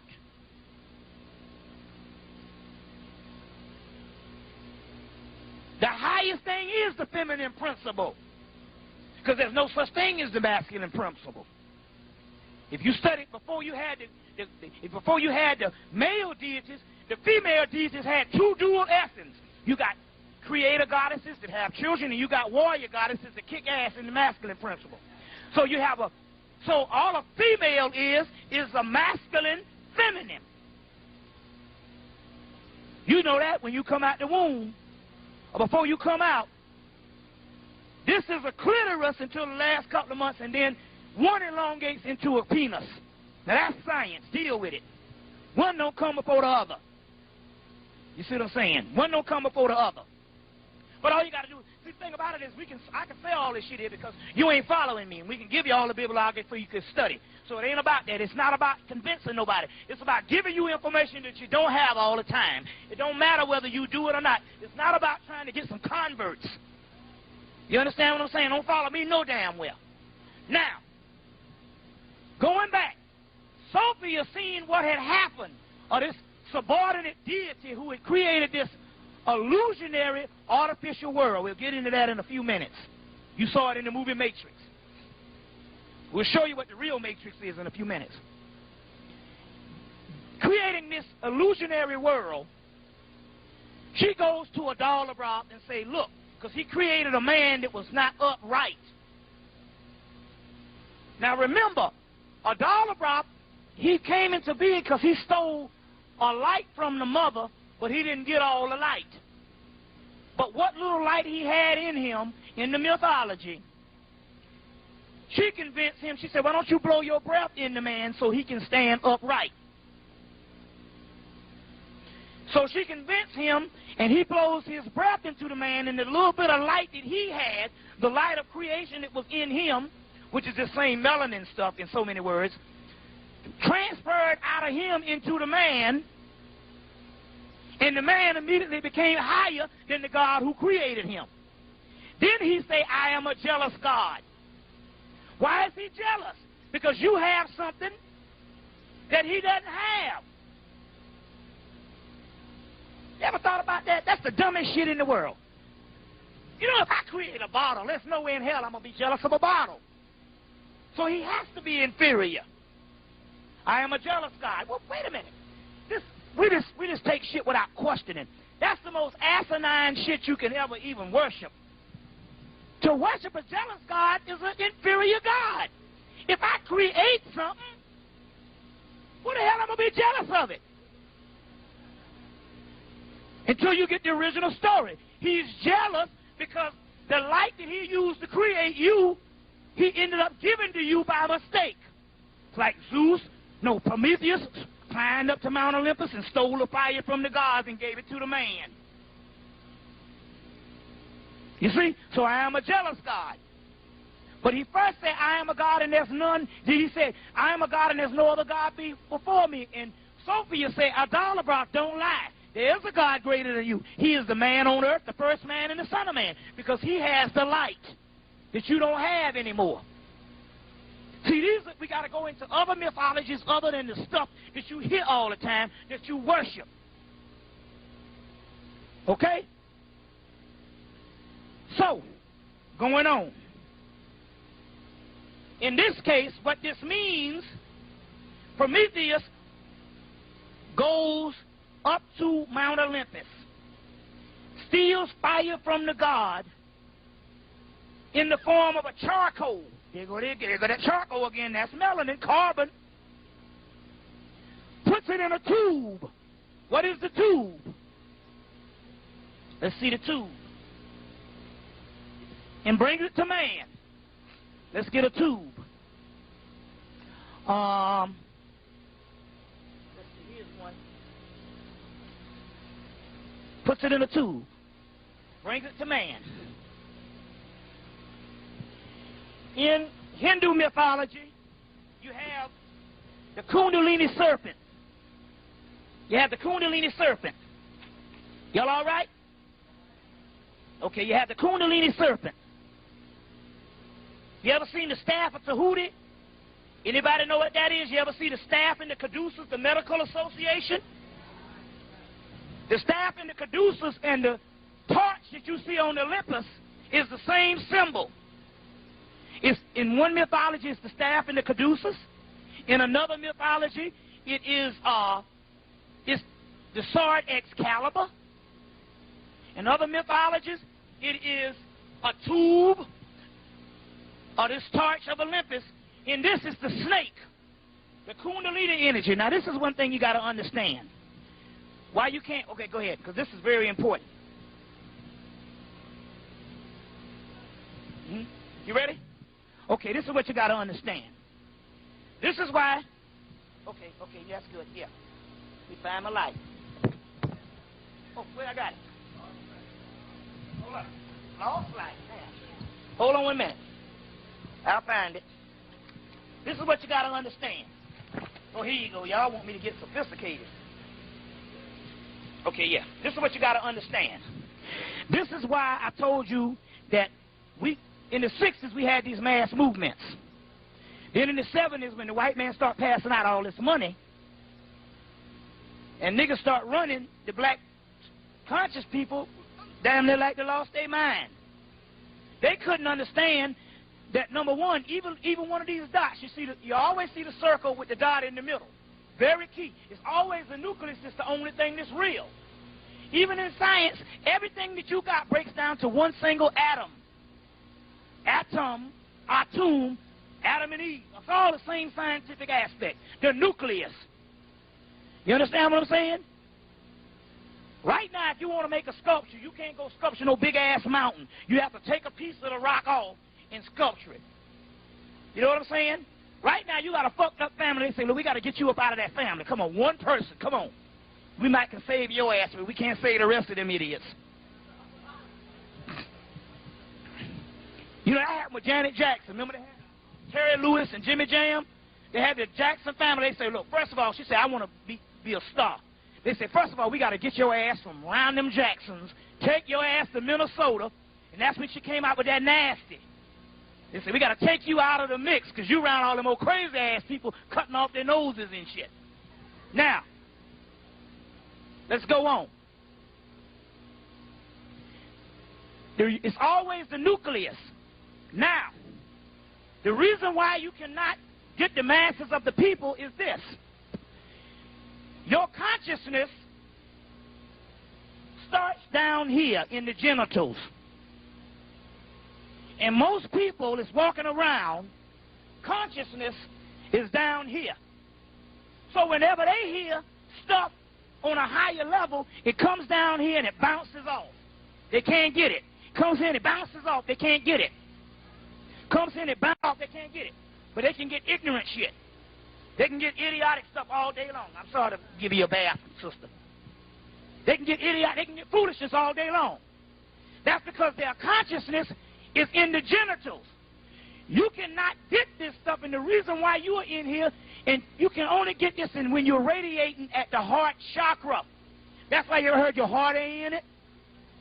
So this stuff don't even stick until it gets here. Anything below this, it bounces off. Right now, we ask this question. How many of you in here right now, raise your hand, that all your life you thought you were special? Raise your hand.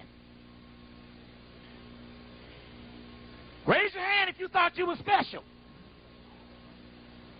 You say, it's something different about me. Do you know I travel all over the United States? I travel all over the United States. And I swear to you, every place I go, I say that question, and the majority of the conscious people raise their hand. The reason why you get this, the reason why you are in here on a Saturday night,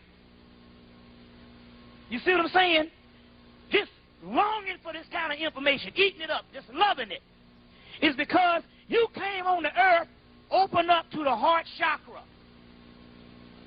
And this stuff can stick to you. Now, you got some people up in here, they're radiating at the root chakra. So, therefore, they can only get religion. They can only get the stuff that they was taught when they was a child. Or they can only get the stuff that the movement say that they needed to come in and be something different. So you'll change from Christianity, Islam, to Judaism and all, but that's just the mundane part, like jumping from the pot to the frying pan. But you never get the esoteric value, and you can teach them all day long, and they go to all meets for years and then go, I just want to worship Jesus.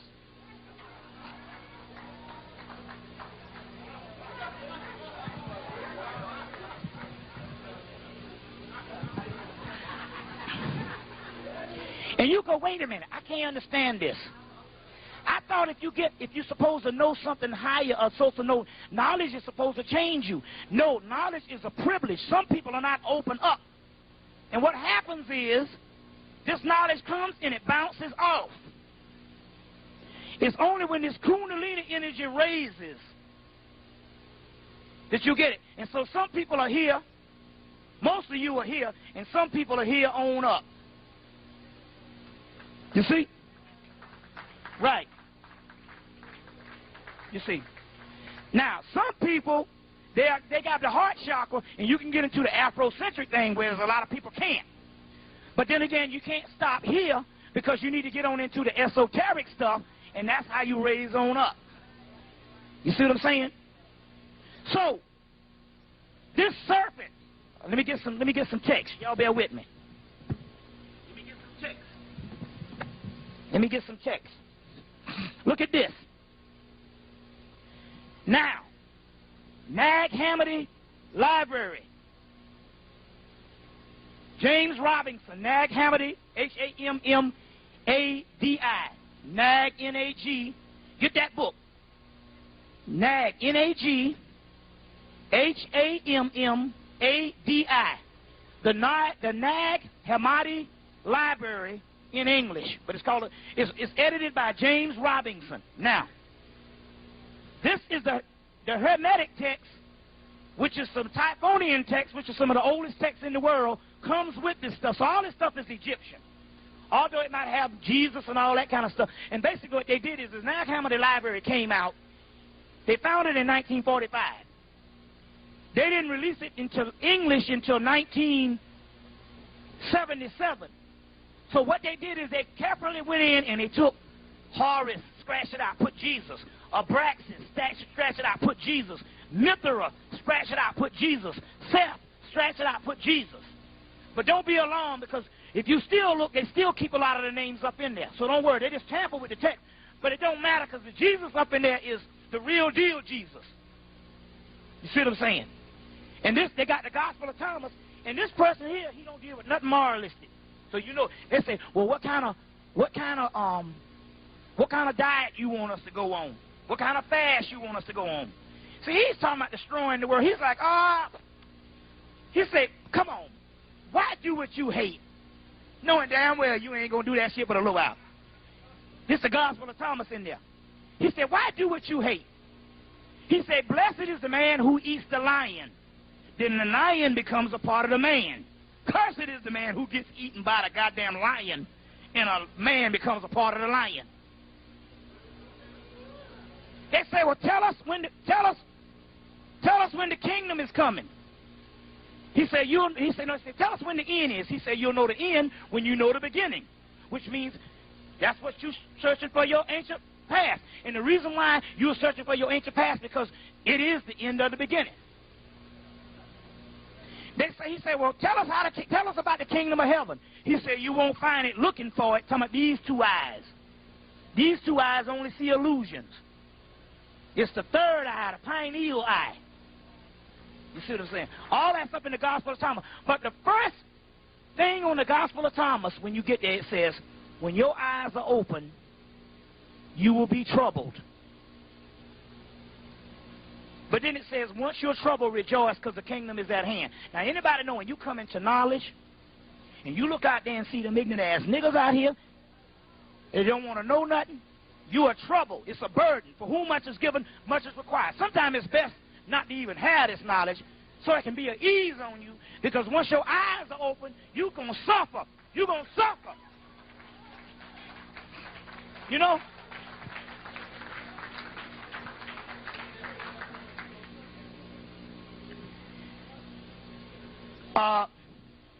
For whom much is given, much is required.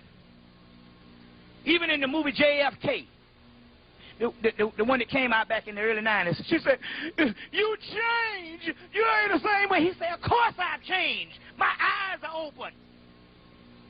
What the hell you think? He said, my eyes are open. They done killed the fucking president. You know, he said, and they had a picture of Martin Luther King on the TV. He said, you don't think that shit right there is related to the same thing?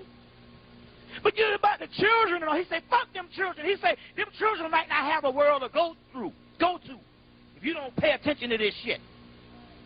You see what I'm saying? People backing away from knowledge. Nag Hammadi Library. It says, now the Creator, this is old shit. This is like millions of years old. It says, now the Creator has control in, the Creator has control in the places that is in between the heavens and the earth. He is called Zeus, in this particular one, you know, Yahweh, Zeus, Ra. The Platonist Zeus, the Lord of the earth and the sea. But he does not possess the nourishment of all mortal living creatures. It is in the core of the earth that bears the fruit. These forces are always powerful in a circle of the earth, and they're always with us. So they're saying that in actuality, that it ain't up there, that's the Most High. Number one is down here, and what you call the core of the earth, you think that's hell. But didn't Jesus have to go to hell before he ascended? Why would Jesus go to hell? And another thing, too. To ascend, you have to fall. You see the story? It said that the angel, God on earth said that the men on earth say that God's on high, while the angels in heaven say that God lives on earth. Now this is interesting. This is some profound stuff, because they found this stuff in Moorish Spain, the Zohar, and Honorable Elijah Muhammad said the same thing. He said that the gods up there used to worship the people on earth as the highest gods. That's some profound shit. You see what I'm saying? This man said stuff that I'm looking in these ancient texts, and they said the same stuff. You see what I'm saying? But we didn't want to get with it because he had a fourth grade education. See, that's the mentality. That's how we get messed up. You see what I'm saying? The highest thing on the realm, there's only one thing that is certain, that's inevitable, and that is death. Death. Now let's look at this thing for a minute. In the Bible, I can't think of the verse, but it's in the Bible. I had it, I got it, but you know it's in there. Some of you Christians can tell me. To let you know that the God of the Bible is inferior, he says, I am the God of the living and not the dead. Well, wait a minute, hold the fuck up. Wait a minute, hold on. I thought that when we die, we're supposed to be joined with God. But yet this God say, I am the God of the living and not the dead. Wait a minute. Now, life is short. Death is the only thing supreme and inevitable. So obviously, you can't be the Most High God, because your limit, you are limited to just life. Now let's look at that.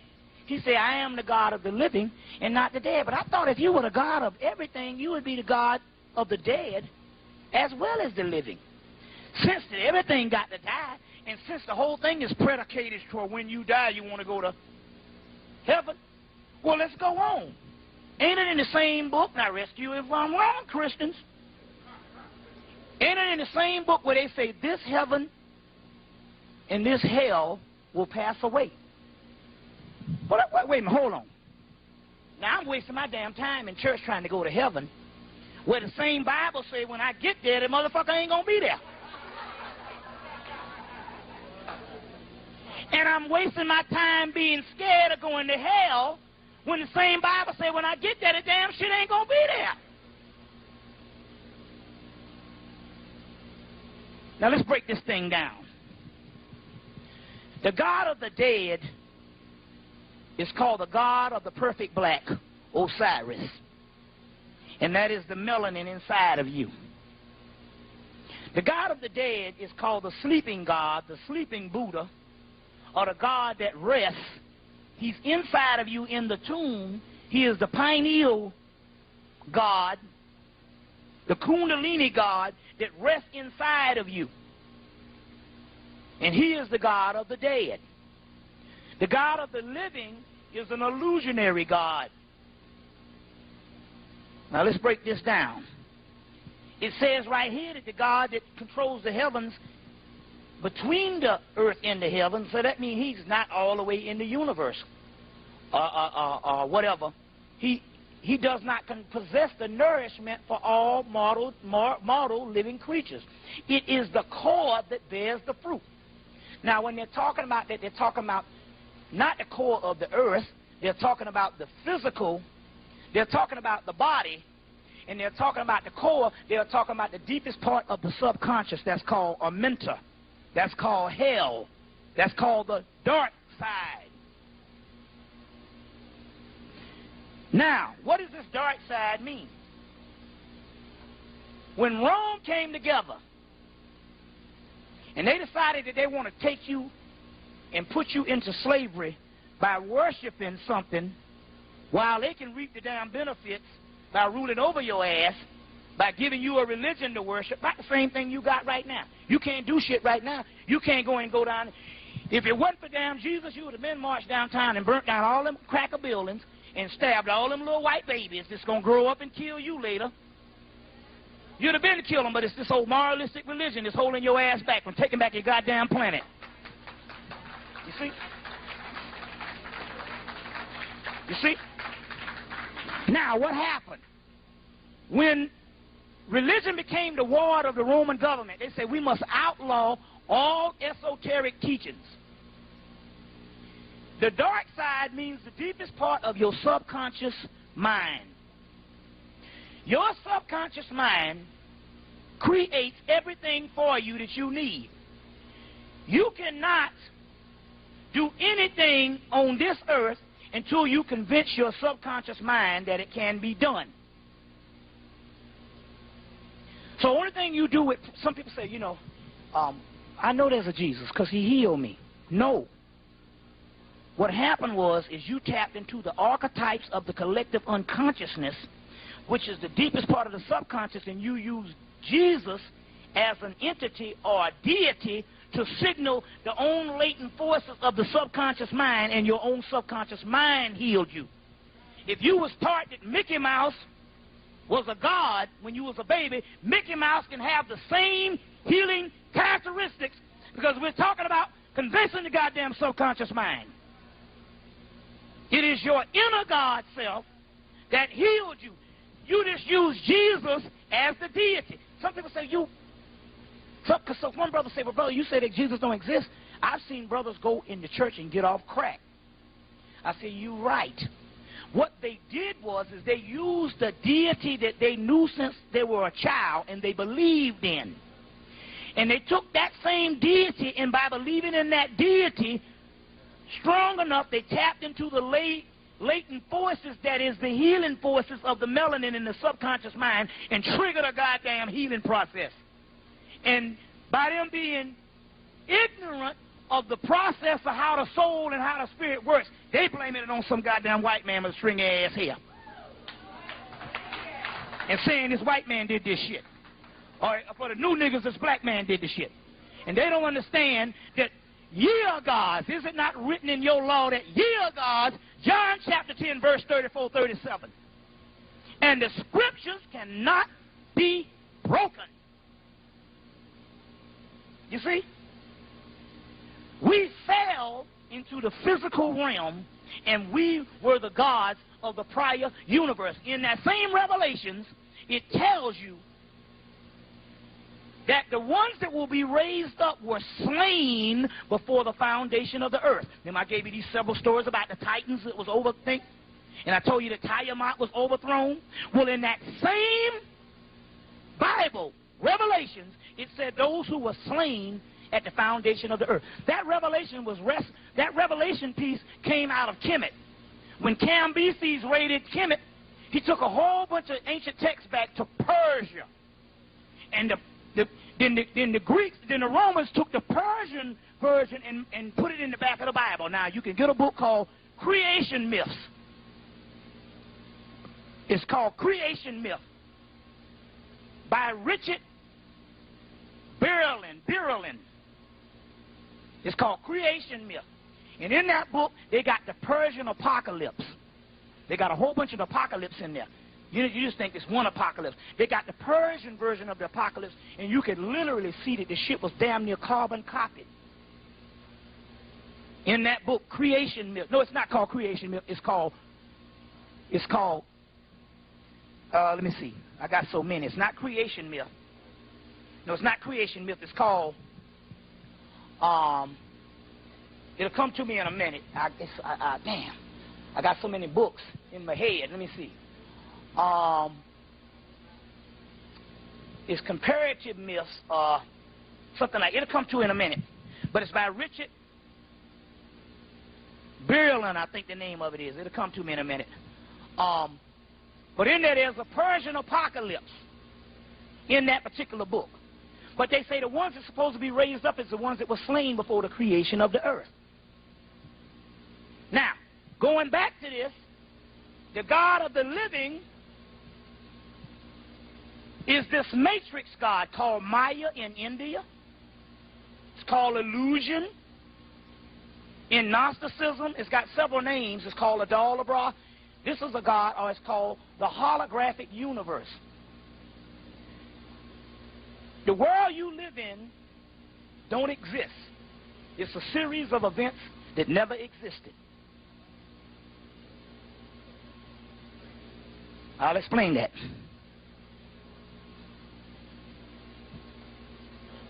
We are somewhere in the universe, bouncing around. I'll show you. Let me get this part first. Let me hold that. Let me get this right. The Dogons say that in the beginning there was nothing existed but Sirius B. The Greeks say, which is the Etruscans say, that in the beginning, before the creation of the universe, the only thing that existed was Gaia. But Gaia is the earth. Do you know before the universe existed, the earth existed? It just wasn't in the physical. So they call it Mother Earth, the great mother, Tiamat, earth.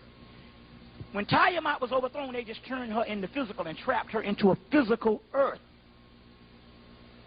So the earth was always here. The great war that was fought in heaven was fought right here on earth. And in so many words, we were trapped and bound, and basically they slowed down the physical realm.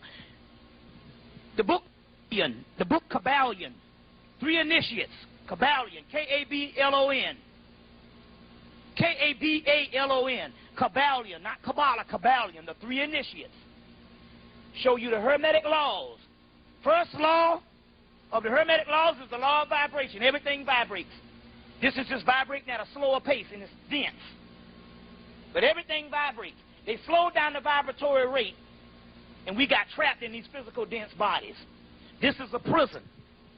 It's trapped the soul. Meanwhile, we had these more advanced senses. And we maneuvered just like semi-physical gods. In the beginning, when we first came to this earth, and this earth was first formed, it's a lot of this material. It's Rudolf Steiner's book, Universe, Earth, and Man. Awesome book. Even me and Richard King was talking about. Awesome book. Rudolf Steiner, that was Adolf Hitler's teacher before Adolf Hitler kicked him out of Germany. and all, but it was all a part of the Russian and Thule Society and Beryl Society and all this stuff. Universe, Earth, and Man is the name of the book, and there's another book called Cosmic Memory by Rudolf Steiner. These are some awesome books. In that Universe, Earth, and Man, he says that in the beginning, the physical world was like a little dim mist, and the spiritual world was illumined. As the vibratory rate fell, the physical world became more and more visible, and the spiritual world disappeared. It's all on the same earth. So the physical world is the illusionary world. There's a book, Michael Talbert's book, Holographic Universe. That's a science book dropping on that shit. The holographic universe. None of this shit down here is real. We'll get into that in a few minutes. So when the physical world came into view and we developed this physical body and these two eyes, the spiritual senses later on shut down and we became more dependent on 5 senses. You know, the white man said that we don't use no more than 10% of the brain. No. He don't use no more than 10% of the brain. We used to, the other part of the brain is the pineal brain. But because he has a calcified pineal gland that don't work, he can only use 10% of the brain. And because we grew up in a society that's only conducive for 10% of the brain, our shit shut down based on the society we live in that's ruled by the white man who can only use 10% of the brain. Guess what shuts down the damn pineal gland? Monotheistic religion. One deity system. Fucks your black ass right on up. One deity system. When they established the one God system. See, let's just deal with some stuff based on deprogramming yourself. And Asa Hilliard said this. I ask you this question. Take yourself out of your religion. If the ancient worshiped many gods, would anything be wrong with that? No. Only because somebody told you there was something wrong with it. See, see what I'm saying? That's programming. Reality is only what you told yourself it is.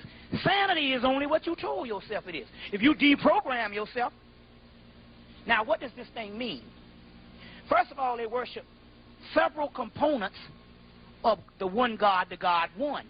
But you cannot explain the body of the God system or the deity system through one monotheistic term.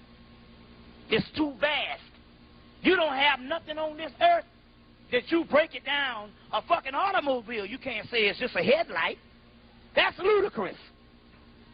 I drive a headlight. No, motherfucker, you got a damn gaskets, pistons, batteries, transmission. See what I'm saying? Even the, you see, so the one deity system shuts down in your brain. It's called the archetypes of the collective unconsciousness. And the melanin works on a multi-deity system. It's chaos. It never stops moving. Okay, go ahead and put that in. Y'all all right? This is some good shit here. It's chaos. It never stops moving. It never stops moving. How the hell are you going to put a name on this shit that look like that? That's what your melanin look like photographed. How the hell are you going to name that shit? That's chaos. So they needed a multiple deity system just to tap into that.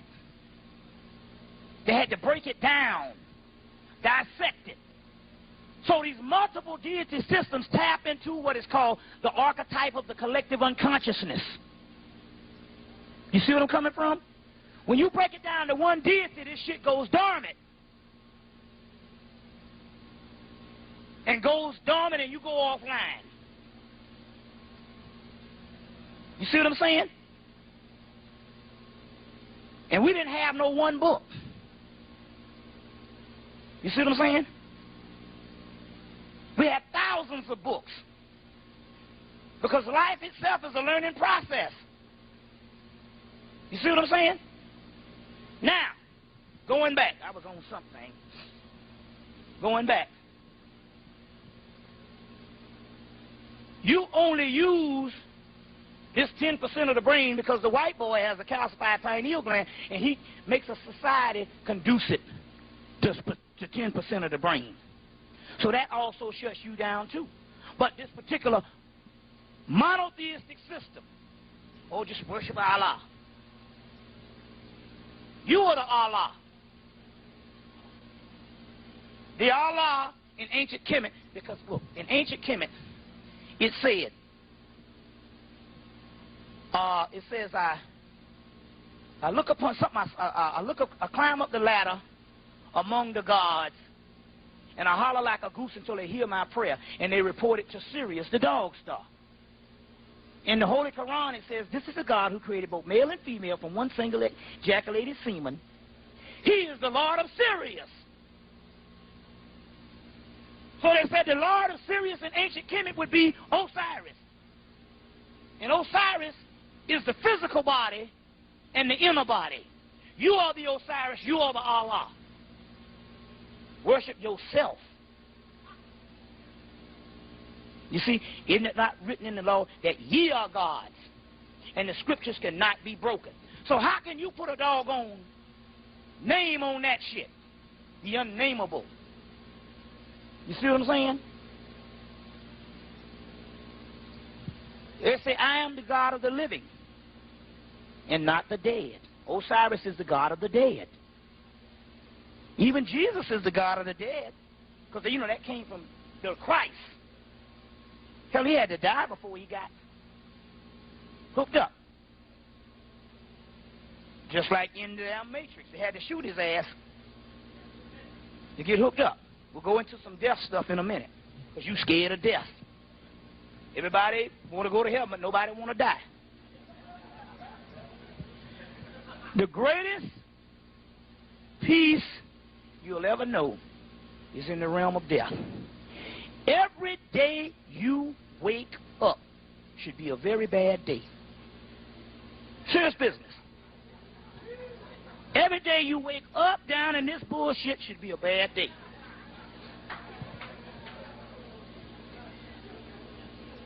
And the only reason why it ain't a bad day because it's based on how much anesthesia you collect.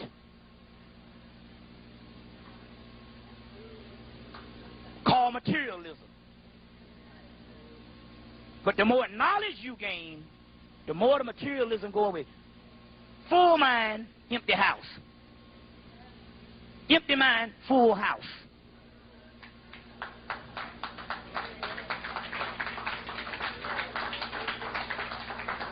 Every day you wake up should be a very bad day. Even the Bible says, he who loves the world shall surely lose it, and he who hates it shall gain the kingdom. Now, if you have a hatred for the world and humanity, you're pretty much free. Because you don't need shit no more. You don't like this bitch no more. So what? You don't have to please yourself no more. So you're all trying to get pleasure. Give up on the shit.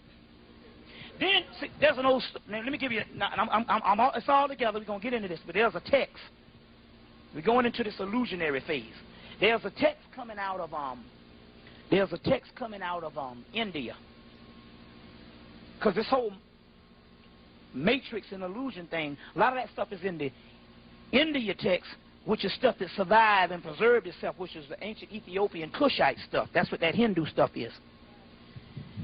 There's a text about a king, the suffering king. And this king, said this a little bit last night, this king was going crazy. He just went crazy. And all the people that was in the society said, why don't you act like a king? Because you ain't want to follow somebody. And so his father went and got an ancient sage or a priest to come to find out what was wrong with him. And the priest cured him. And the way the priest cured him, the priest came up to him and said, what you are feeling is right. And what he was feeling was this. He tapped into his higher self, and he realized that the kingdom that he was ruling over didn't exist. It was only a hologram. I'm going to go in that in a few minutes. And he started going crazy because he realized that none of this stuff existed. So when the sage came and cured him, he told him that you're not crazy. This thing it doesn't exist. And he said, well, what should I do? He said, well, go back and rule over the kingdom anyway. He said, well, how can I rule over a kingdom that don't exist? He said, first of all, you got one up over the other people, the other kings. They still think that their kingdom exists. So when shit go wrong, they'll think, oh, Lord, it's me, oh, my life's going wrong, I'm a bad king. He said, the shit don't exist no way. So you be like, oh, piece of cake. Don't worry about it. You see what I'm saying? Now, we live in an illusionary world called Maya. It doesn't exist. Let me give you an ancient mythology to deal with this. The great old ones, which used to be ourselves, that used to rule the whole universe, the omniverse, and all there was, went to sleep. Here's the story again, how we degenerated. These younger gods, they're called the elder gods, but they were the younger gods at the time. They came and they saw the great old ones asleep in their tombs. So what they did is they took this elder sign and put on them. And when they woke up, they could not get out from their tombs, their physical bodies. They were trapped, and they couldn't get out of their tombs because they had this elder sign on them. And this mythology, I said, well, what is this elder sign? What is this elder sign? From 95, I read this and stuff. It took me to 98 to find out what it was. The elder sign is the human brain. Nothing exists. This brain is wired to make things appear that they exist. And you can't override this human brain because in order to override the human brain, you got to tap into the third eye, or the first eye. The pineal brain, the Lucifer brain that is up under the physical brain. You see? And how you tap into that is you have to reduce everything that you think is important in this life down to nothing.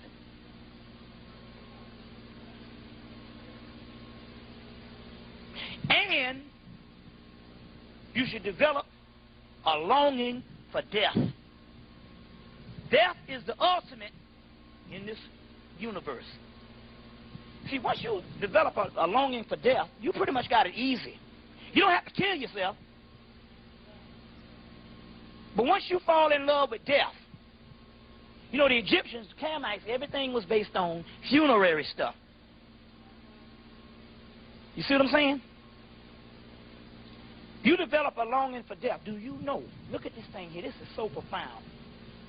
The guy, Alvin Boyd Kuhn, which is one of Massey's, he was inspired by Massey's, but he came about in the 1940s. Gerald Massey died in 1907. In his information, he tapped into something, and the government said, first of all, he wrote a book called Who is This King of Glory? And the story I told you about, let me go back to this. Because what they did was, I told you about Jesus, how they had to establish a new religion, and they took all this stuff and put it together in Rome. Off the other ancient texts, he wrote a book that breaks that shit down. Who is this King of Glory? That's John Henry Clark always talk about that book. Who is this King of Glory? You can get it at Kessinger's Publishing. Who is this King of Glory? He wrote that book, and it breaks this Jesus thing down. I dare any motherfucking preacher to even try to fuck with it. Boy, you get your ass whipped. Your shit will be over. I dare you. You want to mess with some stuff, so we'll throw the scholarship on your ass. Because really, we hypocrites. We don't want to give up off something because we don't want to get up off the damn money.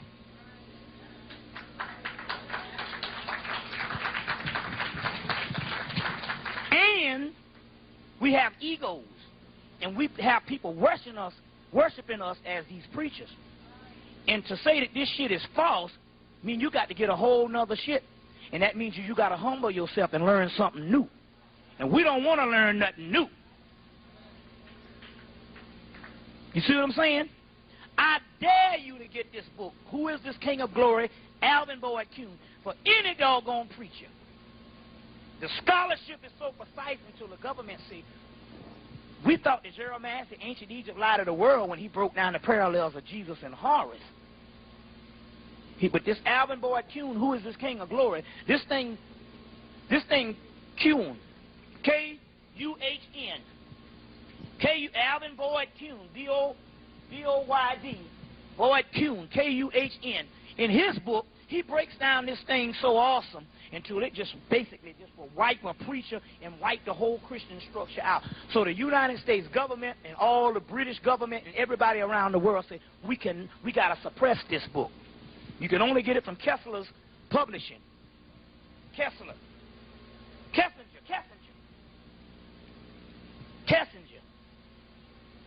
What is it?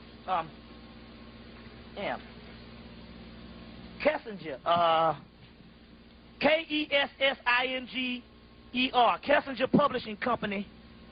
Cali, Vermont. Well, they have a number too. They have a number. This is one of his other books called Lost Light. I didn't bring the Who is This King of Glory. They have a number, 406-756-0167. 406-756-0167. Send for a catalog. Send for a catalog. But that book will kill anything.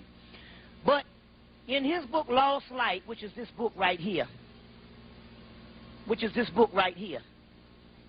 he says something that is so astonishing. And he broke this science. He broke this particular science on this. And it says, now look at this. The fact stands that they did call, he was talking about the Egyptians. He said the fact stands that the Egyptians did call our life death, and that they spoke of the dead in sacred books, and indubitably that they meant living humans. The words death, the dead, are used in the old scriptures are referring to living humanity, an earthly embodiment. What they said was that what we call life on earth is some left behind stuff when a whole other bunch of gods died. And in actuality, we were living in the land of the dead right here on earth. And in so many words, when they died, they just dreamed. And when they dream, because they got this brain on them, and when you go to sleep at night, you go to the real world. And when you wake up, you are dreaming. They said, Neil, in the Matrix, you've been living in a dream world, Neil. Where do you think all this shit come from? They got it right out of the Book of the Dead in the Sanskrit text. Now let's go into this stuff. This is some amazing stuff. Because I was reading some stuff and they were saying, even Krishnamurti and a lot of them saying, you know, I hope I wake up one day. Now he got all this knowledge and he said, I hope I wake up one day. In the Nag Hammadi library, they say, in the last days, man against man, man against woman, woman against woman, death, murder, mayhem. They say these people are dreaming dreams. They need to wake up. So, do you hear what I'm saying here? You hear what I'm saying here? That we're walking around and we're not even awake. We're actually in a literal dream world. We are living in a world that's something that's left behind when we died a long time ago. And when a God dies, he dreams. You see what I'm saying? And this brain is the enemy. And the only time you wake up is when you go to sleep at night. But what happens is this. When you go to sleep at night, you go to this other realm. But because the earth does not have anything that can depict or that can coincide in this physical realm with that other realm, when you wake up, the brain has to substitute for that what you saw, and then you start getting crazy shit. You know, you eating ice cream, then you're riding a bicycle, then you jumping around on the bed, all kind of crazy shit. That's because the brain does not, the human realm does not have the phenomena to suggest what is in that chaos realm, and it can't depict this type of stuff. So it gives you all the crazy shit. But every now and then, this stuff comes together and it will give you warnings called lucid dreaming of some shit that's going to happen to you to save you in the future. You see what I'm saying? And this stuff here has numerical breakdowns to it. So it gives you numbers. And that's what a number system was started in Harlem by black people. You see what I'm saying? Now, going on. This brain only gives you a hallucinatory phenomenon. That space out there that you see don't even exist. It's a series of illusions that never existed. Those stars out there that you see, they are actually on the inside of your head. The universe you see out there is a reflection of a universe that's on the inside of you. That's called the petty universe. That's called the petty universe. Now this shit getting ready to get funky. Let me just deal with this thing right here. Let me give you one other text. The god Rudra in India, this text says, there's a book you need to get. You like that Matrix movie? There's a real Sanskrit book that deals with all that shit based on these dreams in the Matrix. It's a book called Dreams, Illusions, and Other Realities. Dreams, I didn't bring it, but I got the woman's name. I got another book by her. Y'all all right? You know, in actuality, this is this is an exciting time to be alive. This is some wonderful stuff. You know, you get to hear stuff that you don't hear every day. This is beautiful. Somebody talking about give some tidings and 10%. I'm going to let you in on a little secret right now. Yeah, you mark my word, and God is my witness. Creflo Dollar, that's a guy out of Atlanta. T.D. Jakes, Fred Price, they're going to die soon. They're going to get killed. If God is my witness, I'll tell you right now. Elijah Muhammad even said, they're going to kill them niggas, them Negro preachers. They're getting over on our people. I'm telling you, when this energy rises up, you mark my word, if I'm black, if I'm lying, my mama's a bitch with boots on. And my mama ain't nobody fool. If I'm lying, my mama's a bitch with boots on. And Glacier him, it ain't nobody fool.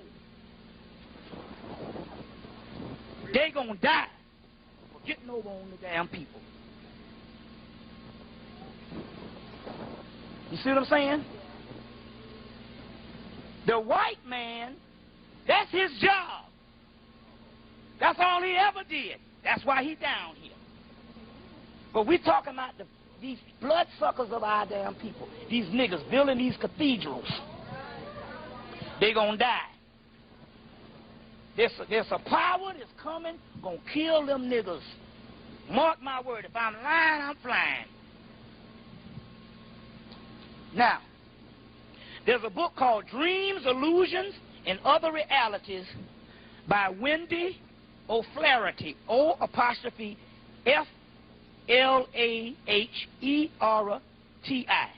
O''F''L''H''E''R''I,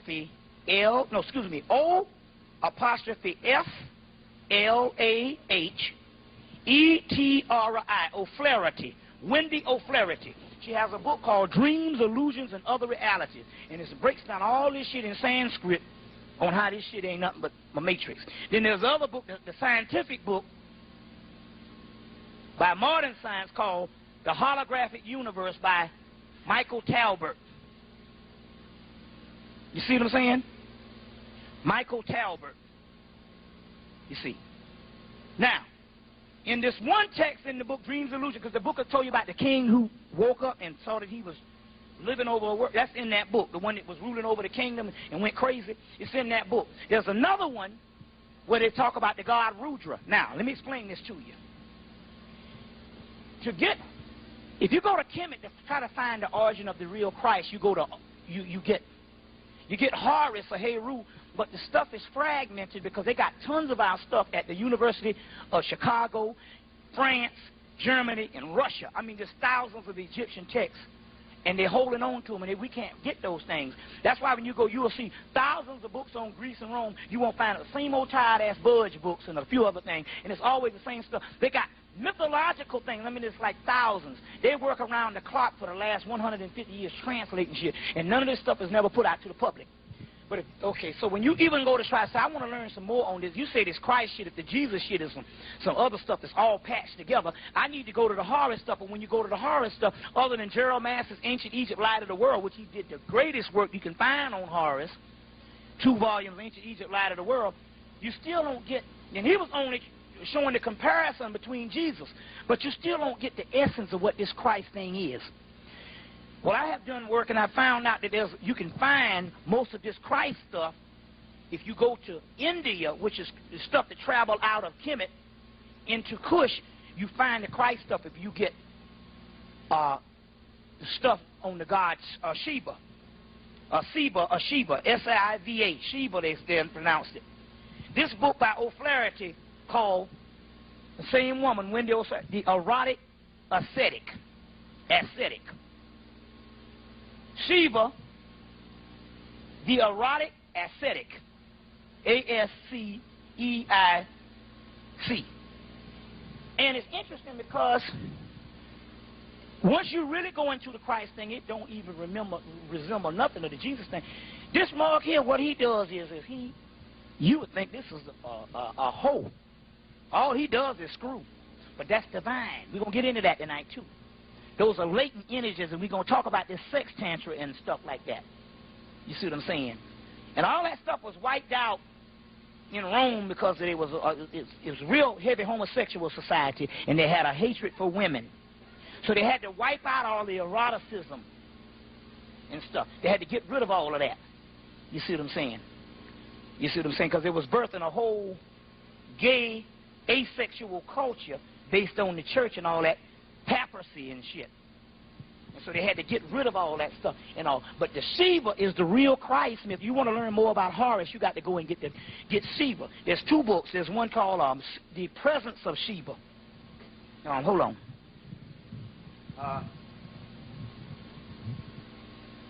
The Presence of Shiva by Stella Kramerich. C-R-A-M-R-I-S-C-H.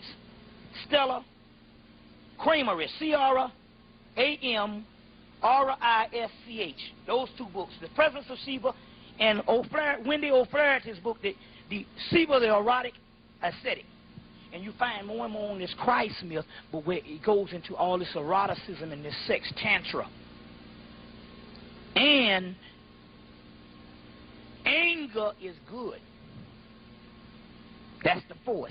Even in the book, even in the thing, even in the movie, Devil's Advocate, he say, hold on to that anger. That's the last thing to go. Well, that's a force. We'll get into that in a few minutes. We'll get into that in a few minutes. So that particular book, that particular aspect. Now let's go on. Kramerich, The Presence of Shiva. Shiva, yeah, it's S-I-V-A, but it's pronounced Shiva. And it's made as Shakti and all, too. Now, let's go on. In this book, Kundalini for a New Age, the white boy has to distract you. Because if he doesn't distract you, you will make a new reality. It says that in this book, there are devices, because the Indian government from India got some money in 1975, and they did a whole lot of study on the Sanskrit stuff, and they found out some stuff in the ancient text. And it said, there are devices in the body that will come online and destroy everything when it is threatened for extinction. So he knows that he ain't going to outright open. Even Farrakhan said one time, he said, do you want your slave to go to, he said, Farrakhan said this one time. He said, do you want your slave to go to war with you? Do you really want that? He said, because if we go to war with you, we will win. Now,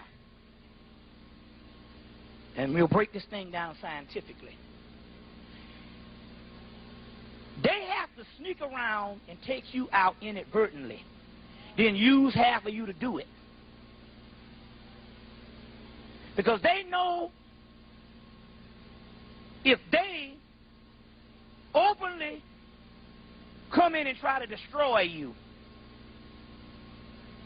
these devices will come online and will kill everything on this planet. Now, they openly destroyed us in other ages, in 100 years ago, 200 years ago, but the energy and the cycle was not right. We're talking about the end time cycle. So they have to sneak around and pick us off by deception, or they have to do a mass distraction. Remember I told you how they'll kill a Negro over here and they'll do some shit over here and get 50,000 black people die, and you looking at one nigger and shit. See, my point is this. First of all, I wouldn't beg the white man to save my life. We are casualties of war. And when you fight, you just don't know you in a damn war. And when you fight in a war, you never ask to save the doggone casualty's life. You sing a song and say the brother died in the damn struggle. So for you to beg the goddamn white man to save Mumia's life, you understand what I'm saying? Show that you don't know that you're in a damn war. And you still ain't nothing but a damn slave. Okay.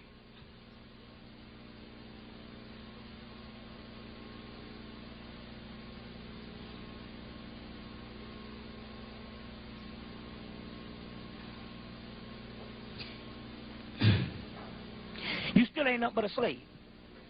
Mumia, you don't supposed to burn up no energy. You supposed to say, brother, get you some, we'll ship you some wine or a damn ukulele, we'll sing you a song, and you're supposed to go to the other realm. But never beg the goddamn enemy to save your fucking life. Supposed to give him some good poison and let him die. That's distract you. They kill a million people for you saving one man's life. You see what I'm saying? When death is inevitable. And when you ain't afraid of dying, you a fucking slave. Go see the movie Gladiator. That whole movie was based on death. The black man in the movie taught him about death.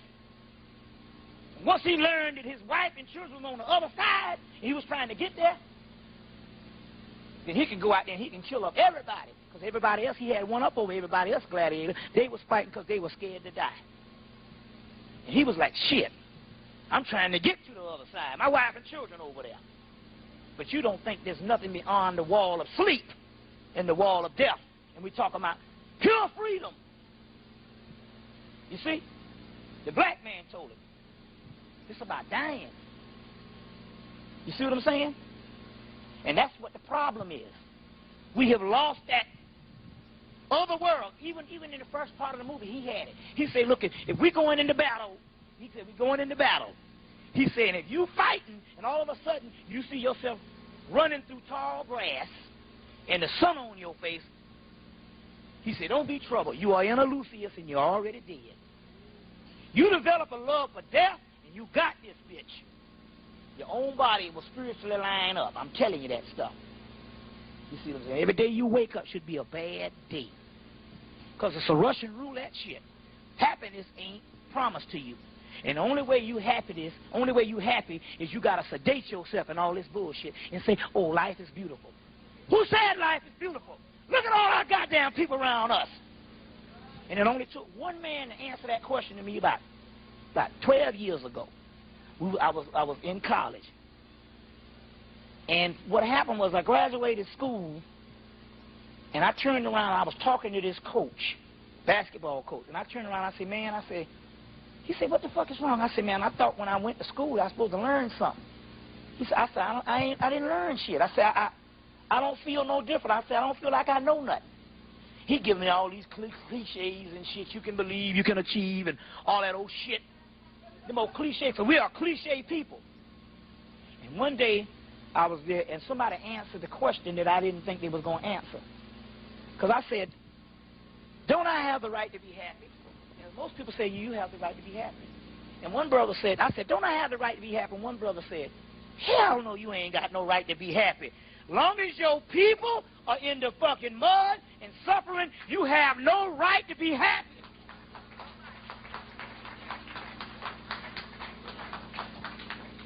And then something opened up inside me.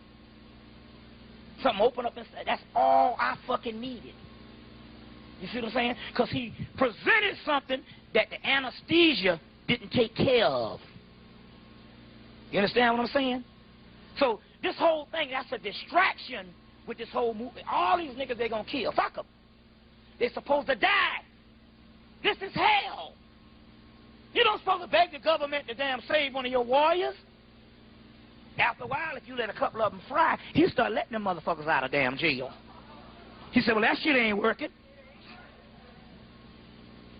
But if it was me, they'll walk up there and be disappointed because I'd be gone. I'd be done took my own damn self out. It's like Noble Drew Ali, they was beating his ass in the cell. He had already astro projected and was looking down on his body while the police beating him in the cell. You see what I'm saying? Now, they got to pick us off haphazardly and keep us in confusion because they know if we ever, we don't need the masses. We only need the people in this room, and we don't need nothing but this section right here. And ultimately, I don't need nothing but my damn self or 2 or 3 people. Now, why is that? Because they know that there's devices in the bodies that will come online. This seed that's inside of your lower intestinal tract is a subatomic particle. Now, let me show you how this shit gonna go down. How we gonna win this fucking war. We going to war, but it ain't like you thinking. We ain't get. See, he is the master of the physical. You are the master of the spiritual.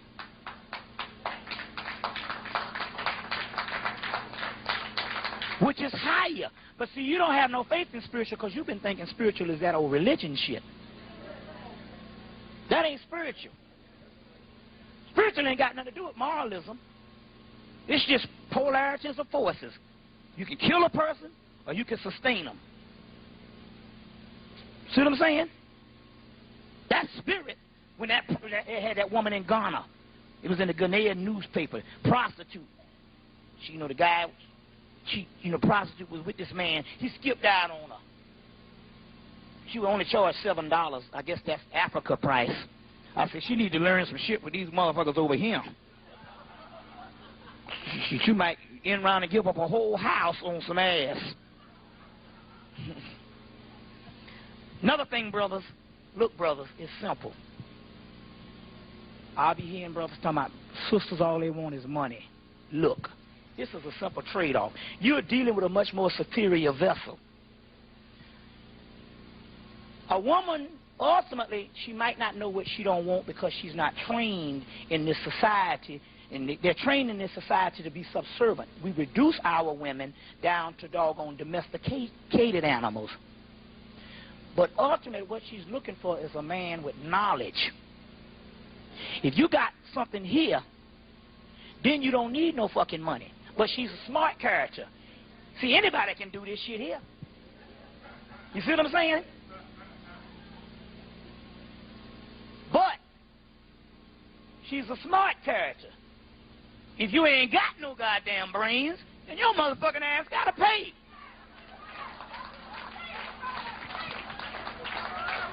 Shit. That's a motherfucker who ain't no fool. You just the idiot get something up here, and you ain't got to come from this. If you come from the lip, you don't have to come from the hip. She's a superior vessel. So she's trying to look for something. So if you ain't got it there, you got to goddamn grease them palms. Shit. A woman is nobody's fool. The woman is so superior, sometimes she has to humble herself because she knows that your ego is so fragile. Until if she say the wrong goddamn thing, you're going to get all upset. So she got to tell you, Big Daddy, you all that, when your ass ain't shit.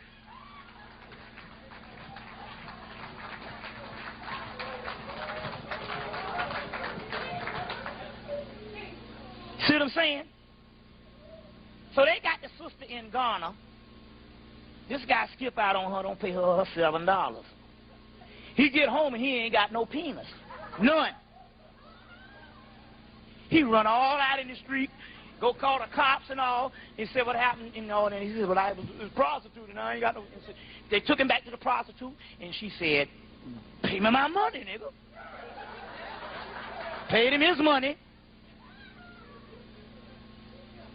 Paid him his money. And he got home, his thing was back. I said, Lord Jesus, I pray that these women over here don't get a hold of that goddamn magic, because niggas will be through. Lord, please let me get it before them. And I promise you, if I get it, I'll use it for warfare on all these crazy niggas out here. But I won't give it to none of the sisters, because brothers will be through. You go home and you ain't got no Johnson and no scrotums. You through dealing. And you know I know some sisters that'll do that shit. You know. You don't want to make a sister wrong the wrong way. You know what I'm saying and all. I had a good friend about 2 years ago. You know, he had the baddest clothes. We all had all these real nice clothes and stuff. And one day, you know, he was playing with her. She said, don't worry about it. She just went and waited till he put all his shit in the cleaners and took all his shit out the cleaners. Because they saw her coming. She used to put his stuff in the cleaners too. Got all his shit out and cut it all up. I'm not nice clothes and stuff like that. I'm just saying, I said, you know, it's just, you know. But anyway, it can get you. Like they say, just go to sleep. Just go to sleep.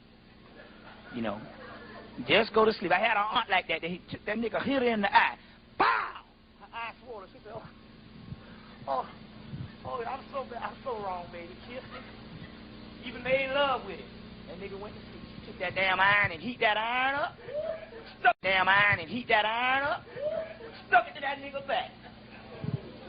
Pure blood vessels come out. But anyway. Now going back to this thing.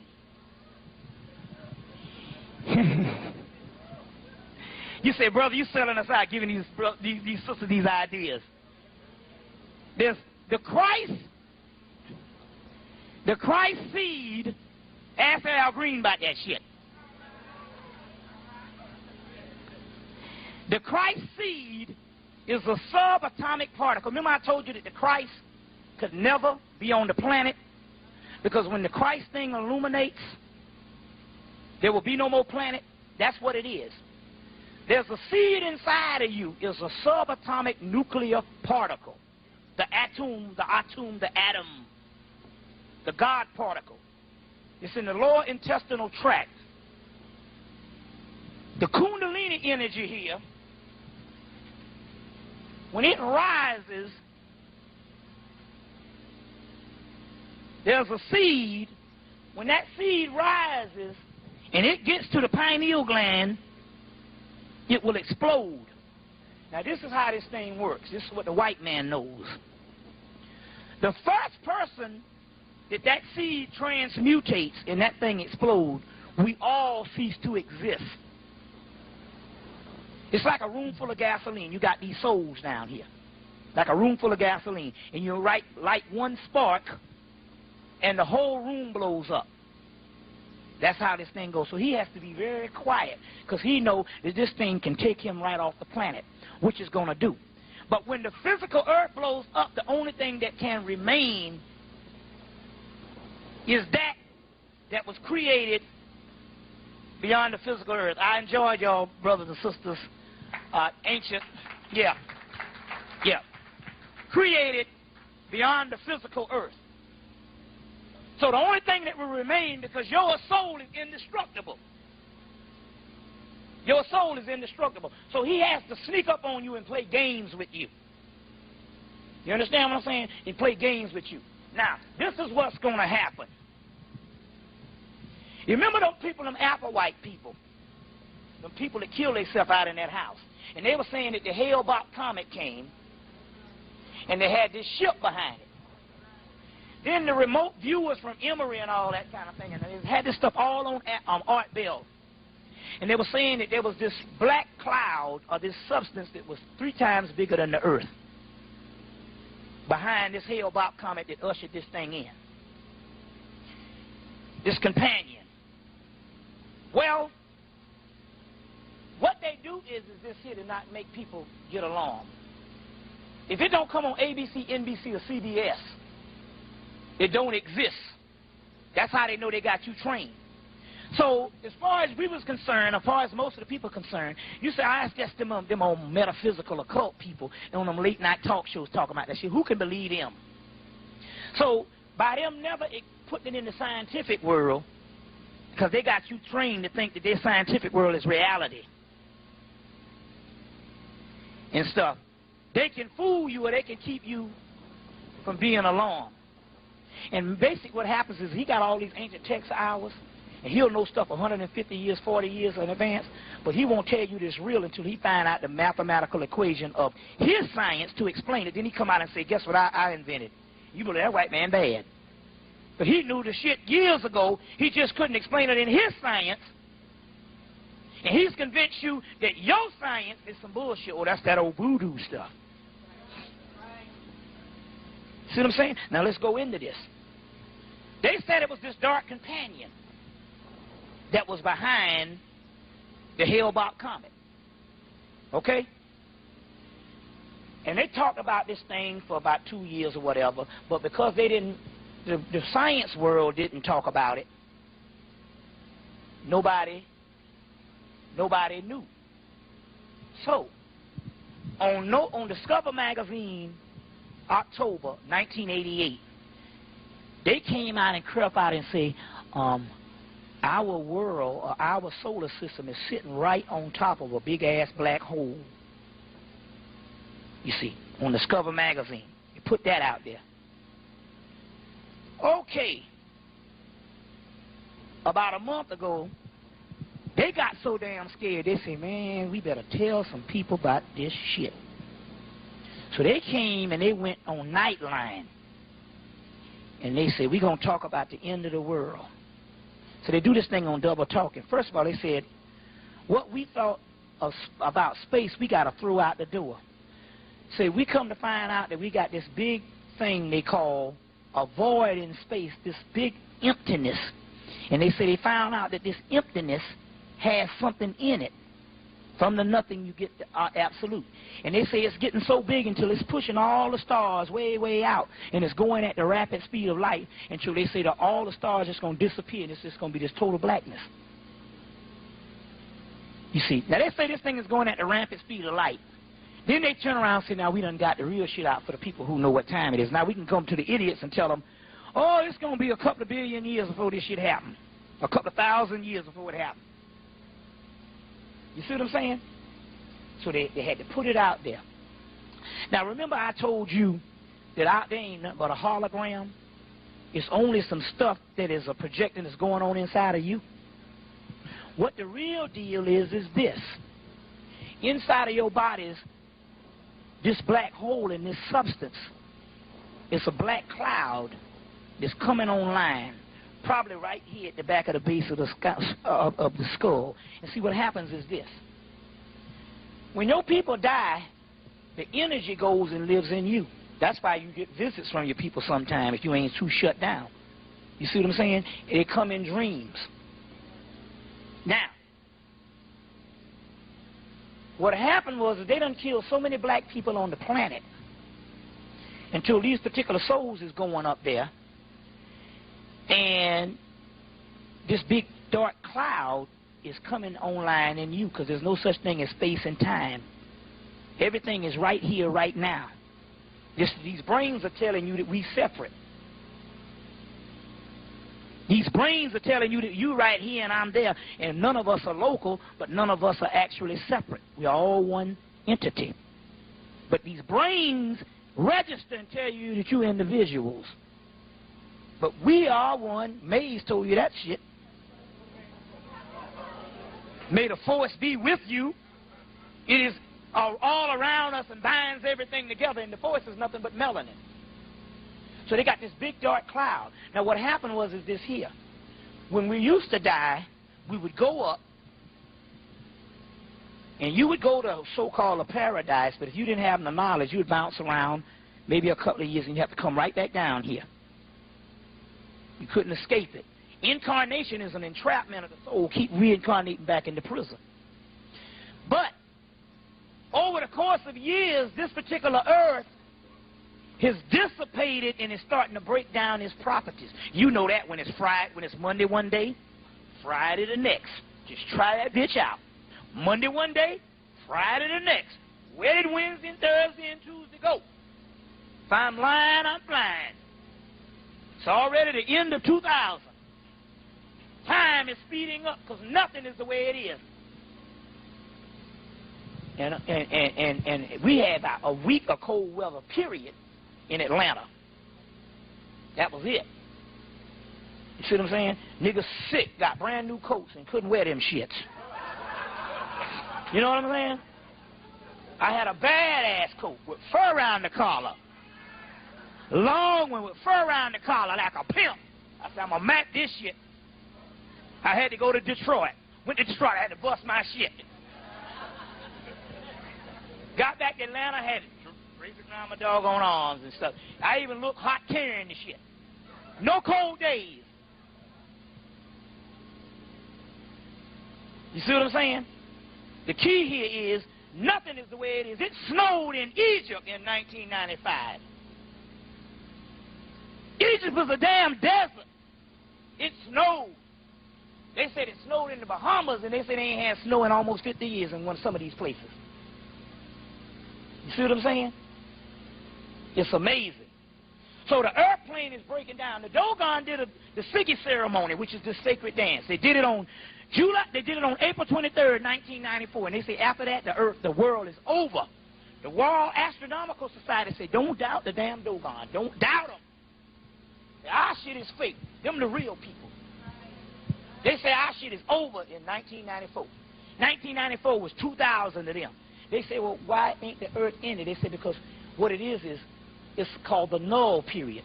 It's leftover residue and it has to peter out. So this null period is so weak until when the bodies go up, they've broken the cycle of incarnation. They don't have to come back down. So they just gather and together. And the white man done killed so many, then plus natural death, all this stuff, this big massive cloud is coming. And that's basically this so-called mothership that they talk about. This great dragon. It ain't physical, it's spiritual. And it's not out there, it's inside of us. This dark matter. Because God knows ain't nothing left. How much more suffering do we have to go through? This shit is tired. See what I'm saying? The church done come and done turned into a fucking damn First National Bank. Won't give you a loan. See what I'm saying? You need to march and burn down all of them. When they was burning down them churches, I said, shit, that's the greatest thing a nigga can do is burn down a damn church.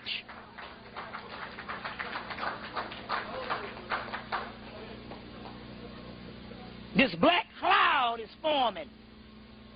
And they know it's only a matter of time.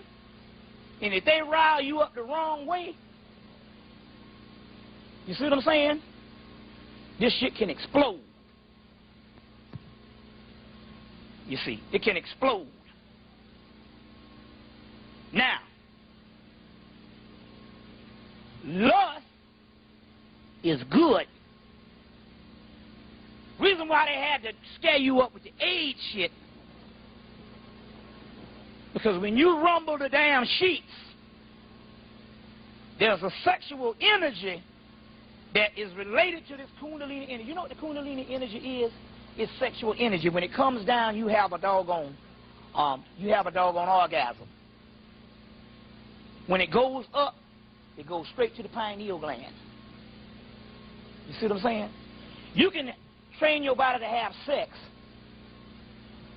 where it don't go, where it goes up. And you know, right at the time, can you imagine this shit? You know, right at the time when you get ready to have this orgasm, that right at that time, you work all hard for that shit. Imagine if the whole time you having sex, you had that feeling. Boy, that's some amazing shit, there now.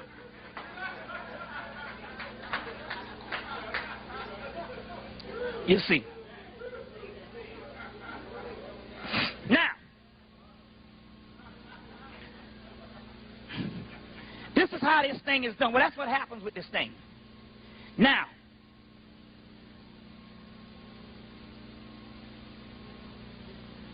you can raise this Kundalini energy through meditation, and all that is raising this energy this way. But the thing about it is this here. The only way, there's some stuff inside of your lower intestinal tract called Kalis, Shaktis, and Ojas. It's latent sexual energies.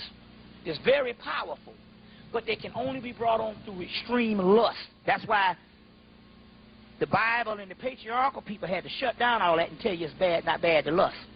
It's bad to lust. Lust is good. That's why your damn brain tell you to do that shit. Until some damn tradition tell you that's bad.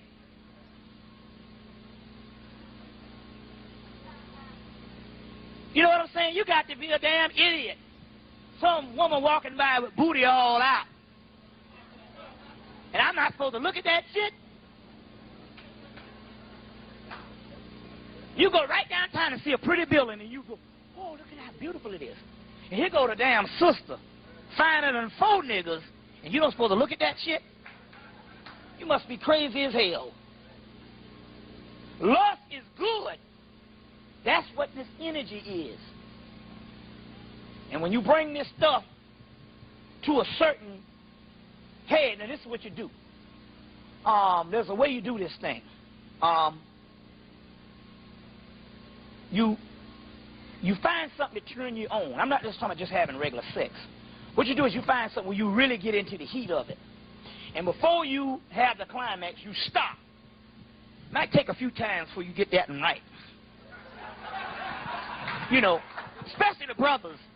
The sister, you know, especially if she one where you say you got to work to get this thing, you might be all right. But you stop, and then you go in and you meditate. Now, what you do, the thing about the meditation, you sit down, you don't have to cross your legs off. You can do it just as comfortable. Just sit and let your legs come out. But what you do is you see, everything is based on creative visualization. You imagine a fire shooting up your spine. Just imagine it shooting up your spine. Just imagine it shooting up your spine. And what you're doing is you're taking that energy back up. But this is different than you regular meditating because you done tapped into the lust and you're bringing up these Ojas, Shaktis, and all this stuff. And what happens is this here, when you bring that particular stuff up, it opens up stuff faster. Then what you do is you want to get into a deep sleep, so you take something to sedate your ass. Either some, you know, you can do the drug thing with some damn Salmonex or whatever you find, or you can take some valerian root. Take about 4 of them, because you want to get into a deep sleep. And that stuff will start, it'll even heal your body. It'll even heal your body and all of that. You get into a deep sleep. Now what happens is this. The melanin, guess what melanin is? Melanin is one thing. It's churned up death. That's what it is. It's the death of a primal deity that died a long time ago, which is your soul that's asleep. And it's also sleep. That's why when you take the melanin out of you, give it to a white person, they go to sleep. You see what I'm saying? They say sleeping pills. You see, now why they can't sleep? Because they don't have the melanin, and because this particular realm now, they can't sleep because in actuality, they see all kind of ghosts and all kind of crazy shit. So they have to sleep just to get through this. This realm is something, it's breaking up. And they're breaking up with it. And because they don't have no soul, they are dying with it. So now, this melanin heals through sleep. But it's not just regular sleep. It's a deep sleep. When a person, Upanishad says, when a person goes into a deep sleep, he goes to his higher self. So what happens is this about the mysteries of sleep. The white man knows sleep deprivation, we can hold these niggas down. Dehydration and sleep deprivation, because the melanin works through water. So what happens with the melanin is this. The melanin is throughout the central nervous system. But the melanin, basically, every alloy, every particle, every herb, everything that's out here in nature is inside of the melanin. But it's throughout, but it's scattered out the human body. When you consume tons of water, it gets it to churn and come from the dormancy, and it gets it to flow. There's patches of melanin, especially around your pineal gland and around the lower intestinal tract, which secretes a lot of it, that's hardened like a stone. That water, you never had like a little mud, dirt, rock, and you put it in some water and you see it dilute? Well, when you drink water, that stuff dilutes. Then it gets back into the nervous system, and it comes up through the pineal gland. But another thing also, too, when you have a deep sleep, this melanin really comes online when you get a real deep sleep. So what the government does is, the government makes sure you got the career. And you got to get up because you got to go 20 miles to damn work. You see what I'm saying? And you don't get the good sleep that you need to get. So the key is, it's not necessarily based on sleeping a long time, because you know sometimes when you sleep a long time, you still be sleepy. Because what happens is this here too. You be in these bright lights and shit. You really want to see, you got to put something black up to the window. You wake up several times a day when you sleep in the night. That's because of this artificial light shit, especially in the urban areas. So the ancients, if they didn't have a ritual to do and it got dark, they went to sleep because they know that they could go to the dream world. Now, because that's all melanin is. It's pockets of dream world. It's not but memory banks, and it's just everything that basically that is. Go want to do that now. Okay, go ahead. So, okay, now, I guess all the people who so-called gonna challenge us, see, they thought this was an old history lecture. So that shit ain't about no history. You know what I'm saying? You talking about demons and dark side and shit the nigga don't know about. Hell, you say, but ain't no sense in me sticking around. I don't know about that shit. I can't argue on that. And I don't want to start working and you can heal yourself overnight. And when you really get it to going, you feel a burning sensation. I get hurt right now, and it'll go and get a burning sensation. That's why I tell you, anybody that a real holy man don't get sick. So if you got prostate cancer and shit, you doing something wrong. Because a real holy man don't get sick. Right. Don't get sick. You see what I'm saying? And all. Now,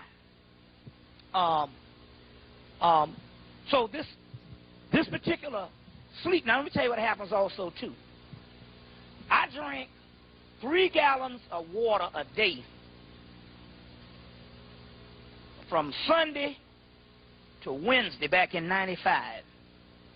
On Wednesday night, I start smelling my house in South Carolina from 1978. And I said, now wait a minute, hold on now. How can you remember a smell? Then I started hearing some stuff.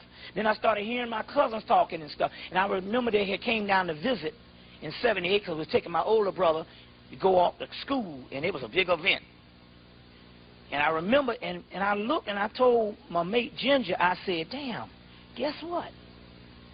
I'm back in 1978. I literally time traveled because the melanin is nothing but genetic memory bank, but it's not just memory, it is actually time itself. because the form of the melanin is called collars, and that means digits of time. And so you can actually time travel.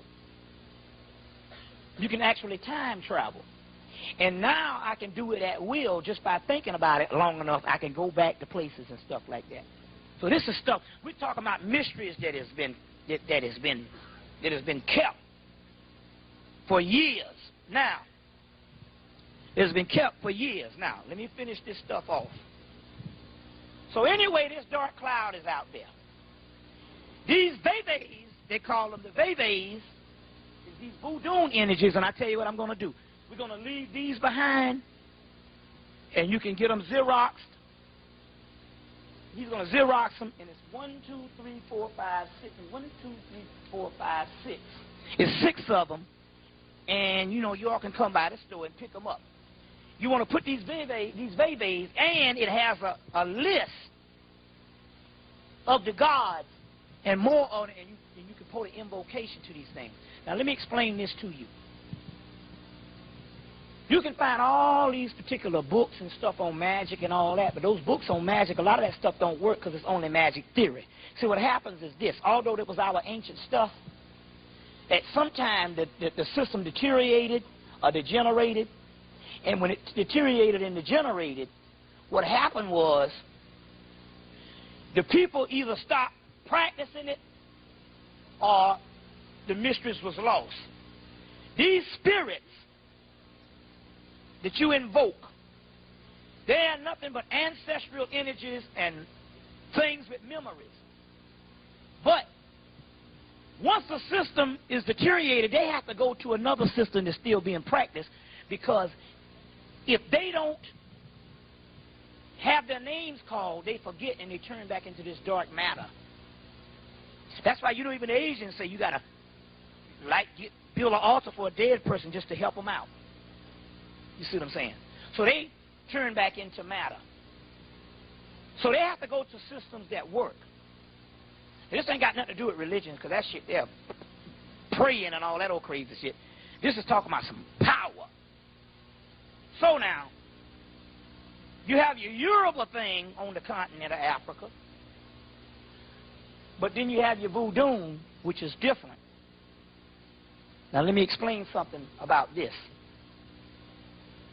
The Yoruba is, although it is an older system, it's an old system. You got to understand one thing about it.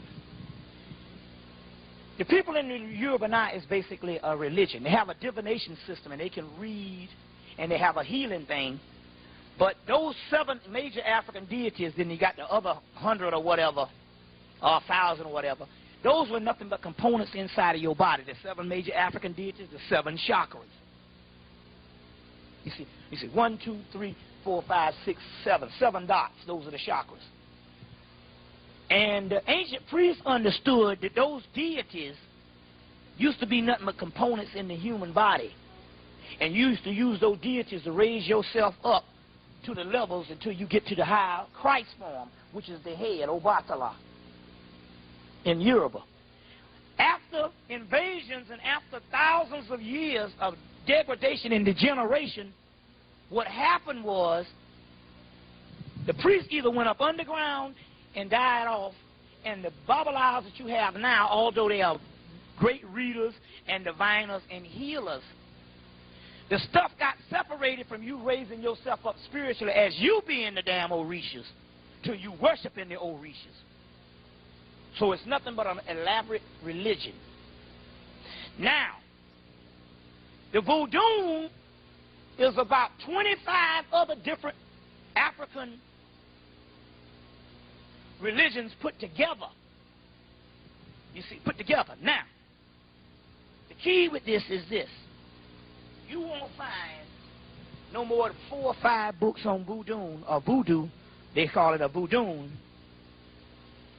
written at one time. Because the white boy know that Toussaint L'Ouverture and Dessalines and them kicked Napoleon in the ass in Haiti, and that's how they took Haiti, by using this damn voodoo. You see? So they never forgot that. You see? The force was with them. Now, the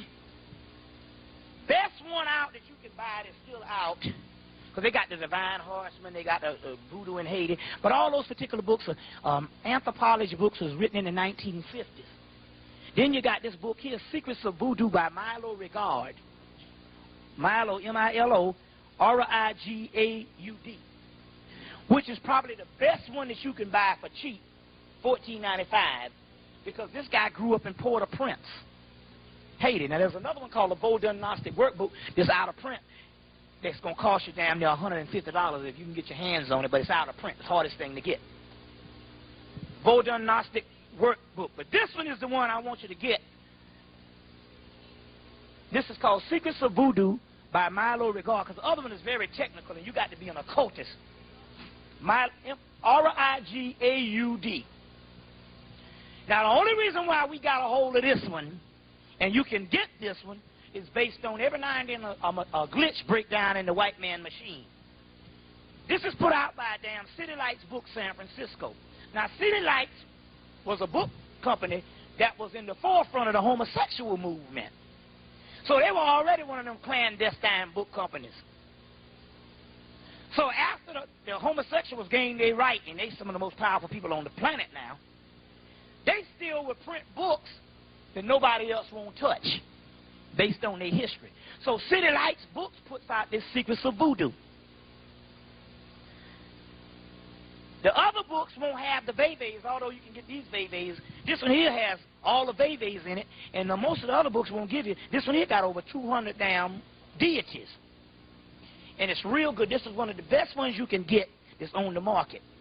Now, why is it that they don't put out no more than a few books on that? Because they don't want you to tap up into that stuff, and they're going to keep the Haitians out. Now, they had a campaign in the 1950s to put this stuff in movies and stuff to scare the shit out you when you hear the word voodoo. That's a form of mind control. Now, why is it that they want to scare the shit out you when you hear the word voodoo? Because they know that you won't go nowhere near it. See, black people ain't going to worship no devil now. Shit. So the best thing to keep all the science is in Satanism. That's why I study this shit. Satanism ain't nothing but fucking Egyptian alchemy and Osiris mysteries. And your fucking ass has been kept from it because you thinking there's such thing as a damn devil. And Satanism is anything outside of the Christian canon. You see what I'm saying? You see. So it ain't nothing but stuff that the only thing if they want to keep something from you, just put it in Satanism. You ain't know you a trained animal. You scared as shit. They train your ass to be scared in slavery. You ain't gonna one thing about black people, you ain't gonna fuck with no Satan on it. So that's the shit to hide everything from your ass. So my thing is, if Satan is the enemy to the white man, I'm running to Satan. See y'all later. If he tells me to go to Jesus and stay away from Satan, knowing this damn devil, I'm going to damn Satan. Because I know it's a trick. And you looking at one of the greatest scholars on Satanism there is. I thought about it one day. I said, well, damn, I'm going to study what this cracker tell me not to study. And come to find out, it wasn't nothing but the mystery system that they hide in shit called Satanism. And come to... So that word there don't scare the shit out of black person by S. Jason Black. Or you going to make a pact with the devil. It's still S. Jason Black. I got the book and I see Voodoo up in there, Yoruba up in there, Egypt up in there. Oh, so this is what you call in Satanism. S. Jason Black and Christopher Hyatt. Pacts with the Devils. It's still in print. I look in the book, they got damn Yoruba, Voodoo, Egyptian. I said, damn, they got all the African shit up in here. Oh, so that's what Satanism is. And that's why your ass ain't got no power now, running around with Jesus. See, the white man already know. You come on TV and you go, oh, I am protected because I got God on my side. He say, go ahead and kill his ass. That's the one to kill. Because they know that nigga don't know shit about what he talking about. Because that deity, what you call God, especially a German deity, a fucking German deity, he know that you don't know what the hell you talking about. In Jesus, Greek and Roman, they say you can go ahead and blow him in the damn head. He don't know. You see what I'm saying? But I tell him I come straight from the damn dark side. Them motherfuckers say. He said we better leave him alone because there are devices in the body that will come online if he's threatened the wrong way. That's how you stay alive. One man's God is another man's devil. So I said, no, you don't want to. That's why I opened up. I said, you don't want to fuck with me. Because I ain't. Everybody who ever lined up behind God is 6 feet under. You see what I'm saying? This is the reality of it. You don't supposed to get you. You said, this is some crazy stuff. Knowledge is supposed to be crazy. You ever thought about it? If I gave you something that you already know, I'm taking your money. It don't supposed to be, yeah, no. It's supposed to be, damn, I didn't know that. That's what knowledge is. If you already know it, that's not knowledge. That becomes masturbation. You know? And it is always the things you fear. You have to challenge yourself to permeate your fears because you have been taught to fear shit. They put that Satan shit on you. See what I'm saying?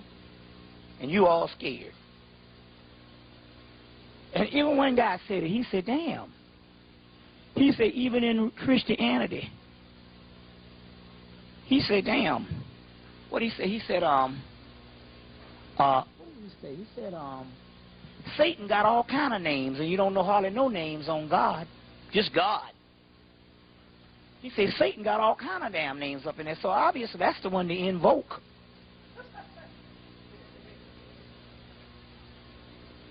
Now, this voodoo is a combination of about 25 different African deities. Now, there's another book out that just came out called Voodoo Quantum Leap by, what's this guy's name?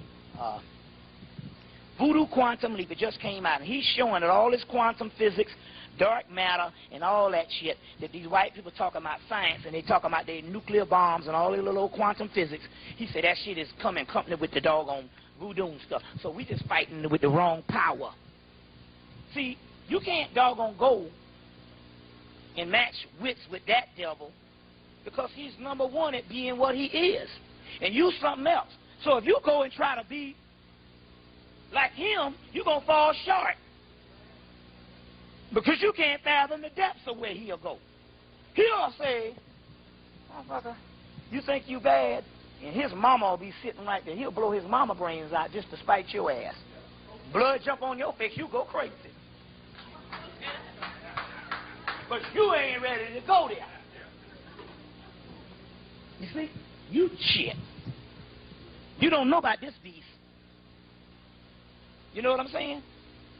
You ain't ready to go there. So, you got to go where he can't go. That's why he keeping you from the shit. Telling you it's evil. You mean to tell me this motherfucker is the object of all what has been bad to me? And he got the gall to tell me something evil? I'm going to the evil, because I know if he ain't never gave me nothing good, he couldn't give me no good religion. That don't make no fucking sense. You ain't never got nothing good from this cracker. Then all of a sudden he going to give you good religion? And see, this is the problem about our people. Our people, we don't understand. He still don't live on the planet in peace with nobody. Now, you say, well, he ain't like he used to be, but look, this is what the deal is. He don't have to be. He owns the planet now. See, it's always a master-slave relationship. You see what I'm saying?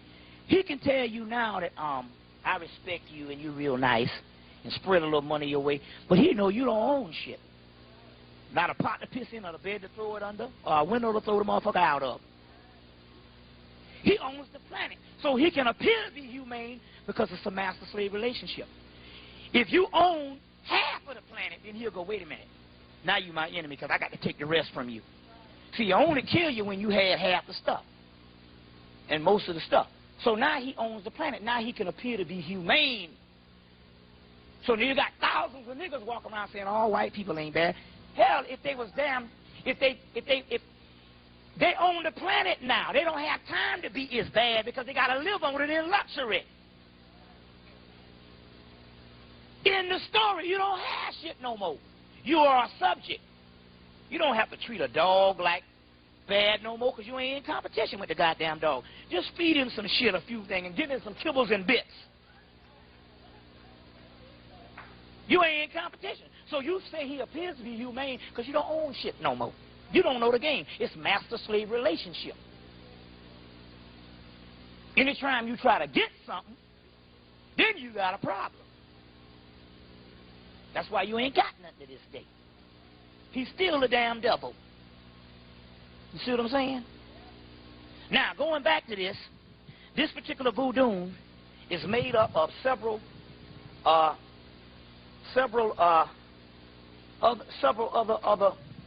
other religions.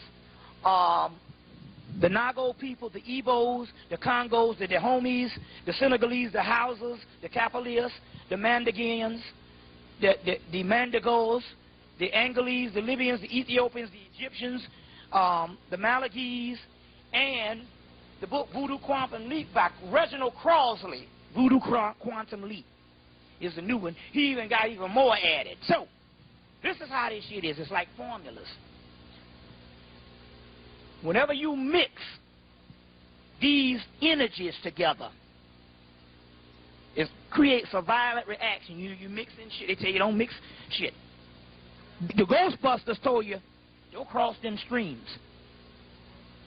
Reginald Crossley, Voodoo Quantum Leap. Crossley, don't ask me to spell, baby. You fuck up bad when you ask me to spell. You know, Reginald Crossley. You figure it out. But don't cross the streams, you have a violent reaction. So what the Haitians did, they preserved all of those doggone different traditions, and they ended up crossing the streams. Now, what these voodoo energy is, these energies, each person that came across the middle passage, these souls came across the middle passage. In the Kabbalah, it talks about the end days when all the souls will be mixed together in the West, a great mixing bowl. So this stuff is violent reaction, and he knows it, and he don't want you to tap into it. Now, the key is this. The brothers and sisters that's left behind in Haiti now, they use the stuff for resistance, and they use the stuff for survival, spiritual, healing, different things like that. And if something goes wrong, they use it for resistance. We're not talking about resistance. Everybody's talking about survival. What I'm talking about is offense. We going on the offensive on the ass. That means, see, we can't have time to just wait till he strike.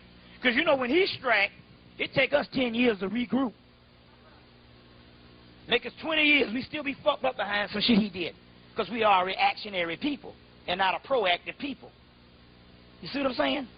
But what about when he's cooling out? Then we strike.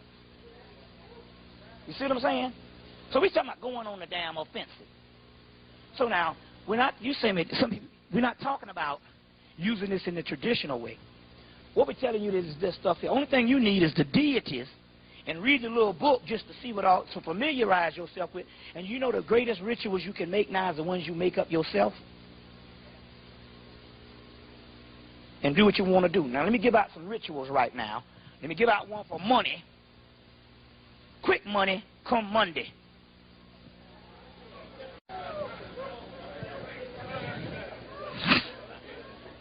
All right. I'll put it on the tape for the people who don't have nothing. You go to a crossroads. You know the crossroads? That's any 4 corners on the street. 1, 2, 3, 4. And you take 16 pennies. 16 pennies. 16. You put 4 pennies on each corner. Put them face down. On each corner on a Monday. And you ask Elegba, E-L-E-G-B-A, that's the one up here. E-L-E-G-B-A or L-E-G-B-A. Depends on Voodoo, it's Legba. Yoruba is Elegba. Or it's Ishu, E-S-H-U. Same thing, Elegba, Ishu. Or Elegba, Legba. So you ask Elegba for financial assistance. Takes about 7 days, and it's funny how it works. It don't come on how you want it, but it always works itself out. Yeah, okay, yeah. Oh, that shot, yeah, man. I should do like the niggas in the 70s used to walk around with a towel. Remember that? Brother used to walk around in a damn towel in an 8-track tape player and an Afro pick and some sweat socks with some damn rings around the shits. And some cut-off short pants.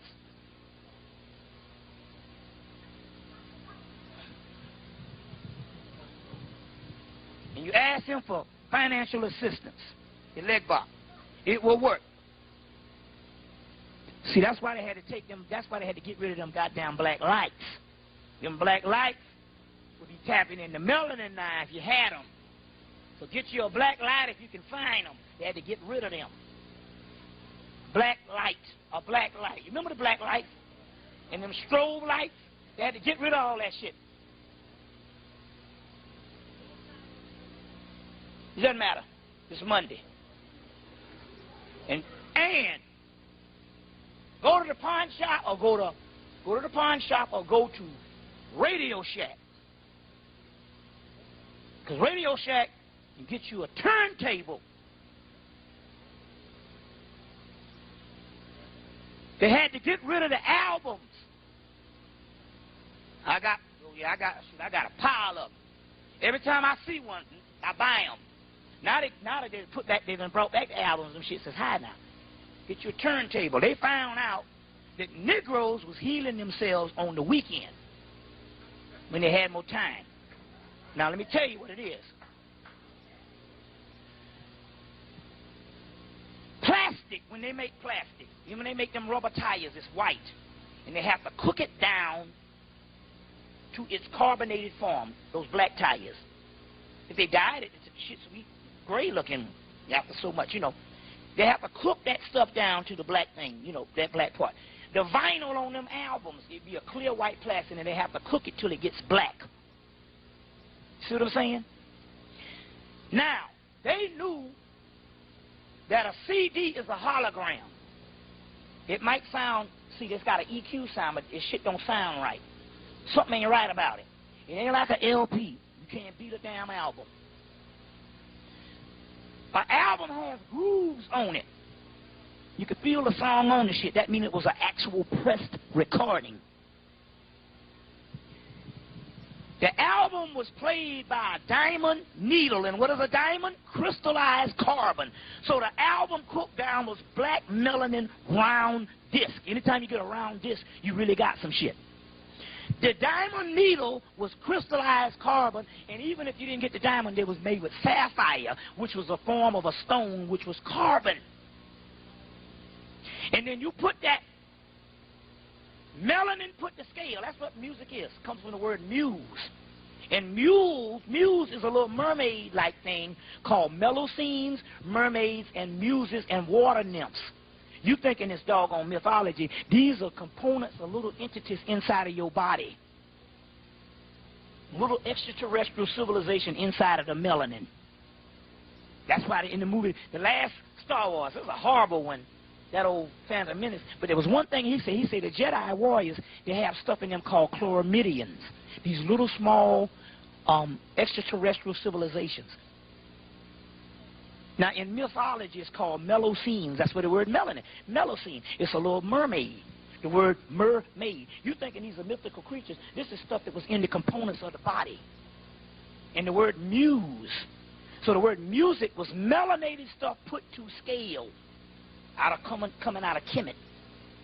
You see, brought up into Europe as classical music by the Moors.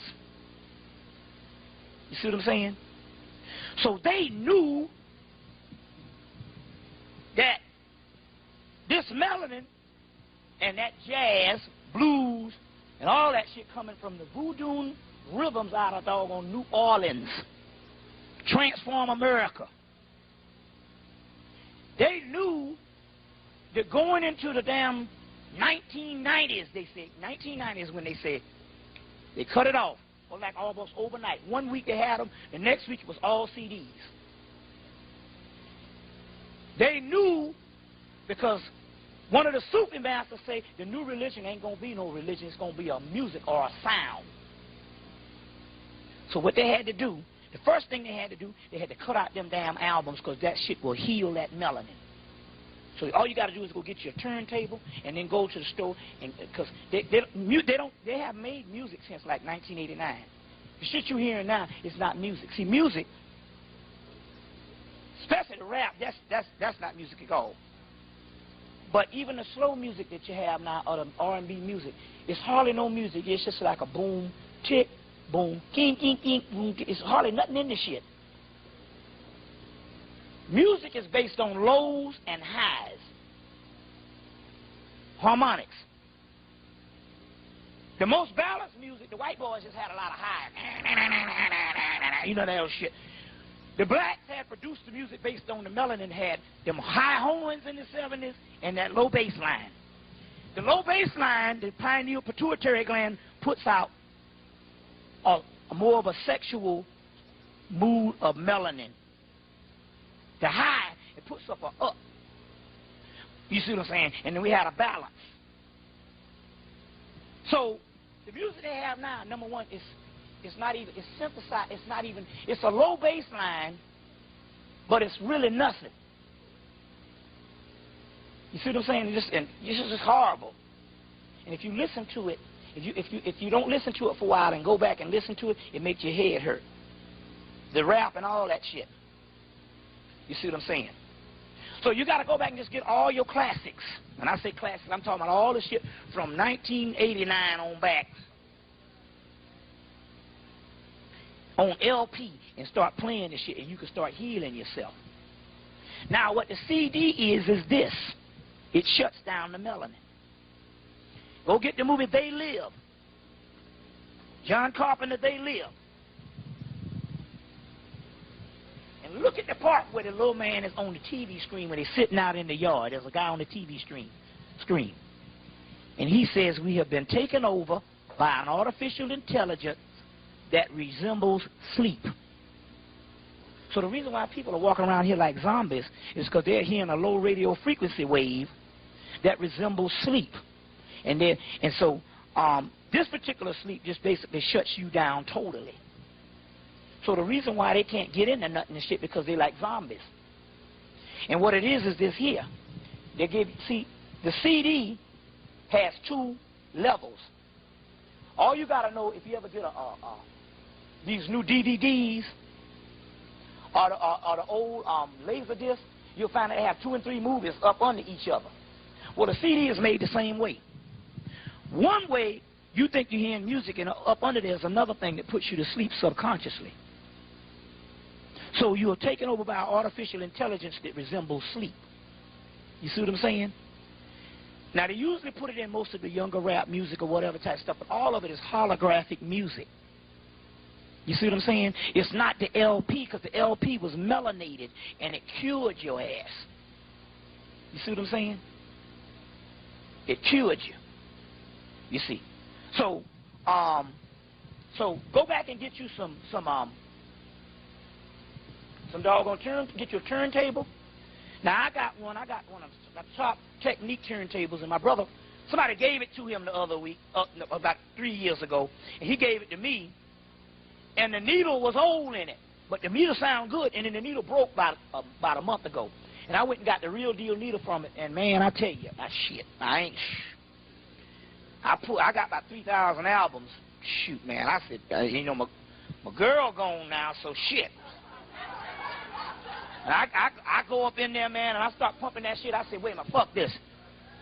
for a whole 2 weeks. I said, I ain't going to buy nothing but some damn shit to make some sandwiches. I would say, I ain't cooking, I ain't got to, and I've been pumping that shit up. You know what I'm saying? I got a house now and stuff. And all. So I'm just saying, you gotta get into some stuff like that and all. Any woman over 40 or 45 needs to, especially if you get in your 50 and 60, and to change your life. You done had to change your life. You need to increase your sexual energy by having more sex. If you by yourself, if you got to go get a motherfucker 12 to hit it, or 18, if you got to pay a motherfucker to hit it, you need to be doing it. If homeboy shit don't rise, go get you an 18-year-old and pay that nigga. But any woman over a certain age should start having more sex, because the change of life is a metaphysical thing, them hot flashes and stuff. It's another spiritual level. And they say, one sister say she ain't never had sex until she turned 50. And she had a nigga 18 to hit it. And she said she was in a whole nother dimension.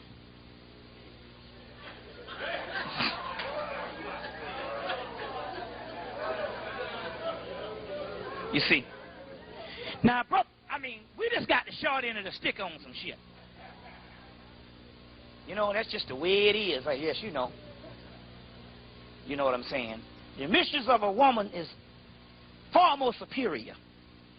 Bottom line, you ain't messing around with nothing. Mistress of a woman is far more superior.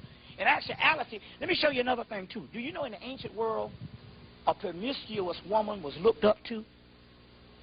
The patriarchal society, as it got older, and it became stronger and stronger, and newer races, they started holding down the woman. But in ancient India, ancient Kemet, and going on back into equatorial Africa, thousands of years ago, a woman who had sex with different males was revered. Now, I'm going to show you something here. See how we program. You say, well, how could that be? Let me show you how we are programmed. Now, let's just break this thing down physiological. The man, like the James Bond shit, is revered when he has a whole bunch of women. All they might talk shit, but they like that nigga that's got a whole bunch of women that like him. Because that's the way they train you. But let's look at this thing physiologically. A man, once he shoot his wad, he through dealing. You might well throw that nigga in the trash can.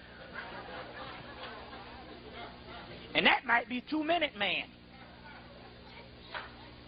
Depending on the situation. Short end of the stick. But yet he's more revered the more and more he does. You know what I'm saying? But let's look at the woman. The woman can go all night. She can take multiple partners in one damn move. So obviously, when it was the matriarchal thing, that coincides more with what is reality. Reality is a woman can take the shit.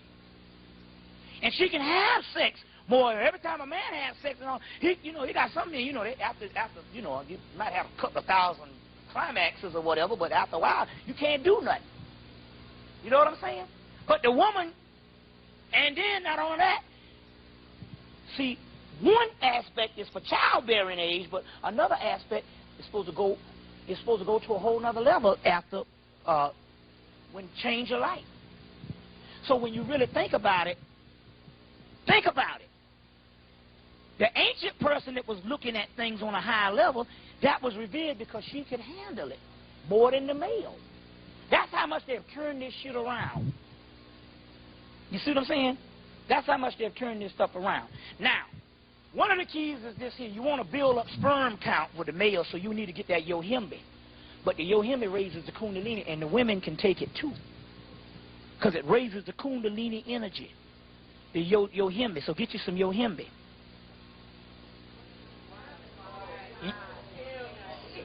Yohimbe. You see what I'm saying? Now let me go to another ritual. When you come, you're going to get, now this is for the sisters. This is for the sisters. This is the god Erzuli, E-R-Z-U-L-I. L-I-E. E-R-O-Z-L-I-E. Erzuli. That's the goddess of love. Now, wait a minute now. Y'all must have a good relationship, because this is for the sister who ain't got no man to get a man. So y'all, if you ain't got no man, if you got all right, then you can leave. But if you ain't got no man, you should stay, at least get this shit here.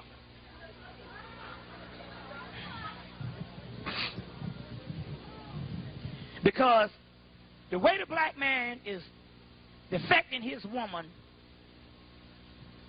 like it's going out of style. He is getting away from his woman in mass droves with that white woman.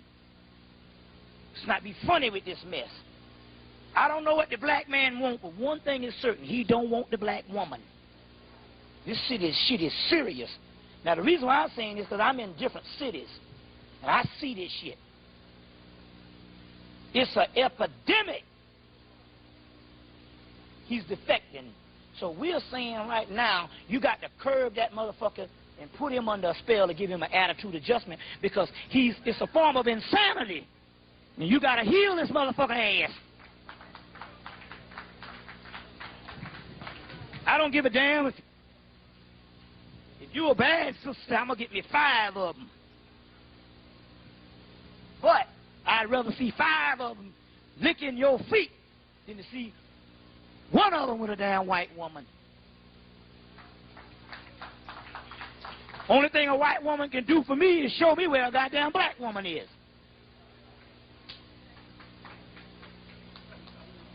Now, let me give you, I'm going to give you 2. Let me give you this one first. Now, if you got a nigga fucking with you, this is male or female, you know how you got a person just messing with you. What you do is get you a black bottle, beer bottle, or mainly a root beer bottle, because you want to take that old paper off the side. Get you a black root beer bottle or a beer bottle, as long as it's black and you get the paper off the side. Get you a black bottle and get you some coffee, liquid coffee, brewed coffee, no decaf. Black coffee, regular. You get some real strong Colombian, Jamaican, or Kenyan, or whatever. Get you some black, especially that Starbucks shit, real potent. Get you some black coffee and pour in that bottle. Then get you a brown piece of paper bag and tear it off on a strip like this and write that person's name on that brown paper bag and put it on the dresser or put it on a mantle or put it on an altar and take that bottle and set it on top of that brown piece of paper. And that nigga will not mess with you again or nothing like that. Now, my mama put the brown bottle on them down there in Mullins, South Carolina. She be putting it on them because, see, my mama quit school. My mama was a teacher of the year, a.k.a. teacher of the year for damn near 30 years, 20-something years.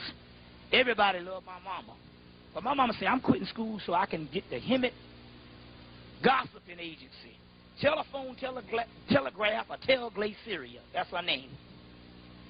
And they said, Miss Hemet, I'm going to tell you something. It's a secret. Don't tell nobody shit. As soon as she hang up the phone, she dialing. She said, shit, it was a secret. What the hell you told me for? Well, you told me so. So every now and then she gets somebody mad because she done put out the news on somebody. So she said, she put out the news and some nigga all mad. Miss Hemet, I'm up, all mad and stuff. So she put the brown bottle on him. See, that nigga was cutting her grass the next day. Then there's another one. I'm going to beat this bitch ass. It's him talking that shit. She put the brown bottle on. She said the woman can't even look at her now. She's scared. You know, so put the brown bottle. There was a black guy, a boy, 19. I was up in Milwaukee speaking, and there's a guy, 19, and he said that this old cracker on the job was messing with him. And he put the brown bottle on that cracker, and he had a heart attack. Now, let me tell you another thing. My ex-girlfriend, my ex-girlfriend, not the one that just left me. The one before her.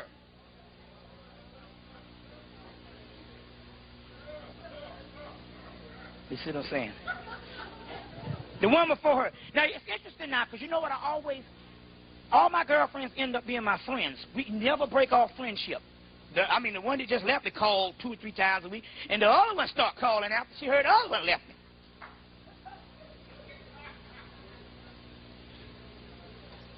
But anyway, my ex-girlfriend, she made a good observation the other week. She said, why don't you use the brown bottle one for damn bill collectors? I said, damn, I never thought about that.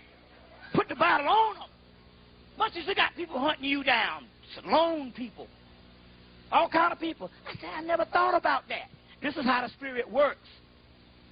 Okay? Now, let me give you another one. This one is for love ritual. You're going to get you a pink candle, 7-day. Erzuli, this is to Erzuli. And Erzuli, E-R-Z-U-L-E-Y.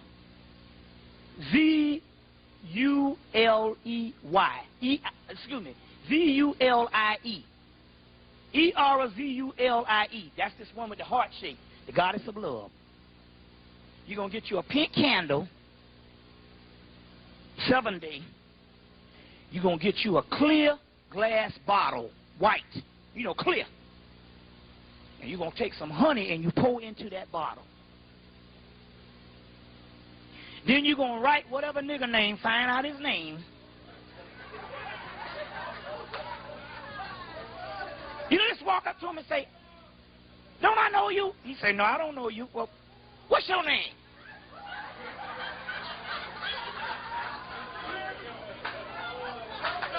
He tell you the name and you go, no, that ain't it. You can go home and write that nigga name down. Or go around the corner. Get you thing, write it on your hand. Write his name down and write it on a pink piece of paper.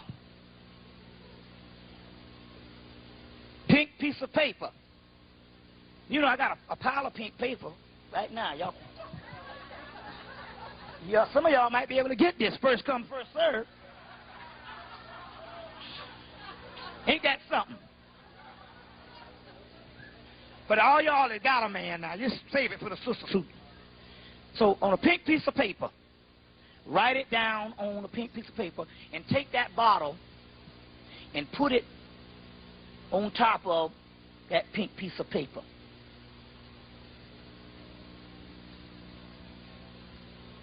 And you'll get that Negro.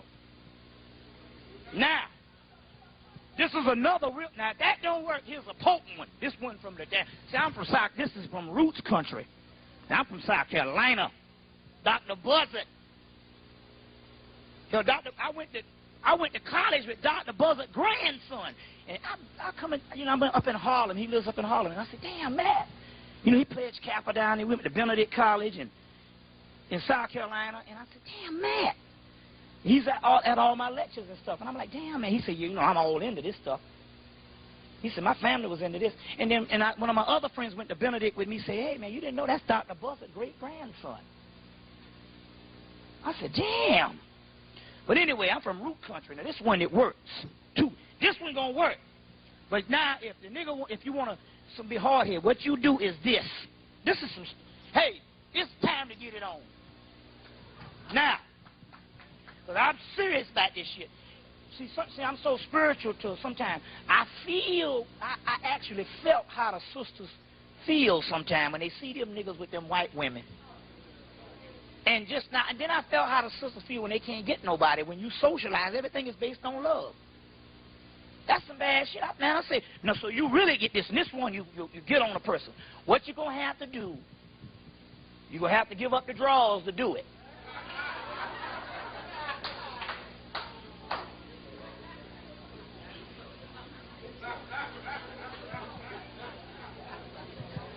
Or whatever brother that's willing to get with you, that you say, I might pretty much like, I'd like to chill with him. But say, hey, just come on and get it.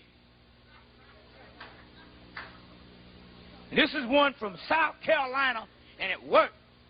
Now, let me give you the story. I had a friend, I got a cousin named Robert, and man, we was up in New York in 1970, and you should see his wife. His wife was so fine until women would look and say, damn, that's a fine-ass woman. And he had just got married, but he went snook off one time and got this other sister and laid with her, and then he could not touch his wife no more.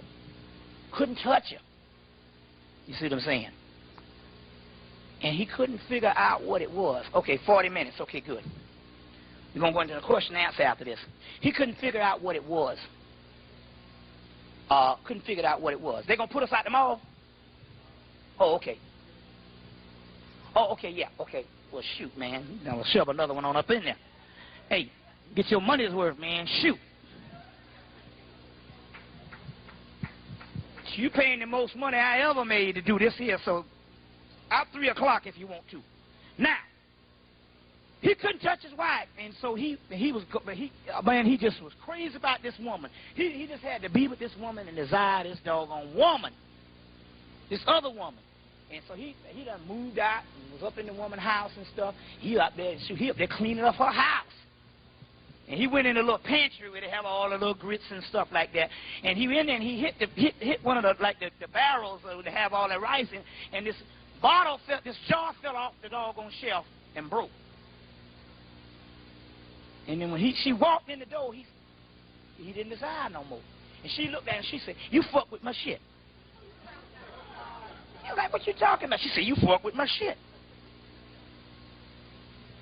And he said, "Oh, now I get it." And basically what you do is whenever you have sex with a brother, you take a dish rag. It's got to be a dish. I don't know why it's not. See, the Africans had all kind of advanced shit they used to do. You take a dish rag and you wipe the cum off with, and then you take it and you tie it in a knot and put it in a damn jar. You got it.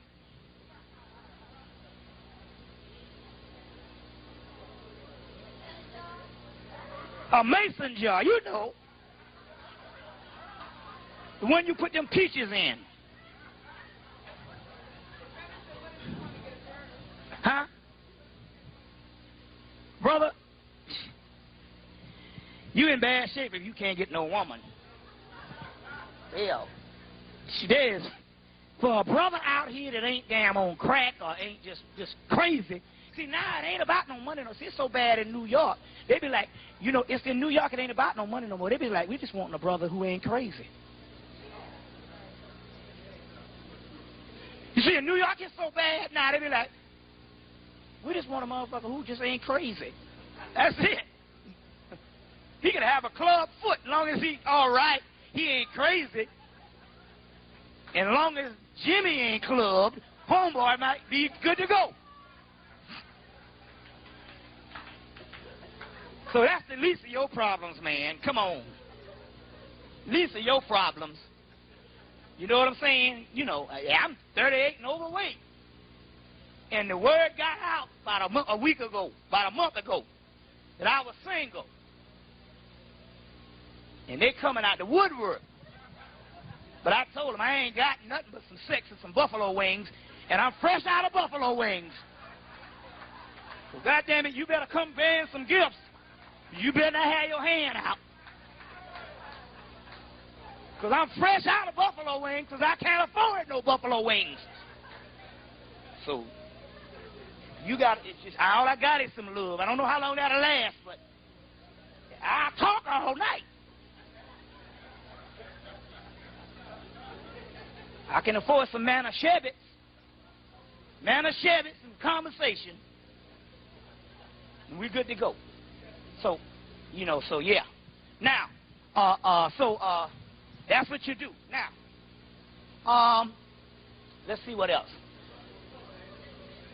Huh? The menstrual thing, what you do is this here. The menstrual thing is to get what you want. What you want. And get what your man wants, so he can benefit off this shit. See, even when he got the period, when you got the period, he can go and benefit off the thing. Because, most men have cycles, too. You know what a nigga get on his cycle. You didn't know that shit, did you? Men have cycles, too. Yeah, damn right. Men have cycles. So, and they might coincide with yours. But anyway, so the man can benefit off this. What you do is you wear all red undergarments. All red. Red underwear, red bra, under anything you get on while you have your period on. Then you get you a piece of paper and write on red ink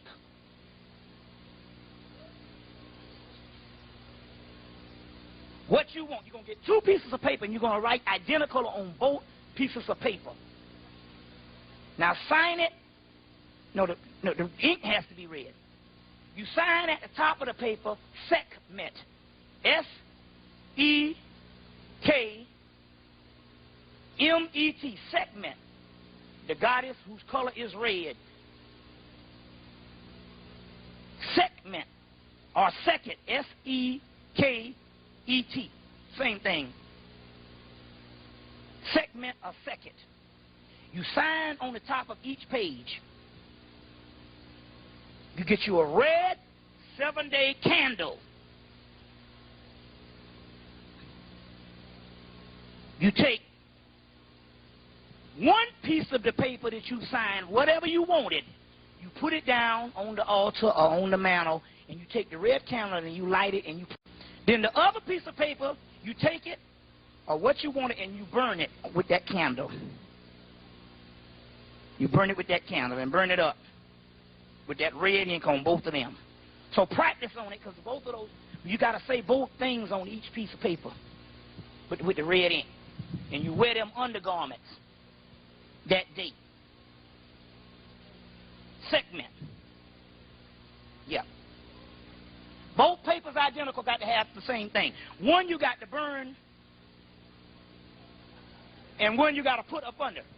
Now, this is the one for big money. This is the one for big money. Big money. The other one just gets you by.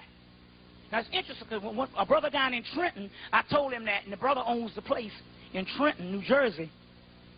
And I told him, he did this, the one on the 4 corners, the 4 pennies. And he went outside, and damn money was rolling up the street. And he thought it was this woman in this little boy lost it, so he picked up all the money and gave it to the girl. And she said, was that your money you lost? And she said, no. We didn't lose no money. And the money just was rolling up the damn street for him, and he didn't pick up on it and gave it to the girl. You see. Now, this one is for big money. Big money. Now, this one comes from Haiti. Here it is again. It's Erzulie. E-R-Z-U-L-I-E. Erzulie. That's Isis in Kemet, Oshun in Yoruba land in Nigeria. Erzulie.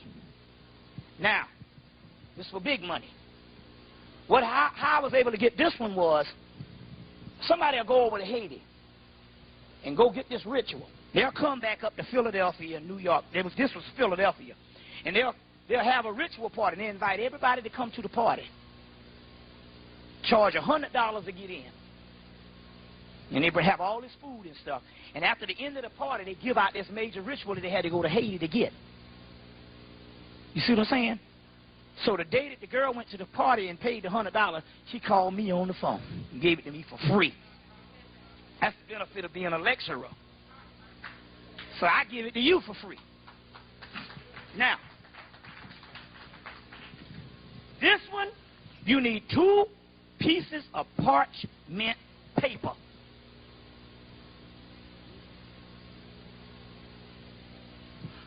Two pink 7-day candles. All right? No, I'm sorry. 1 pink 7-day candle. 2 pieces of parchment paper. That's the sheepskin paper. You can get it at any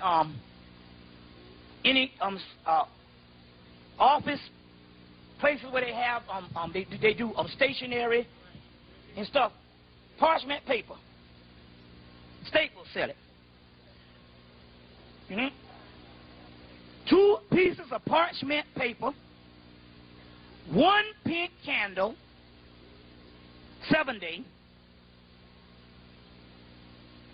one white plate. Don't fuck around with no China, no paper shit. A white porcelain, a white plate.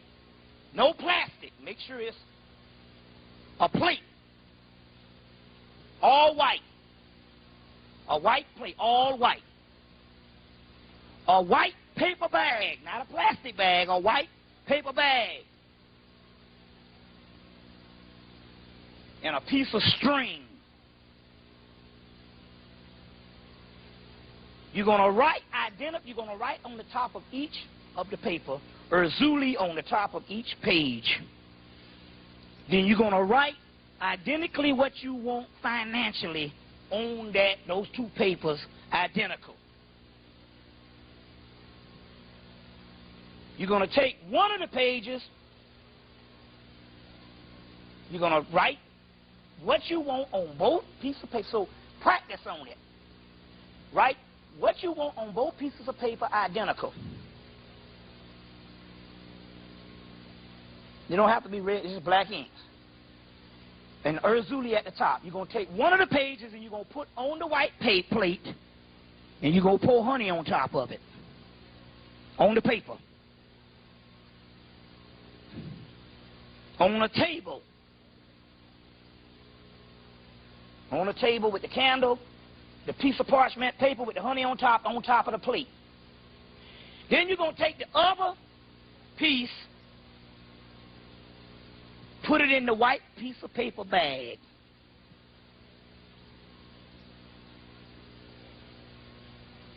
Take the other piece of parchment paper, put it in a white paper bag, and twist the paper bag at the top that it looks like a balloon and tie a string around it.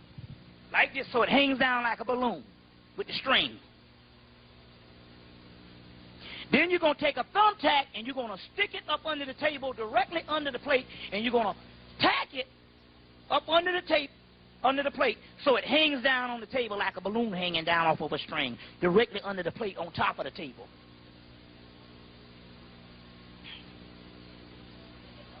Up under the table, you're going to take a thumbtack and you're going to put it up under the table with the bag hanging down, tied at the top of the bag, with the paper inside the bag. Huh? Yes, it's up under the table. The one up under the table, the candle is going to be sitting up on the table with the plate. You're going to take another one with the bag and stick it up under the plate, under the table. You get it? If you don't, tell your damn friends next to you or something who get it. Now, and, you know, I can't go on all night about this. It's real simple. Huh? By the tape. And you put it up under the table and let it hang down, and that'll get you big money, and you let that candle burn. That'll get you big money. Now, these things work better if you believe in them. Don't just believe in some stuff and just do it just in case. So that's what it is, because a lot of this stuff is off of your own energy. So you have to believe in it. Let the candle burn. Yeah. The candle is on the table beside the plate. Beside the plate. Yeah. So let's go into a question and answer right quick. What's that, brother?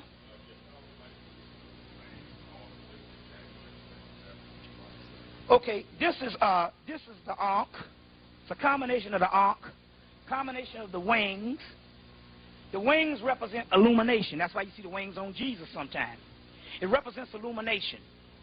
It's got a little scarab beetle on the end. The scarab beetle hangs around shit, feces, and then it grows wings, so it represents illumination.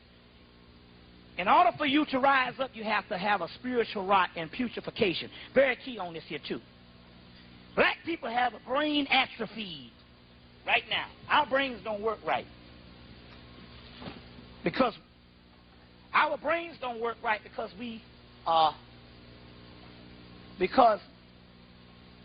function in a society that's not conducive to our own thought. And we even have to question whether we came out of slavery with thought. I don't even believe half the shit is thought. I don't think we think at all half the time.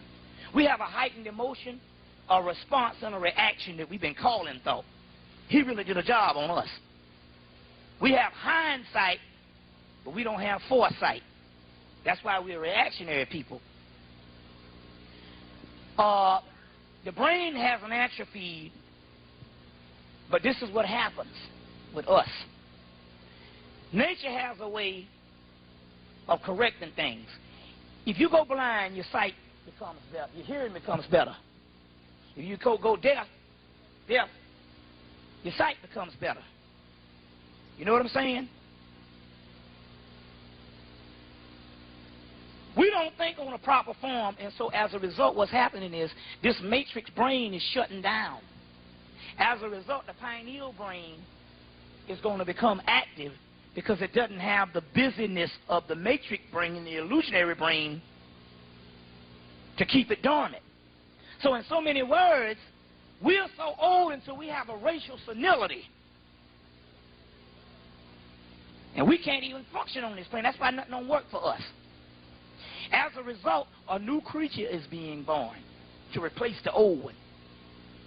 That's a part of this whole thing. So that's what this, the beetle represents that the rebirth, and it hangs around in dung. This is the same Baphomet that you saw before, the god Pan that I showed you, which the white boy didn't have a symbol for devil at first, and he chose an ancient symbol. Yeah, I got it right here. He took an ancient symbol and he made and he just made, because there's no such thing as the devil. They don't have a pictorial view of description of the devil in the Bible, and he just took an ancient symbol, and anytime you see the horns on the head, that represented one with nature. The goddess, they took the same horns off the goddess Hathor head and put on the devil. There's a book called The Devil by Jeffrey Burton Russell's book. Jeffrey Burton Russell got an excellent book on the devil, and it show you how they took all them ancient things and converted it into that shit in Rome. So that's what this is. This is the scarab with the beetle, with the wings. This is a picture of Horus or Heru, and at the top is the pyramid, represents the union, and at the bottom is the snake, represents the Kundalini. And this is what you call the Star of David, is actually two inverted pyramids, which means as above, so below. And in the middle is the Eye of Heru, which is also the third eye. All this stuff is ancient symbology. That's our stuff. You see what I'm saying? Give me some questions. Okay, hold up. You want to? As we, first of all, I'd like to thank everybody for coming out. Let's get a brother a black hand. Yeah. All right. And thank you, my queen, as always, in the beginning and the end. We have a mic for question and answers. So to benefit everybody, so everyone can hear what we'd like to do. If you have a question, we do have a mic. So as we do it in all the lectures, if you could just form a line right there. Now also, what we're not going to do, Brother Jamal, he had to leave, is that we're not going to have a debate. We're not going to have any arguments. That's right. And we're not going to have a mini lecture by the questioner, for the benefit for the brothers and sisters that have come to get the knowledge. Ashe on that? Okay, so if you have a question, not 5, 6, or 10 questions, I'll give you the benefit of the doubt of 2 if the brother wants you to go on. But just form a line, and you all have a benefit. The brother here can go on, so we've got plenty of time for your question and answer until he's finished, okay? So thank you all again for coming out. The brother will be back, and this is just one of the things that we do. So thank you, my brother. All right. Hotep. Right on. All right. Yeah. Like I say, this is homecoming for me. All right, give me some questions. Okay, I want to ask this question the best I can. Yeah. Could you explain more why the men should have wives, or if he should have wives, or why that role is important to get to the high level of... could you expound more on that? That's what I want you to do. Yeah, in actuality, what it was a social program. It was a social type of thing that was invented by the sisters in Africa. The sisters is the one that started the whole, polygamy thing. Because of the shortage of males at that particular time, And it was as much wise as you can afford. That's the difference now. Ain't no sense in having no 2, 3 wives and stuff. You know what I'm saying? You can't afford a damn thing, and it end up with 100,000 kids that the state got to take care of. You know what I'm saying? So it was a social thing that the sisters put together in ancient Africa and ancient civilization. Whether that is appropriate now has to depend on the individual situation. And it has to depend on whether you have every party mature enough to understand what's going on. It can't be something that's imposed upon someone based on some type of mind control type thing.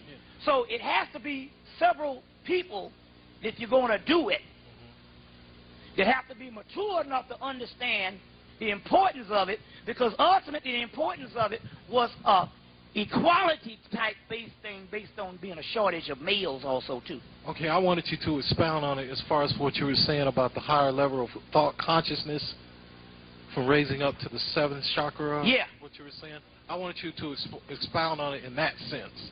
If that's the level of understanding and you know. You talking as far as the many wives or something? As far as for what you were saying, as far as for you put now I'm gonna tell you now. I'm a master of the goddamn occult. Now I'm a master of this shit. I know what I'm talking about, and I don't see really the relevance of it when you don't even have to have the wives to deal with it on that level. You understand what I'm saying?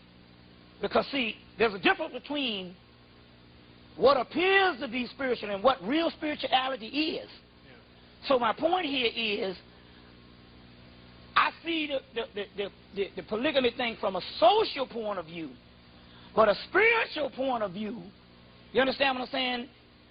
You got to understand this particular part. Each person's soul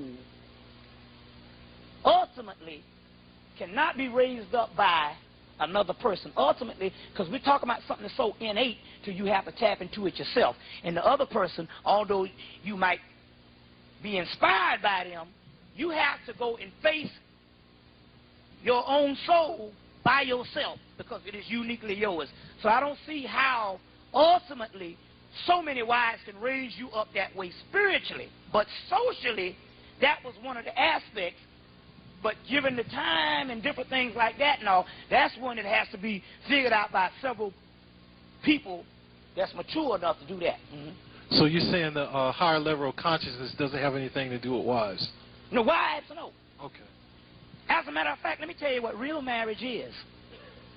The real marriage has nothing to do with some type of ceremony where you get together. You know what real sacred marriage is? Real sacred marriage or spiritual marriage is a union of 2 energies brought on by sex.